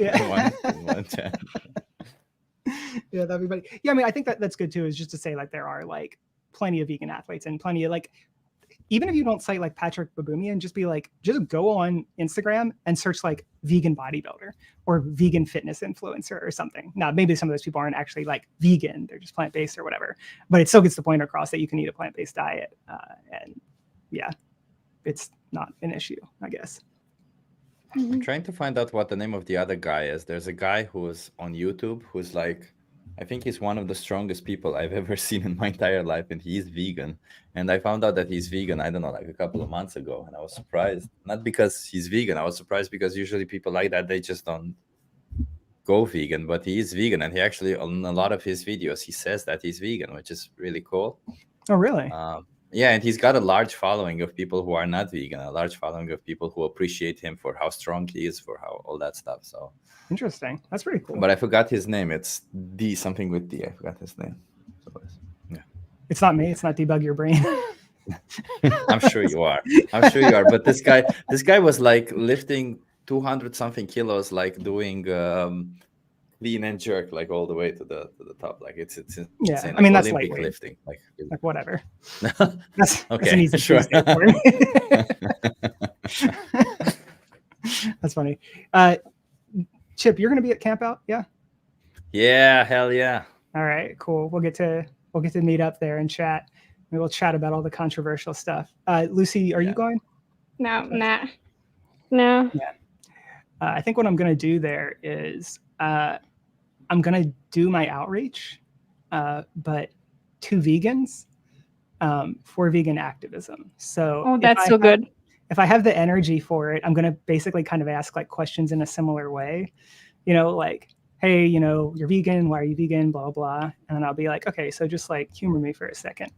What do you think about if you were to be transported to the 1800s, right? And then like, what do you think about the people back then? Some people like didn't speak up about slavery, some did. Like, tell me about that. What do you think you would have done? Like, not knowing what you know now, but if you were transported, what do you think you would have done? And just kind of like going through that with them a bit, and then just asking what they think of people who spoke up versus people who didn't, and see if I can like lead them along the path and be like, so I know you're a vegan, but could you be more active, sort of thing. I'll have to sort of workshop the exact questions, but that's what I'm thinking right now. So that's awesome. And are you gonna film it? Yeah, I'm gonna try. Well, so this is the thing, because I gotta like fucking take my camera over there. I have a cheaper camera, a smaller one, So I'm going to try to take like some very light audio equipment. But yeah, if you guys, if you have any ideas for like the leading questions to that, go ahead and send them to me, because I'm trying to think of a way to do it. You got one already? Okay, yeah, fuck. I think this one is, I mean, especially, sorry, I tried not to be too loud because someone said I was louder. Okay, so I know at least in France, and I think it will work especially well in Britain because of the obviously history there, but like if you were using the resistance in the Second World War, okay, I think that's because I feel like it's a little bit more conceptual when it comes to the anti-slavery campaigners back then. And it's a little more tricky because obviously like everything was like, it was hard to boycott, for example, like it was more different, I think, but maybe not. I don't know. Maybe it's just in my head, but whatever. If you use the people who were resistance during the Second World War against like what we were doing to the people in concentration camps and stuff, I think it could be very much hitting home, because I think it's more over there. It's much more like what we have here in the US with chattel slavery. It's more that over there. The concentration camps. Oh, right. Yeah. It's funny. This is such a fucking American perspective. I'm going to go over there and ask them about like American slavery. Yeah. That's a good point. I mean, they had that, but like they had but it's less. I feel like it's less, like it's so much more horrific over there. And the resistance are really truly like the heroes, and I think it's much more like, and it's obviously more recent, but it's much more like, oh, heroes who did that, and they know many people who were resistance, etc. So they do. Okay, you study it in school. See, I don't know anything about that historically in the UK, so maybe I'll have to do a quick search there and figure that out. I mean, it is more impactful here about that. Yeah, it's true. Like if you talk about if you talk about concentration camps, obviously, like everybody here kind of knows somebody whose grandpa or grandma was like in there, or there's a direct connection for sure.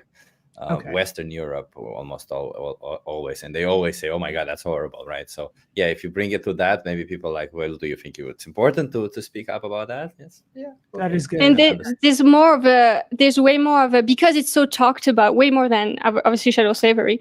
It's like always documentaries on that, constant in school. It's like very hammered on. Yeah.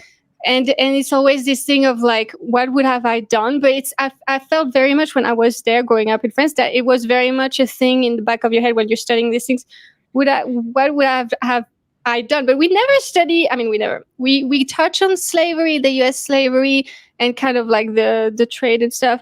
But it's not as much in depth because we're so traumatized, especially there with what happened, because everybody was collaborating with the Nazis. So I think.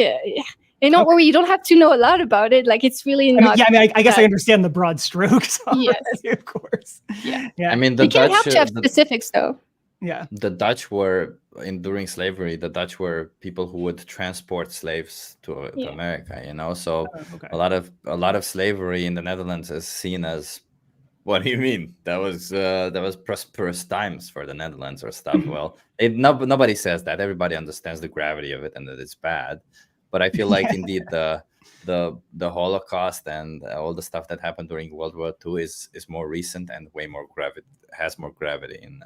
And Europe. It's so powerful as well because they literally like modeled the camp, not the extermination camps, at least after slaughterhouses in the U.S. So it's like literally, it's even more of a. I mean, not more, but it's another very close comparison. Mm-hmm. Yeah, for sure. Yeah, maybe that would be good then. Because the only other thing I was thinking was the women's suffrage movement. I'm like literally watching a documentary on that right now, and like I feel like the women in the UK were like a little more violent, a little more property destruction-y, and so that might like I didn't realize that like they were over there just like smashing fucking windows and stuff, which was pretty awesome. And so I was thinking about bringing that up as well. But I think maybe the resistance movement is maybe a little more parallels. My only fear is that I actually, of course, we all know this from doing outreach. Sometimes people will get a little mad and defensive and kind of like look a bit silly. And while I want to shake them up, I don't really, it would give me no pleasure to put a vegan doing that on camera, who I'm trying to get to be an activist. Like I don't think I would love doing that. But yeah, I think there enough people would respond positively. Or maybe I don't think you're gonna have pushback on that too much, honestly. No? Like vegan camp out, come on. I think you're gonna be good. I mean, that's just what I think. I mean, I'm surprised many times. Like I did a a conversation today, and this guy seemed to be like, he was giving me pushback, but he pretty much like agreed the whole time. Like, I kind of felt like, maybe he's not going to go home and do it right away. Maybe he'll think about it, but he was essentially agreeing. And I was like, oh, cool. So can I give you like a, little resources at the end here? And he's like, no, I'm good. And then even someone else I was with tried to they were like, oh, like we have an organization near here. If you want to check us out, this is just kind of like about what we do. And he's like, no, I don't want it. And it was like, and he was not being rude. He was not being super defensive, and it's just like, what happens sometimes? I don't know. Like, I don't know if they're chameleoning and just kind of like faking it the whole time or what, but yeah. That's what I think it is. Yeah. It can also be like, I think just like realizing like maybe I think it's maybe the shame sometimes as well. I think it can be two things like what you said, but like it can be like I just want to get it to be done with this, or I feel the shame. I'm like I don't want to think about it. Like just, leave me alone. And maybe it did do something. I don't know. Yeah, I think too. Like something like so. My friend also did some outreach today. And he did outreach, and it reminded me of something that I used to do. And I thought it was kind of interesting because he was just like asking them. He's like, yeah, so, these are he actually did it more from an environmental perspective. But he was basically asking the person, yeah, do you think this is something you can do? And they're like, yeah, I can do that. And he's like, okay, cool. Like, do you want some information? And he's like, yeah, okay, cool. Like, I'll take the information. And I told him afterwards, I was like, that was good. I think you got a very positive reaction there. And I used to do outreach like that a lot. But I've started trying to make it very concrete when I ask them, because oftentimes if I'm like, yeah, like how does that sound? Is that something you could do? And they're like, yeah, I'll check that out, blah, blah, blah. But if I say, okay, like if I make it really concrete for them, I say, okay, you're going to the grocery store today and you're going to reach for the cow's milk, or you could reach for plant's milk, or you could reach for body parts, or you could reach for lentils. What holds you back from reaching for those? And that's when all the excuses go. That's when someone who is fawning most of the time, that's like their permission to like be honest and start giving excuses. And I used to not do that. I think maybe I knew on some level that like it would be a harder conversation, and that this is when like the realness came out, and I try to do that as much as I possibly can now.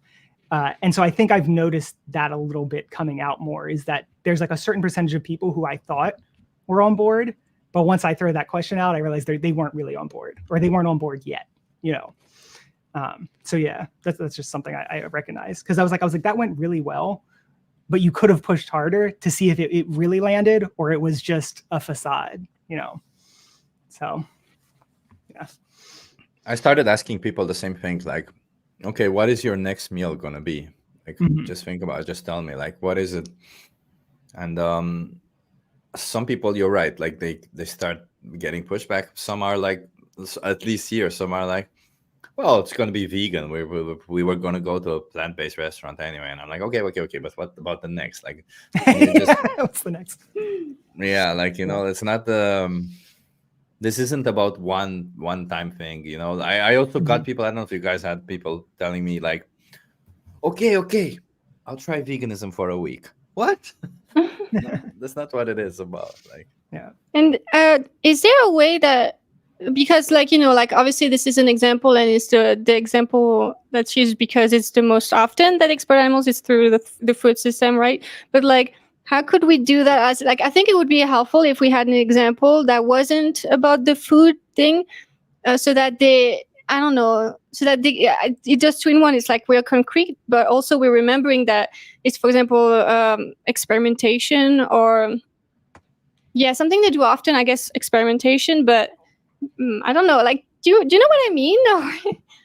Yeah, I think this is the problem of like abstraction and concreteness, is that there's a tension. There's a trade-off between the two, right? So if you're going to go concrete, you can't possibly list all the things. But if you go abstract, you don't quite have the same punch. I think maybe establishing it earlier on in the conversation, like I try to establish it philosophically, like in a broader sense, but then I typically will give more concrete examples. But yeah, I think to me, the other one is like the next time you go to buy a belt or a shirt, like, are you gonna buy the one that's made of a skinned cow, Or are you going to make the one that's good one? And so that also I think can sometimes, the reason I don't use that as much is because like how like I buy a belt once every 10 years, you know what I mean? So they could be like, yeah, sure. The next time I buy a belt in 10 years, I totally won't buy one from animal exploitation. I think the reason I use food is because it's like they're going to be doing it soon, like maybe in the next 30 minutes, I think I know how to maybe do it in a safer way. Would be just to literally say like, and this is an example, and of course this is not like all we're talking about. We're talking about horse carriages, like riding horses, experimentation. But as an example, because you're probably going to do it soon, what are you going to do at the grocery store? I think, I mean, maybe a shorter version of that, but like, so that, because people don't think about it enough. And that would be just a short way of reiterating what we said earlier. Because as much as I try, I say like several times in different ways that it's not a diet. And then they're like, I don't eat much meat. And I'm like, almost, but not quite. Like, yeah, I think we can only ask so much of ourselves as teachers too, because like from decades of indoctrination and even decades of just like a superficial understanding of things like veganism or whatever, like you can't fully deprogram these people in a 15-minute conversation. You know what I mean? You can't just like, they're not going to walk away and totally understand what veganism is from one conversation that they had with a rando in the street. So we can try our best, but I do the same thing, whereas like I'll make the point of saying, they're someone, not something, and we commodify them and treat them like objects. And sometimes it's like 5 minutes later and they're like, but like, what if I eat fish? And I'm like, well, kind of like we talked about before, that would be seeing them as something, not someone. And so we would be against that, for the same reasons. And they're like, oh, right. Yeah. Like, and they'll say that. And it's like, their brain is just, it doesn't want to latch on. Right. Yeah. And so certainly sometimes you need repetition, but like, so I'll tell you, okay, I taught middle school for quite some time. And I tutored people in college quite a bit. You can have a room of 30 people and you can say the exact same thing to them, right? Some of those people are sponges for information. You're going to say it one time, they're going to get it. They're going to even be able to like riff on it and understand like tangentially and the implications. A couple people in the room will do that. Some people in the room, I could sit up there, I could say it fucking 10 times. I could ask them what I said. I could have them repeat it back to me. And the next day I can give them a quiz. No fucking idea. Just blank that fucking quiz. Okay. So like there is this like distribution of just attention, understanding, memory. And so like you can't always get everyone, and the people in between are going to be a blend of that. So like, yeah, you definitely want to reiterate it for sure. But like the fact that people are like still like confused or still are engaging in those same like repetitive, like almost like pull the string on their back and they say the carnist, thing or whatever, it's still going to happen. So yeah, I don't think beat yourself up too much because they didn't get it after a 15-minute conversation with some rando holding a microphone in their face in the street. Yeah, completely agree.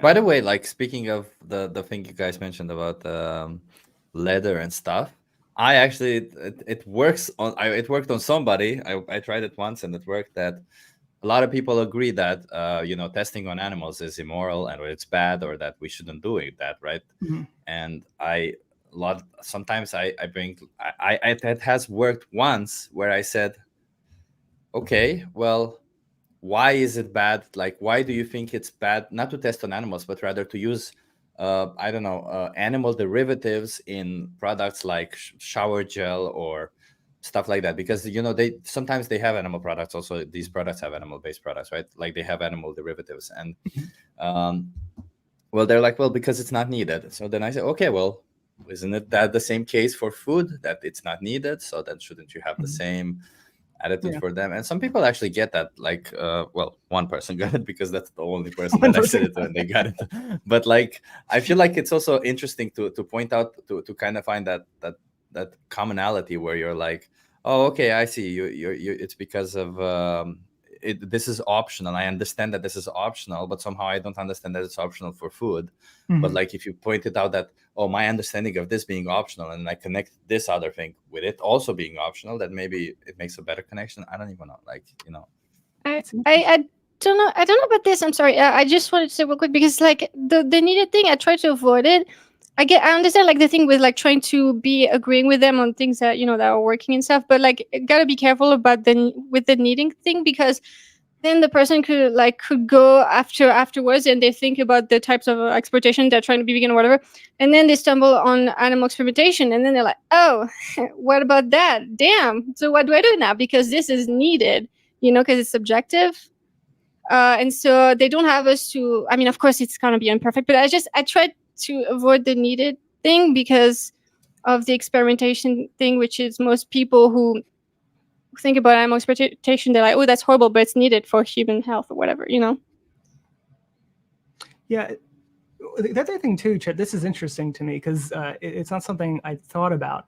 I was under the impression that most people didn't give a shit if like animals were tested on for shampoo. Like I thought that would be like a more trivial thing to them, but maybe there is a bit of a foot in the door there. Like, do you think we should test on animals for shampoo? And they say no.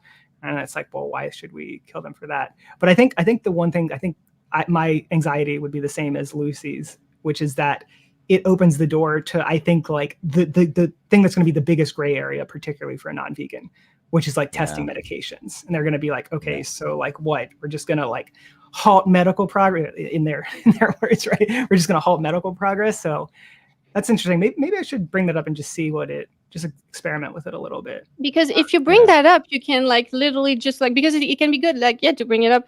If they say like it's the need thing, it's like, okay, so let me do a push you a little bit further with this. So what do you think is animal experimentation needed? And if they say yes, you're like, all right. So remember like when Black people or Jews were experimented on, they said we had to do it because it was for the health of the other humans. How is that different? Yeah. Like you could address it so that they don't. But of course, you have a time limit. So yeah, it depends. One thing I really like that I heard. Now this is like this is less on the ethics. This would just be more on the like the empirical side. Was like, if someone gave you an experiment and the subjects for that experiment were all 52-year-old white men living in this same community in the same town in Ohio, right? Would you take the results of that experiment as pretty as interesting or valid or whatever?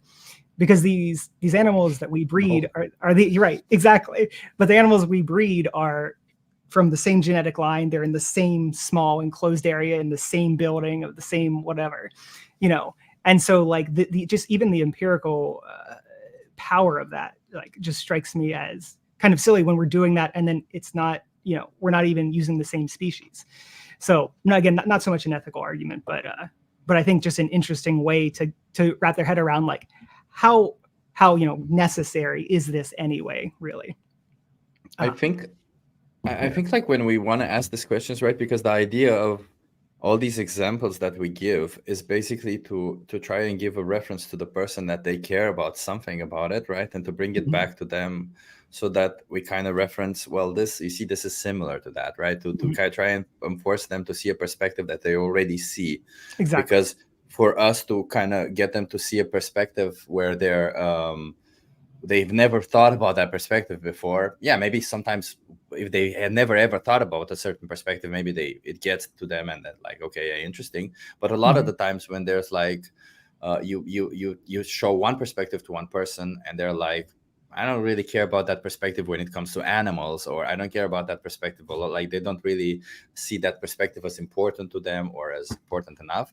Then you're reaching a dead end, right? So it would be interesting if we could somehow like ask the right questions before. It doesn't even have to be on camera or when we do the whole social experiment or whatever we do, but rather like just ask some questions beforehand, like, oh, what's a hobby you have, or what is it something that you care about, or something like that. And based on that, you can maybe kind of derive what you could ask them, right? Because if somebody has a hobby where they're fishing, I'm like, I don't know what to ask this person. I don't even know if they have a hobby like that or something. Like, I feel like that could solve some issues. I don't know, like in an ideal situations, you ask some questions before, you assess something about this person, you reach a conclusion that, okay, well, this person understands this situation, and we will have this whole conversation based on the situation, right? Like Lucy, you say slavery. Maybe slavery works on some people. Maybe in Europe, you wouldn't do slavery because a lot of people wouldn't relate to slavery that much, but rather do something else, right? So that's kind of how I see the whole ideal scenario. But I feel like it comes up though, because like when I ask what do you think about slavery, often people will bring up examples that it just feels like it's important to them, because some will bring up literally human trafficking or like chattel slavery, and they talk about how they were fascinated by the history of it, and that can be cool. But yeah, I used to do that. Like I'm not sure if it's you, Justin, or if it's someone else, but like someone who said like build the rapport before the filming, and I used to do that, but honestly I don't do it anymore, and it's fine with me. And we build the rapport by agreeing on how absurd like the questions I'm asking are and stuff, because I'm laughing, etc. Like how weird stuff like that. And so there are other ways to do it, and I also feel like it's a little weird and invasive. I feel like sometimes when I would do that, it felt like so clinical that it was a little weird for rapport in some sense. Oh, really? we go from it. It's like, okay, what do you do in life? What are your hobbies? Like, it's a little strange because it's just one way. So I think, I don't know, maybe I didn't do it well as possible, but I don't do it anymore. Yeah, I mean, if you didn't feel like if you were asking questions and you didn't feel like it was rapport building, then don't do it. Like, definitely don't do it, you know?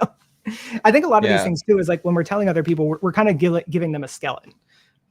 We're saying, try this on first. And this gives you this nice framework that then you can build off of and riff off of and make it your own later. You know what I mean? But I think a lot of people just jump in with absolutely no guidance, even if the guidance we give them, it turns out they're like, I don't like this at all. That guidance gives them the permission to just jump in and do something, even if they like eventually pull out every single part of it and replace it with something of their own. So yeah, like definitely, like if that was feeling weird, fucking don't do it. Like you guys are both you guys are experienced enough that like, you know what I mean? It's like your own shit at this point. Chip, don't you do like fucking 8 hours every day or something? You've probably done more activism than like me or Lucy at this point. I don't do that much anymore, but really? Yeah, I used to do a lot. Yeah, I slowed down at some point because I was getting tired. Like I was getting less and less patient with people, so I don't like that. I had that when I did too much per week. Yeah, you gotta mix it up with editing and stuff. I feel like that's also because of reverse psychology, obviously, because reverse psychology, like you kind of, you're kind of agreeing or like, I mean, because we agree in my reverse psychology, like this is rapport building anyways. But if you were to jump in with the vegan stuff straight away, I think you would need to build rapport before in another, because you didn't do it. You know, it's like, yeah. No, I agree. The questions, when you do these questions, because like a lot of times I'll be like, I know this is a really hard one, but like, should we enslave and kill someone because they're dumber than us? You know, and they're like, no. And I'm like, okay. At least we agree on that, you know? And so, right. You can just build rapport in the actual interaction itself, especially because you ask quite a few, like, I think I do 3, maybe 4 questions, like the follow-up, but like, Lucy, I feel like I've seen you do like 7 or something, like some insane amount of questions in the beginning. It depends on them as well, because if they're Christian, I ask one more question. Because because it depends, because I have a question that's aimed towards religion, like they're put here to serve us, and sometimes depending on the person I have to go further, because I feel like it wasn't satisfactory what they gave me. It's not enough to pull back later. But it's actually it's loud.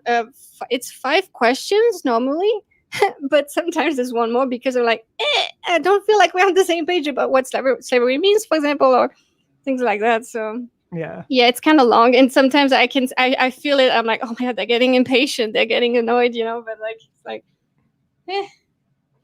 it's a social experiment, you know. It's supposed to make sense. Yeah, I don't feel like that. I wonder if that's. I wonder how much of that's potentially in your head, because when I'm like watching people and I'm asking, even when I go pretty deep in the questions, I don't tend to feel like they're getting annoyed. I feel like even the easy questions they like answer, because like I feel like there's something satisfying about answering an easy question, because you're like, yeah, I did it. You know what I mean? Like almost like there's this thing from like I don't know, like middle school when you would like answer a question correctly. And so I think it's like it kind of is like building them up. You're giving them these like pretty easy ones where they're like, yeah, I'm a moral person. Of course I hate slavery. Of course I hate killing. Of course, whatever, you know. So yeah, I haven't noticed that. I mean, I feel like just, people. Sorry, I feel like indeed it's not that it's that people get annoyed, but it has like I feel like people feel directed. The more questions you ask, the more people feel directed. They feel a certain direction to your thing, and then it's like they start questioning the validity of it. Well, not necessarily the validity of it, but rather the generality of it more, because you're like, okay, well, you're showing me this perspective. Yeah, you're showing me this perspective where like, okay, you kind of drove me into that perspective. I get it. But now I'm trying to think, is that really the perspective always? Maybe there's something different there. I don't know. That's so too many questions can also lead a person that way, right? Whereas I think that is true if you are only asking them closed-ended questions. So if you're like, is this good or bad? Yes or no? Okay. What about this? What about this? What about this? I think the way to avoid feeling like you're just taking them down the decision tree is to, what I tend to do is put questions in between, sandwich in between those closed-ended questions, open-ended questions.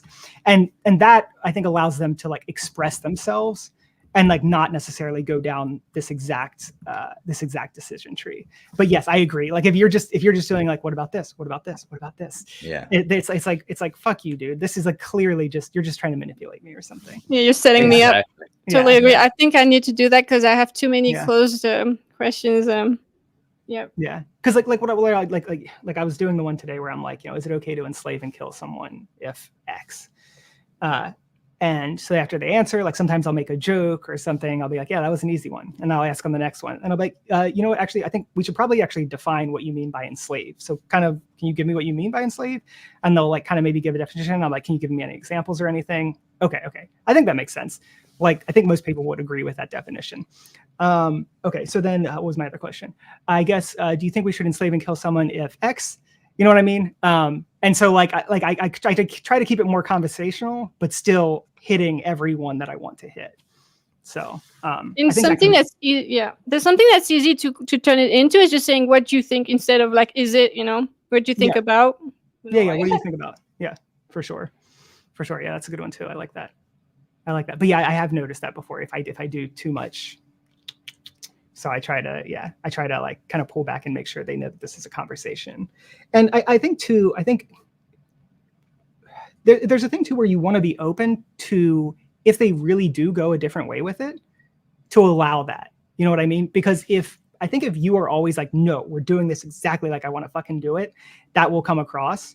Whereas even if you still do it exactly like you wanted to fucking do it, if you were at least kind of putting that out there, that you were willing to go a different direction. Like I had a guy today, it was the weirdest conversation I had. He was really into meditation, and his conception of suffering, and because what did he bring up? He brought up suffering actually because he meditated a lot. And so like suffering is a big part of meditation, a big part of Buddhism. And even the sort of transmutation of suffering, like, is suffering bad? Like, what do you mean when we say suffering and things like that? And he like really went in a very interesting direction. You know what I mean? That I hadn't really heard before. And I let him go for a while. I did just kind of bring it back and be like, let's stop getting so heady and abstract and just talk about like what's actually happening here. But I definitely gave him a lot of space to move within that, which was interesting. And yeah, I don't even think I brought up suffering. I think I just like, what did I say to him? I may have asked him at some point because he said something weird, and I was like, oh no, you know what? I didn't do the enslavement question. I did the enslavement with a couple people today, and then I did abusing animals with him. That's why he said it. Yeah. Okay, so we were in that realm because I said something about abuse. That makes sense. Oh, you know, if I kicked a dog, you know, I mean, like that's abuse. And he's like, well, I don't know. He's like, because you know, like, did the dog suffer? And I was like, are you unsure if the dog suffered there? Like, what do you mean?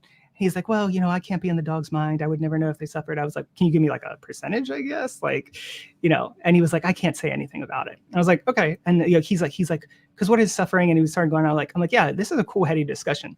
Do you know what happens to pigs in the pig industry? He's like, no. I was like, can I just show you a quick 1-minute video? And he's like, sure. So I show him the video. And I wasn't asking him about suffering. I was just like, how do you feel after seeing that? And he's like, well, obviously, I don't feel good. I had a pit in my stomach and all these things.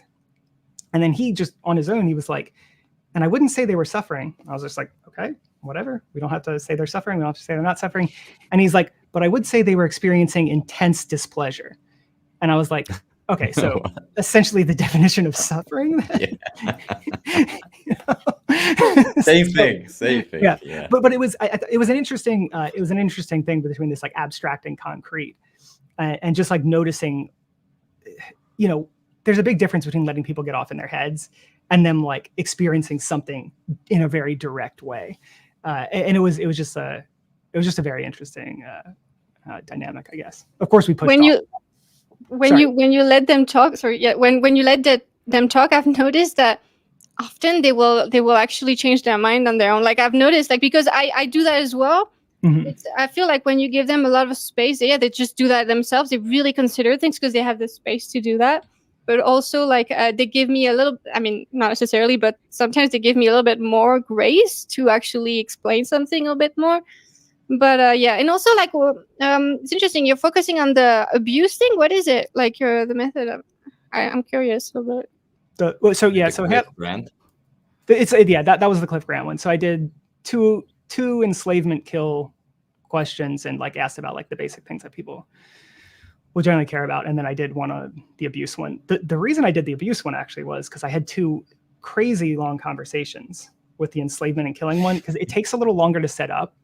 Sometimes the abuse one will like kind of like make people angrier and get them kind of more like, and I can get like a kind of like short conversation out of it. And I was like, I don't have much time. I want a short, easy one.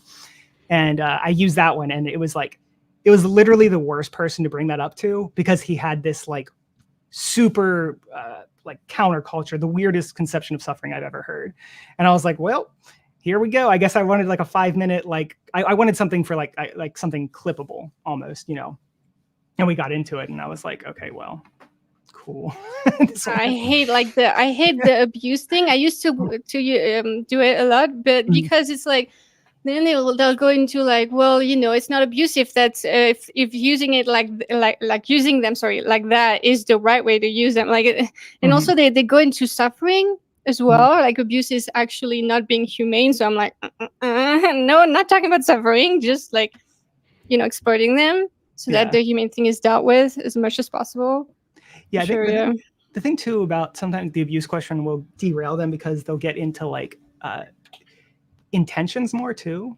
It's like, they'll be like, well, why did you kick the dog? And I'm like, does that, does that matter? Like I don't know. I kicked the dog because I wanted to eat the dog. And I've had people be like, yeah, that's fine. I'm like, okay, what if I just kicked the dog because I liked kicking dogs? And they're like, that's not cool. And I'm like, bro, this is like so uncentering of the victim, and so they'll get off on that. So yeah, it can definitely lead messy places, but sometimes I'm inviting the mess. You know what I mean? Like I feel like there's a way I do outreach when I'm like, I really want to convince this person, I want to give them a really good holistic view. And then sometimes I'm a little like, what can I do to get a video that's going to reach a broader audience? I do that sometimes too. Yeah, I mean, and then also just the other thing, which is just the human thing, like I get fucking bored of asking the same question over and over. Like sometimes I'm just like, I gotta switch this up and do something different.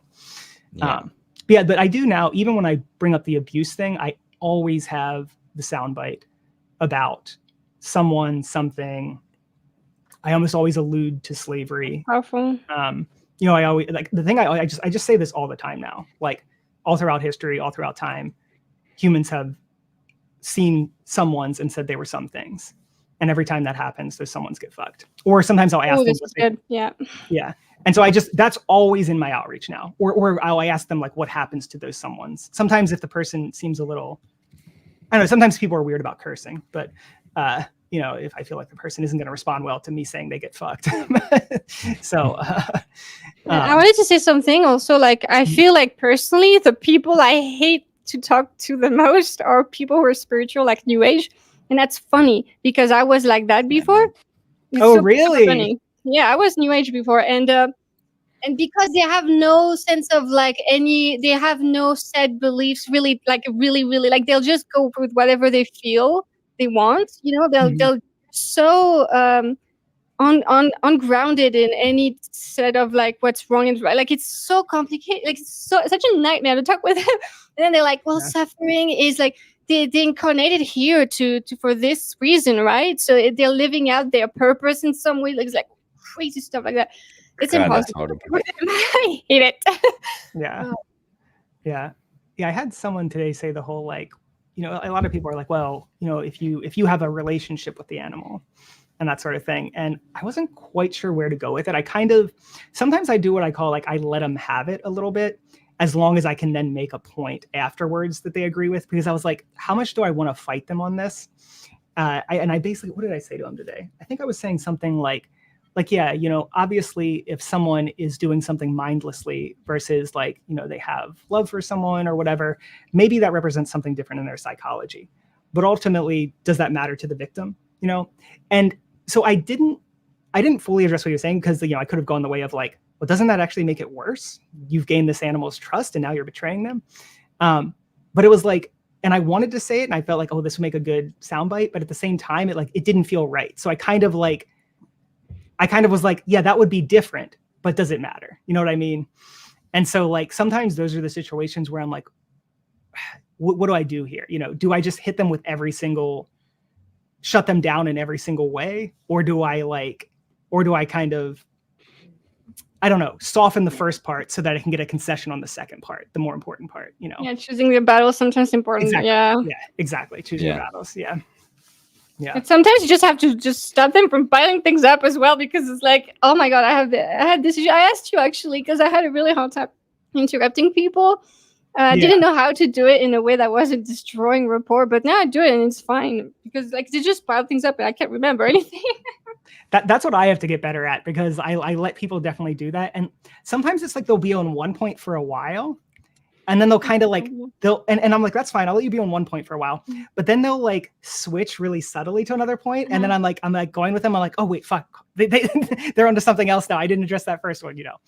And sometimes you space out a little bit as well, because you feel like they're repeating themselves and then you're like, oh fuck, I don't remember what they said. And I'm a little scared that this is like not addressed. Dude, I'm telling you, boredom is the bane of my conversation sometimes with these people who go on. It's like, I'm just like, oh my God, what are they saying right now? And I'm keeping eye contact and looking at them, but my head, I don't know what's going on in my head, but it's not there, you know? Especially because it's usually the same stuff. So it's kind of like, yeah. I mean, especially when they bring up an argument that's like, you heard it before, but they formulate it in a way that takes forever for them to formulate it. Like, yeah. Crop deaths, for example, when they bring up that, and they don't ever bring up crop deaths. They're always, okay, but did you ever think about? And then they come up with this large story. I'm like, come on, I know where you're going with this. Just, it's funny. Sorry, go ahead. It's just real quick, like, you know, we're spiritual, but honestly, it's not all spiritual people, obviously. Like, there's people who are like they have beliefs in whatever, but they still see the reality of things. They're not like, ooh, the physicality of things is not real. Like they're not like in denial about what is real. They just believe in more things, you know? And so these people are completely fine to talk to. It's just when people are completely out of touch with reality, or like things being like tangible and having like, you know. So sorry, go ahead, Justin. No. I totally forgot what I was going to say. Sorry. It's okay. I'm sure it wasn't that important. We're just shooting the shit here. It's been 4 hours. It's 12. Oh yeah, sure. Me, so I'm like, you guys continue your awesome conversation. I'm gonna call it a day for me. Thank you so much for for Thanks having so me, much. Lucy. I learned a lot. Thank you so much. It was awesome. The whole conversation was awesome. I'd love to also sit more in chat, but I feel like I'm spacing out. So I'm gotcha. I haven't been here as long as you guys. Yeah, so Justin, nice to see you. Lucy, it was awesome. And thank you so much. Yeah, we should do more of this. Like, but I'll show you, Lucy, what bad conversations are. Oh yeah, we will do that. A bad conversation. And go subscribe to Chip if you haven't yet. By the way, guys.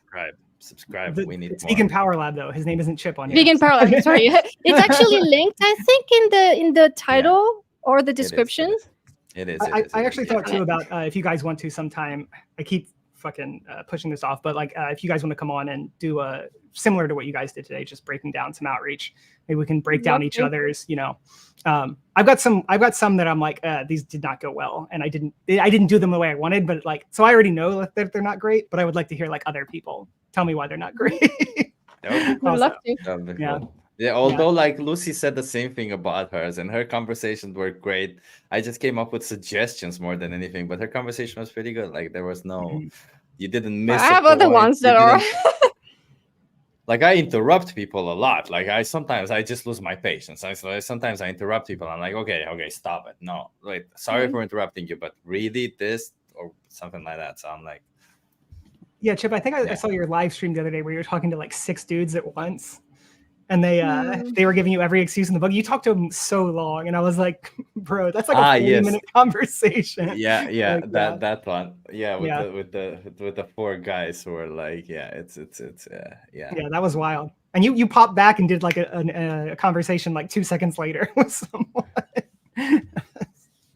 Yeah, it's how it is, you know. But that's the beauty of Amsterdam, you know, that you can have so many conversations so fast. I feel like I'm lucky in that way because I just gotta go there, sit with the sign, and in 1 hour I get at least 3 or 4 conversations without even having to stress about it too much, right? So mine are long now. They're like 30 minutes plus usually. I was going to say Montana, I don't think has the population density of Amsterdam. Well, it's because I'm doing it on Main Street, so it's actually very good. But if I'm doing anywhere other, nothing, no one. Yeah. Oh, I have multiple places like that in Amsterdam. I just don't even have one place. So I'm like, I'm very lucky that way. Yeah, I'm very lucky that way. I recognize it. So, like, if you guys, you know, come to Amsterdam, I'll show you all the good places to do outreach, and you'll get ton of conversations. The only problem in Amsterdam, the biggest problem that you guys don't have there is language. Like here, like half of the conversations you'll have some form of language barrier. Wait a second, Chip. Sorry, and I don't mean to keep you. How far is it? Like if I'm in London and I want to get a train to Amsterdam, how long does that take? 3 hours, 2 or 3 hours. I might be. So I'm coming to Vegan Camp Out, but I'm going to be in the UK for a couple of days.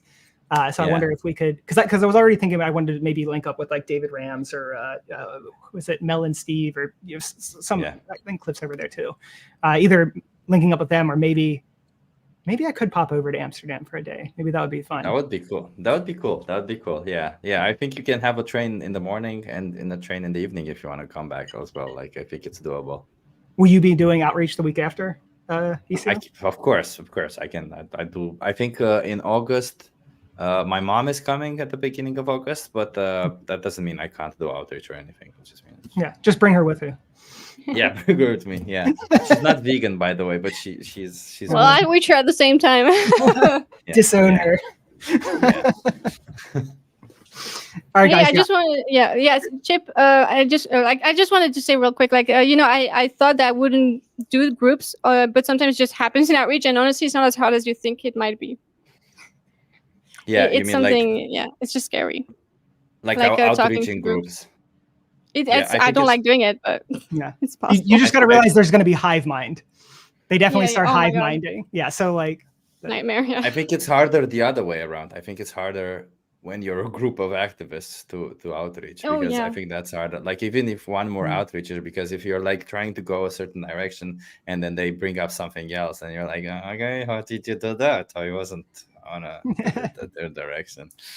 And it's ganging up on them.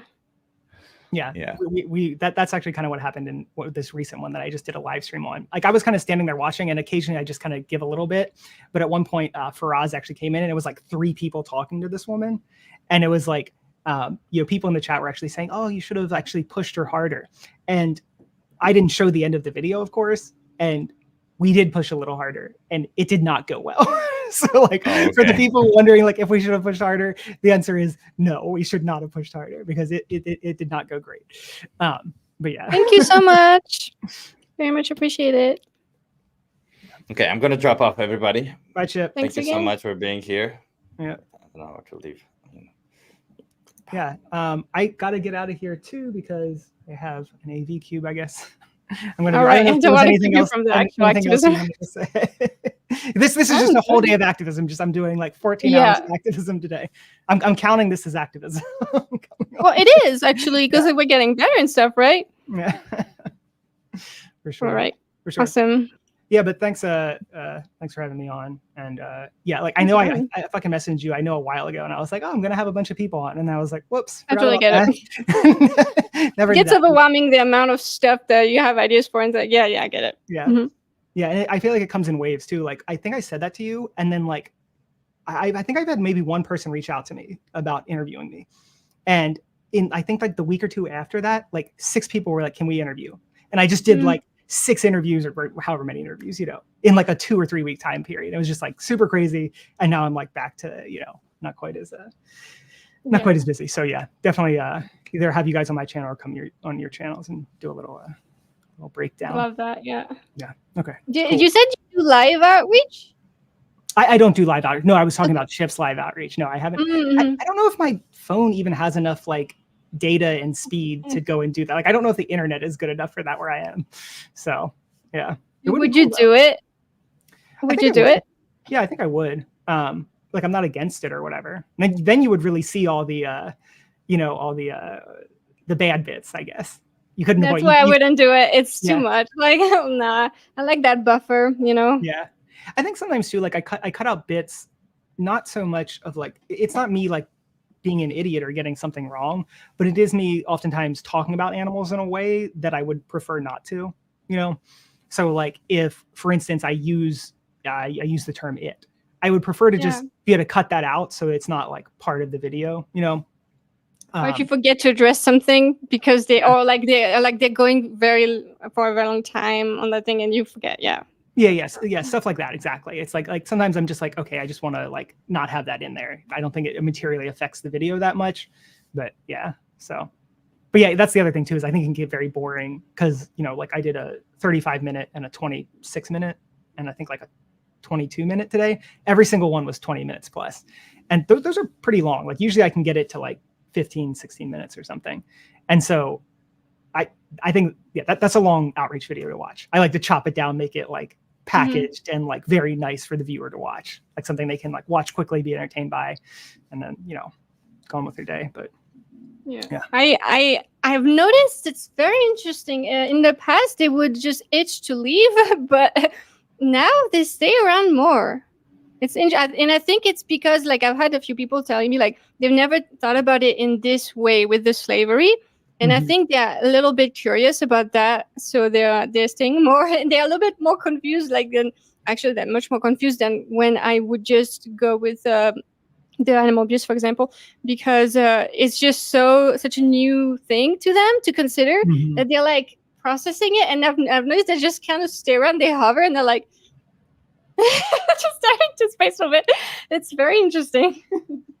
No, 100%. Yeah. And that's, again, like, that's kind of what I was alluding to when I was like, oh, I want to do a short one. That's why I did the abuse one, because this one where when I bring up enslavement and I draw parallels to that, they definitely, they hang around longer. I feel like there's more intrigue there because it's tagged to something. I feel like with abuse, like people are like, yeah, abuse is bad. So you're like tagging it to something that they already think is bad. But with slavery, it's not just that it was bad. It's that quote unquote normal people in society upheld it and didn't challenge it for so long. And so I think it's not just the parallels of like what's happening to the victim, but also the parallels of like how the victimizers acted. And so I think it's a bit of like a double, like a 1-2 punch for them. You're hitting sort of both sides of those equation. And I think, it can definitely be more shame involved, I think. Because it's like the shame of the country, like it's still to this day something that's like, Yeah, for sure. That's why too, I do try to say things to them like, if you were back in that time, what do you think you would have done? Or like, imagine if sometimes I say, well, imagine if I traveled back to the 1800s right now. I wouldn't want to be the kind of person who didn't challenge slavery, even though probability wise, I might've been, you know what I mean? But even if that's the case, I don't want to be that person. And so and you don't have to be that person today. So I've been saying things like that to them. Like there was a guy today, he was doing like a PhD or something, in a pretty hard field, biomedical. And, I really brought that home for him. I was like, because he was like, I don't know if we should, does it make a difference? Or, that's something I'll move towards. And I was like, look, man, you're like one of the most privileged people on earth. You're in the richest country. You're going to a really good school. You're taking an incredibly difficult major, right? Like you are going to have influence like far beyond the average person, you know? And so if you're not going to do it, like who the fuck's going to do it? You know, I try to bring it home to them like that. And that often hits. And when I bring it back to the slavery example, just imagine if you're back then and you're a person with a ton of power, just how much more egregious would that be if you didn't say anything? You as one of like the most powerful people in that society, you know? So, yeah. You know what's actually funny? I think I was really scared too about bringing up slavery, saying enslavement, or even drawing that comparison for so long.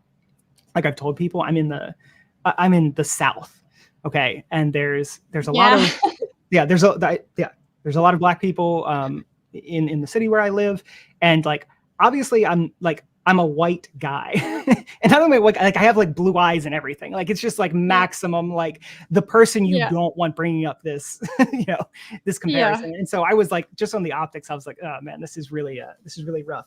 And I'll tell you, like I've had one person get a little bit prickly about it, like one. Most people, like you said, will really hang around. It's like very intriguing to them. And so I've kind of like lost the fear of it at this point. But yeah, I don't know. It can also help in the content that it's more outrageous to people, even if it isn't actually outrageous. But you know what I mean? Like it can help as well.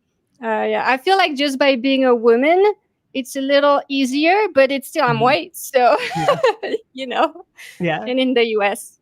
But, you definitely, I think for each like sort of non-privileged position you hold, you get a little more leeway for bringing up those sort of controversial topics, you know. I wondered that too, though, is like, I bet for things that are specifically like related to women, like if you ever bring up like voting or suffrage or whatever, I imagine people give you a ton of grace there, or even like, I don't know. Or I don't know if you ever bring that up. No, because I feel like it's too different an example. I feel like it's not as powerful. Right?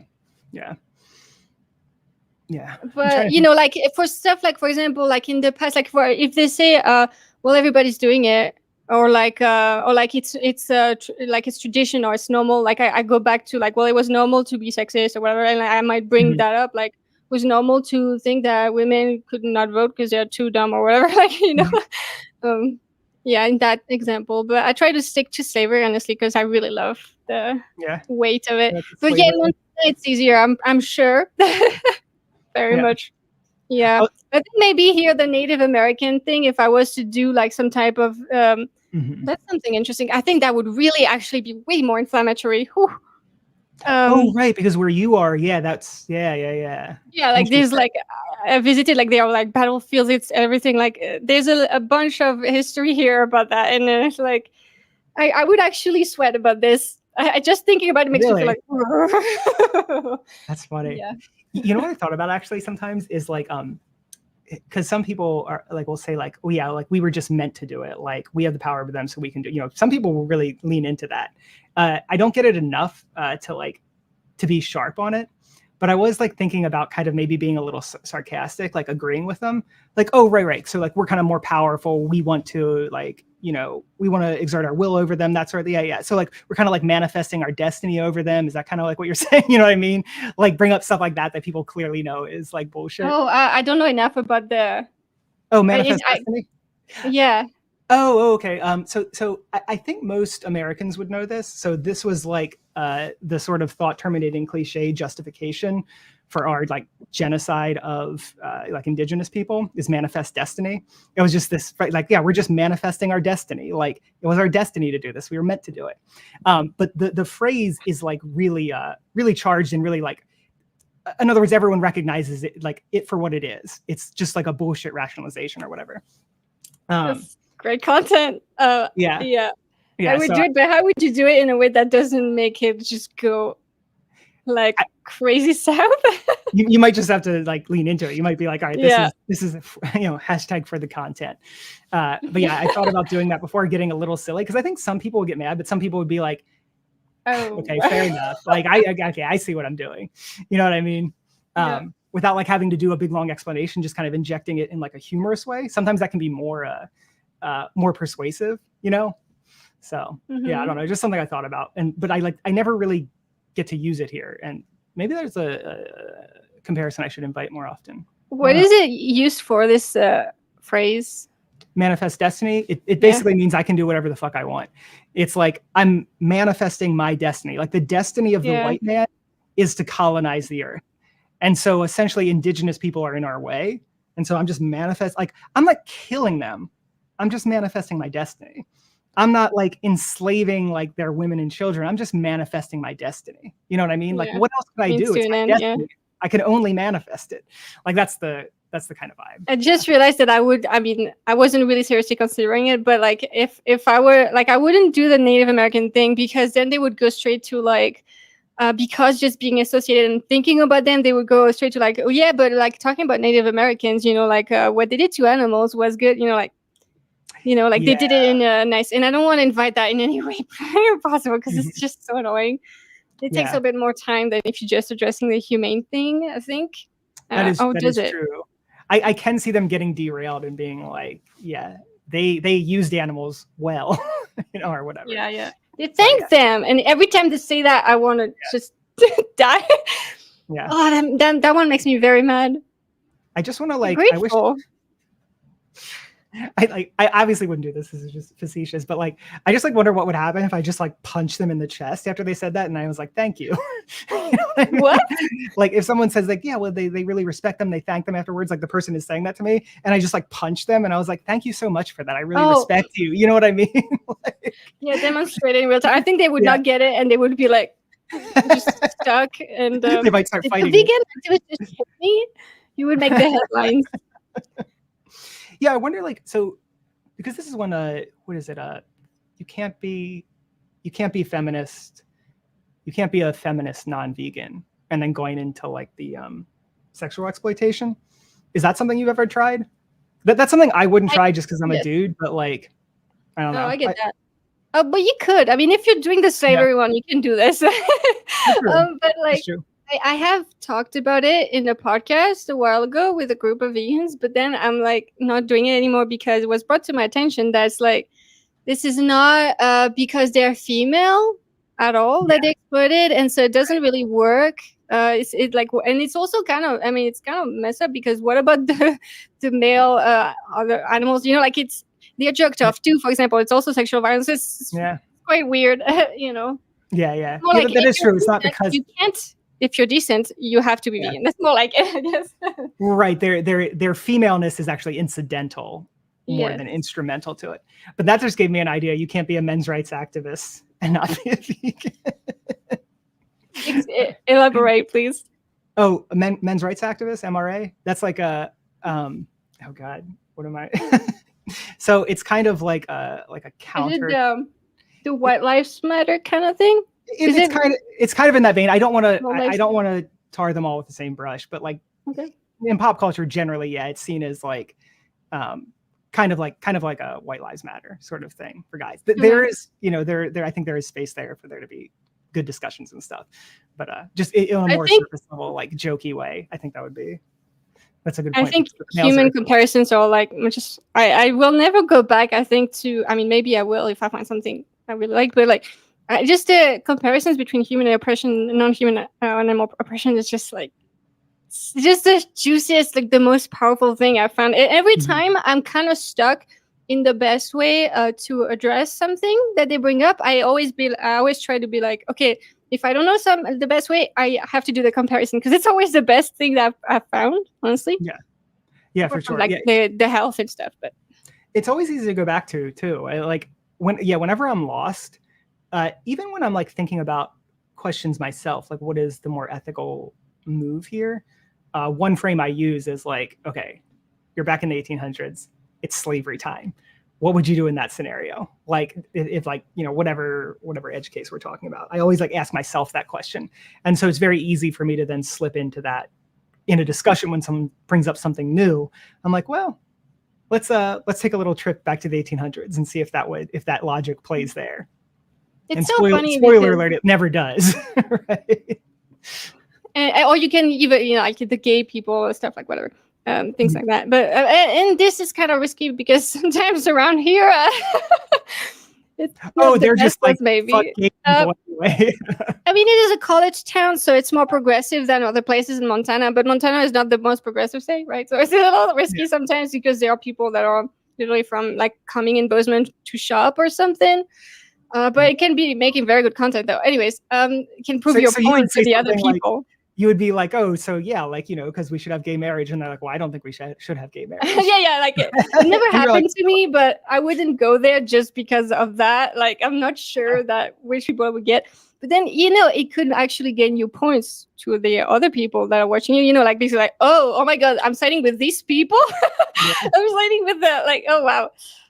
But yeah, it is kind of crazy to me when you're talking about the pro-slavery thing, because I literally never imagined that, because I'm European. And so to me, it's not something that has a grip to it. Like, I've always found the slavery horrific. Like, I've visited museums in the UK about that and stuff. And it's always like, whoa, it's horrific. But it doesn't hit home as much as the Second World War. You know, like, it just doesn't. This is the one for Europeans. Sense. Like, it's for like us, the one that's like, oh, because literally our grandparents dealt with that. Like, it's closer. You know, and in France, especially, like, oh my God, the amount of collaborators. Sorry. Wow. Yeah. Yeah, no, that is recent history. Yeah, more recent, of course, than chattel slavery. We definitely have echoes here, because I believe that like Black women didn't get the right to vote in the U.S. until like 65 or something, which is just fucking wild. But there are places I learned recently. I think Switzerland, women couldn't vote until 1991. Or something. Someone fact check me on that. But there's, I've heard that there's some country in Europe that did not allow women to vote until like a wildly recent time. Someone fact check me. Crazy that it would be Switzerland, because it's like they're super advanced usually. I mean, I feel like they're kind of Scandinavian in terms of like they're quite progressive. Yeah. So that's shocking. I'm going to look it up.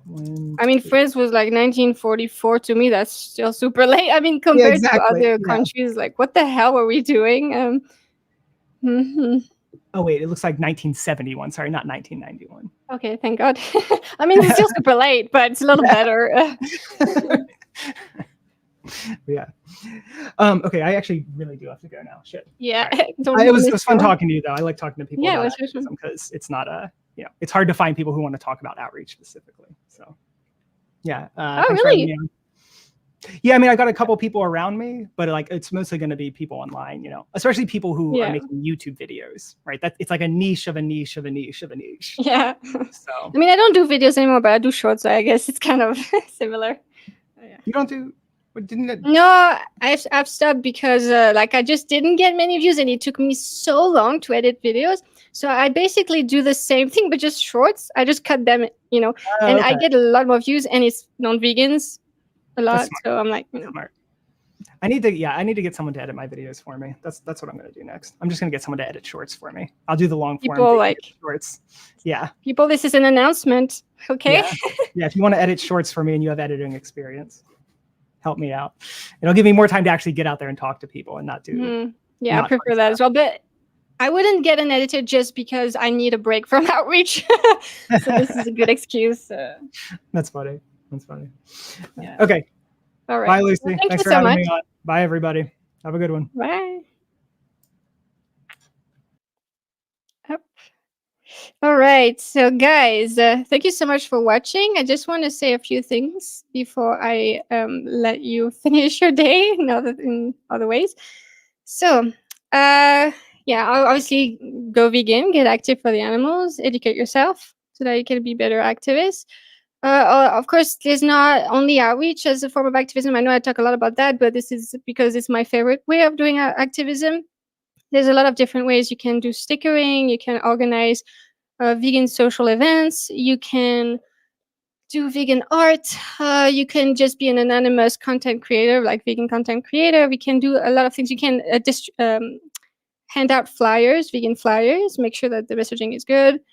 A lot of different things. So I don't feel like limited. If you'd like to support my activism, feel free to check out the link in the description for Buy Me a Coffee. That would help me out a lot because that's my occupation. And I just want to thank the people that are supporting me on Patreon. So thank you so much to Zen. Animals are here with us, not for us. Zoe, Telefart Cramps, Ian, MS, Vakel, Bruno, Hannah, and Nick. Very much appreciated, guys. And thank you so much for the super chats. Very much appreciated. So yes, please take this information and do activism with it, because we're not only going to talk about it, right? It's important to talk about these things and learn, but it's so that we can do activism with it, obviously. So get active, and thank you so much for everything you're doing. I will see you next week for the book club live. See ya.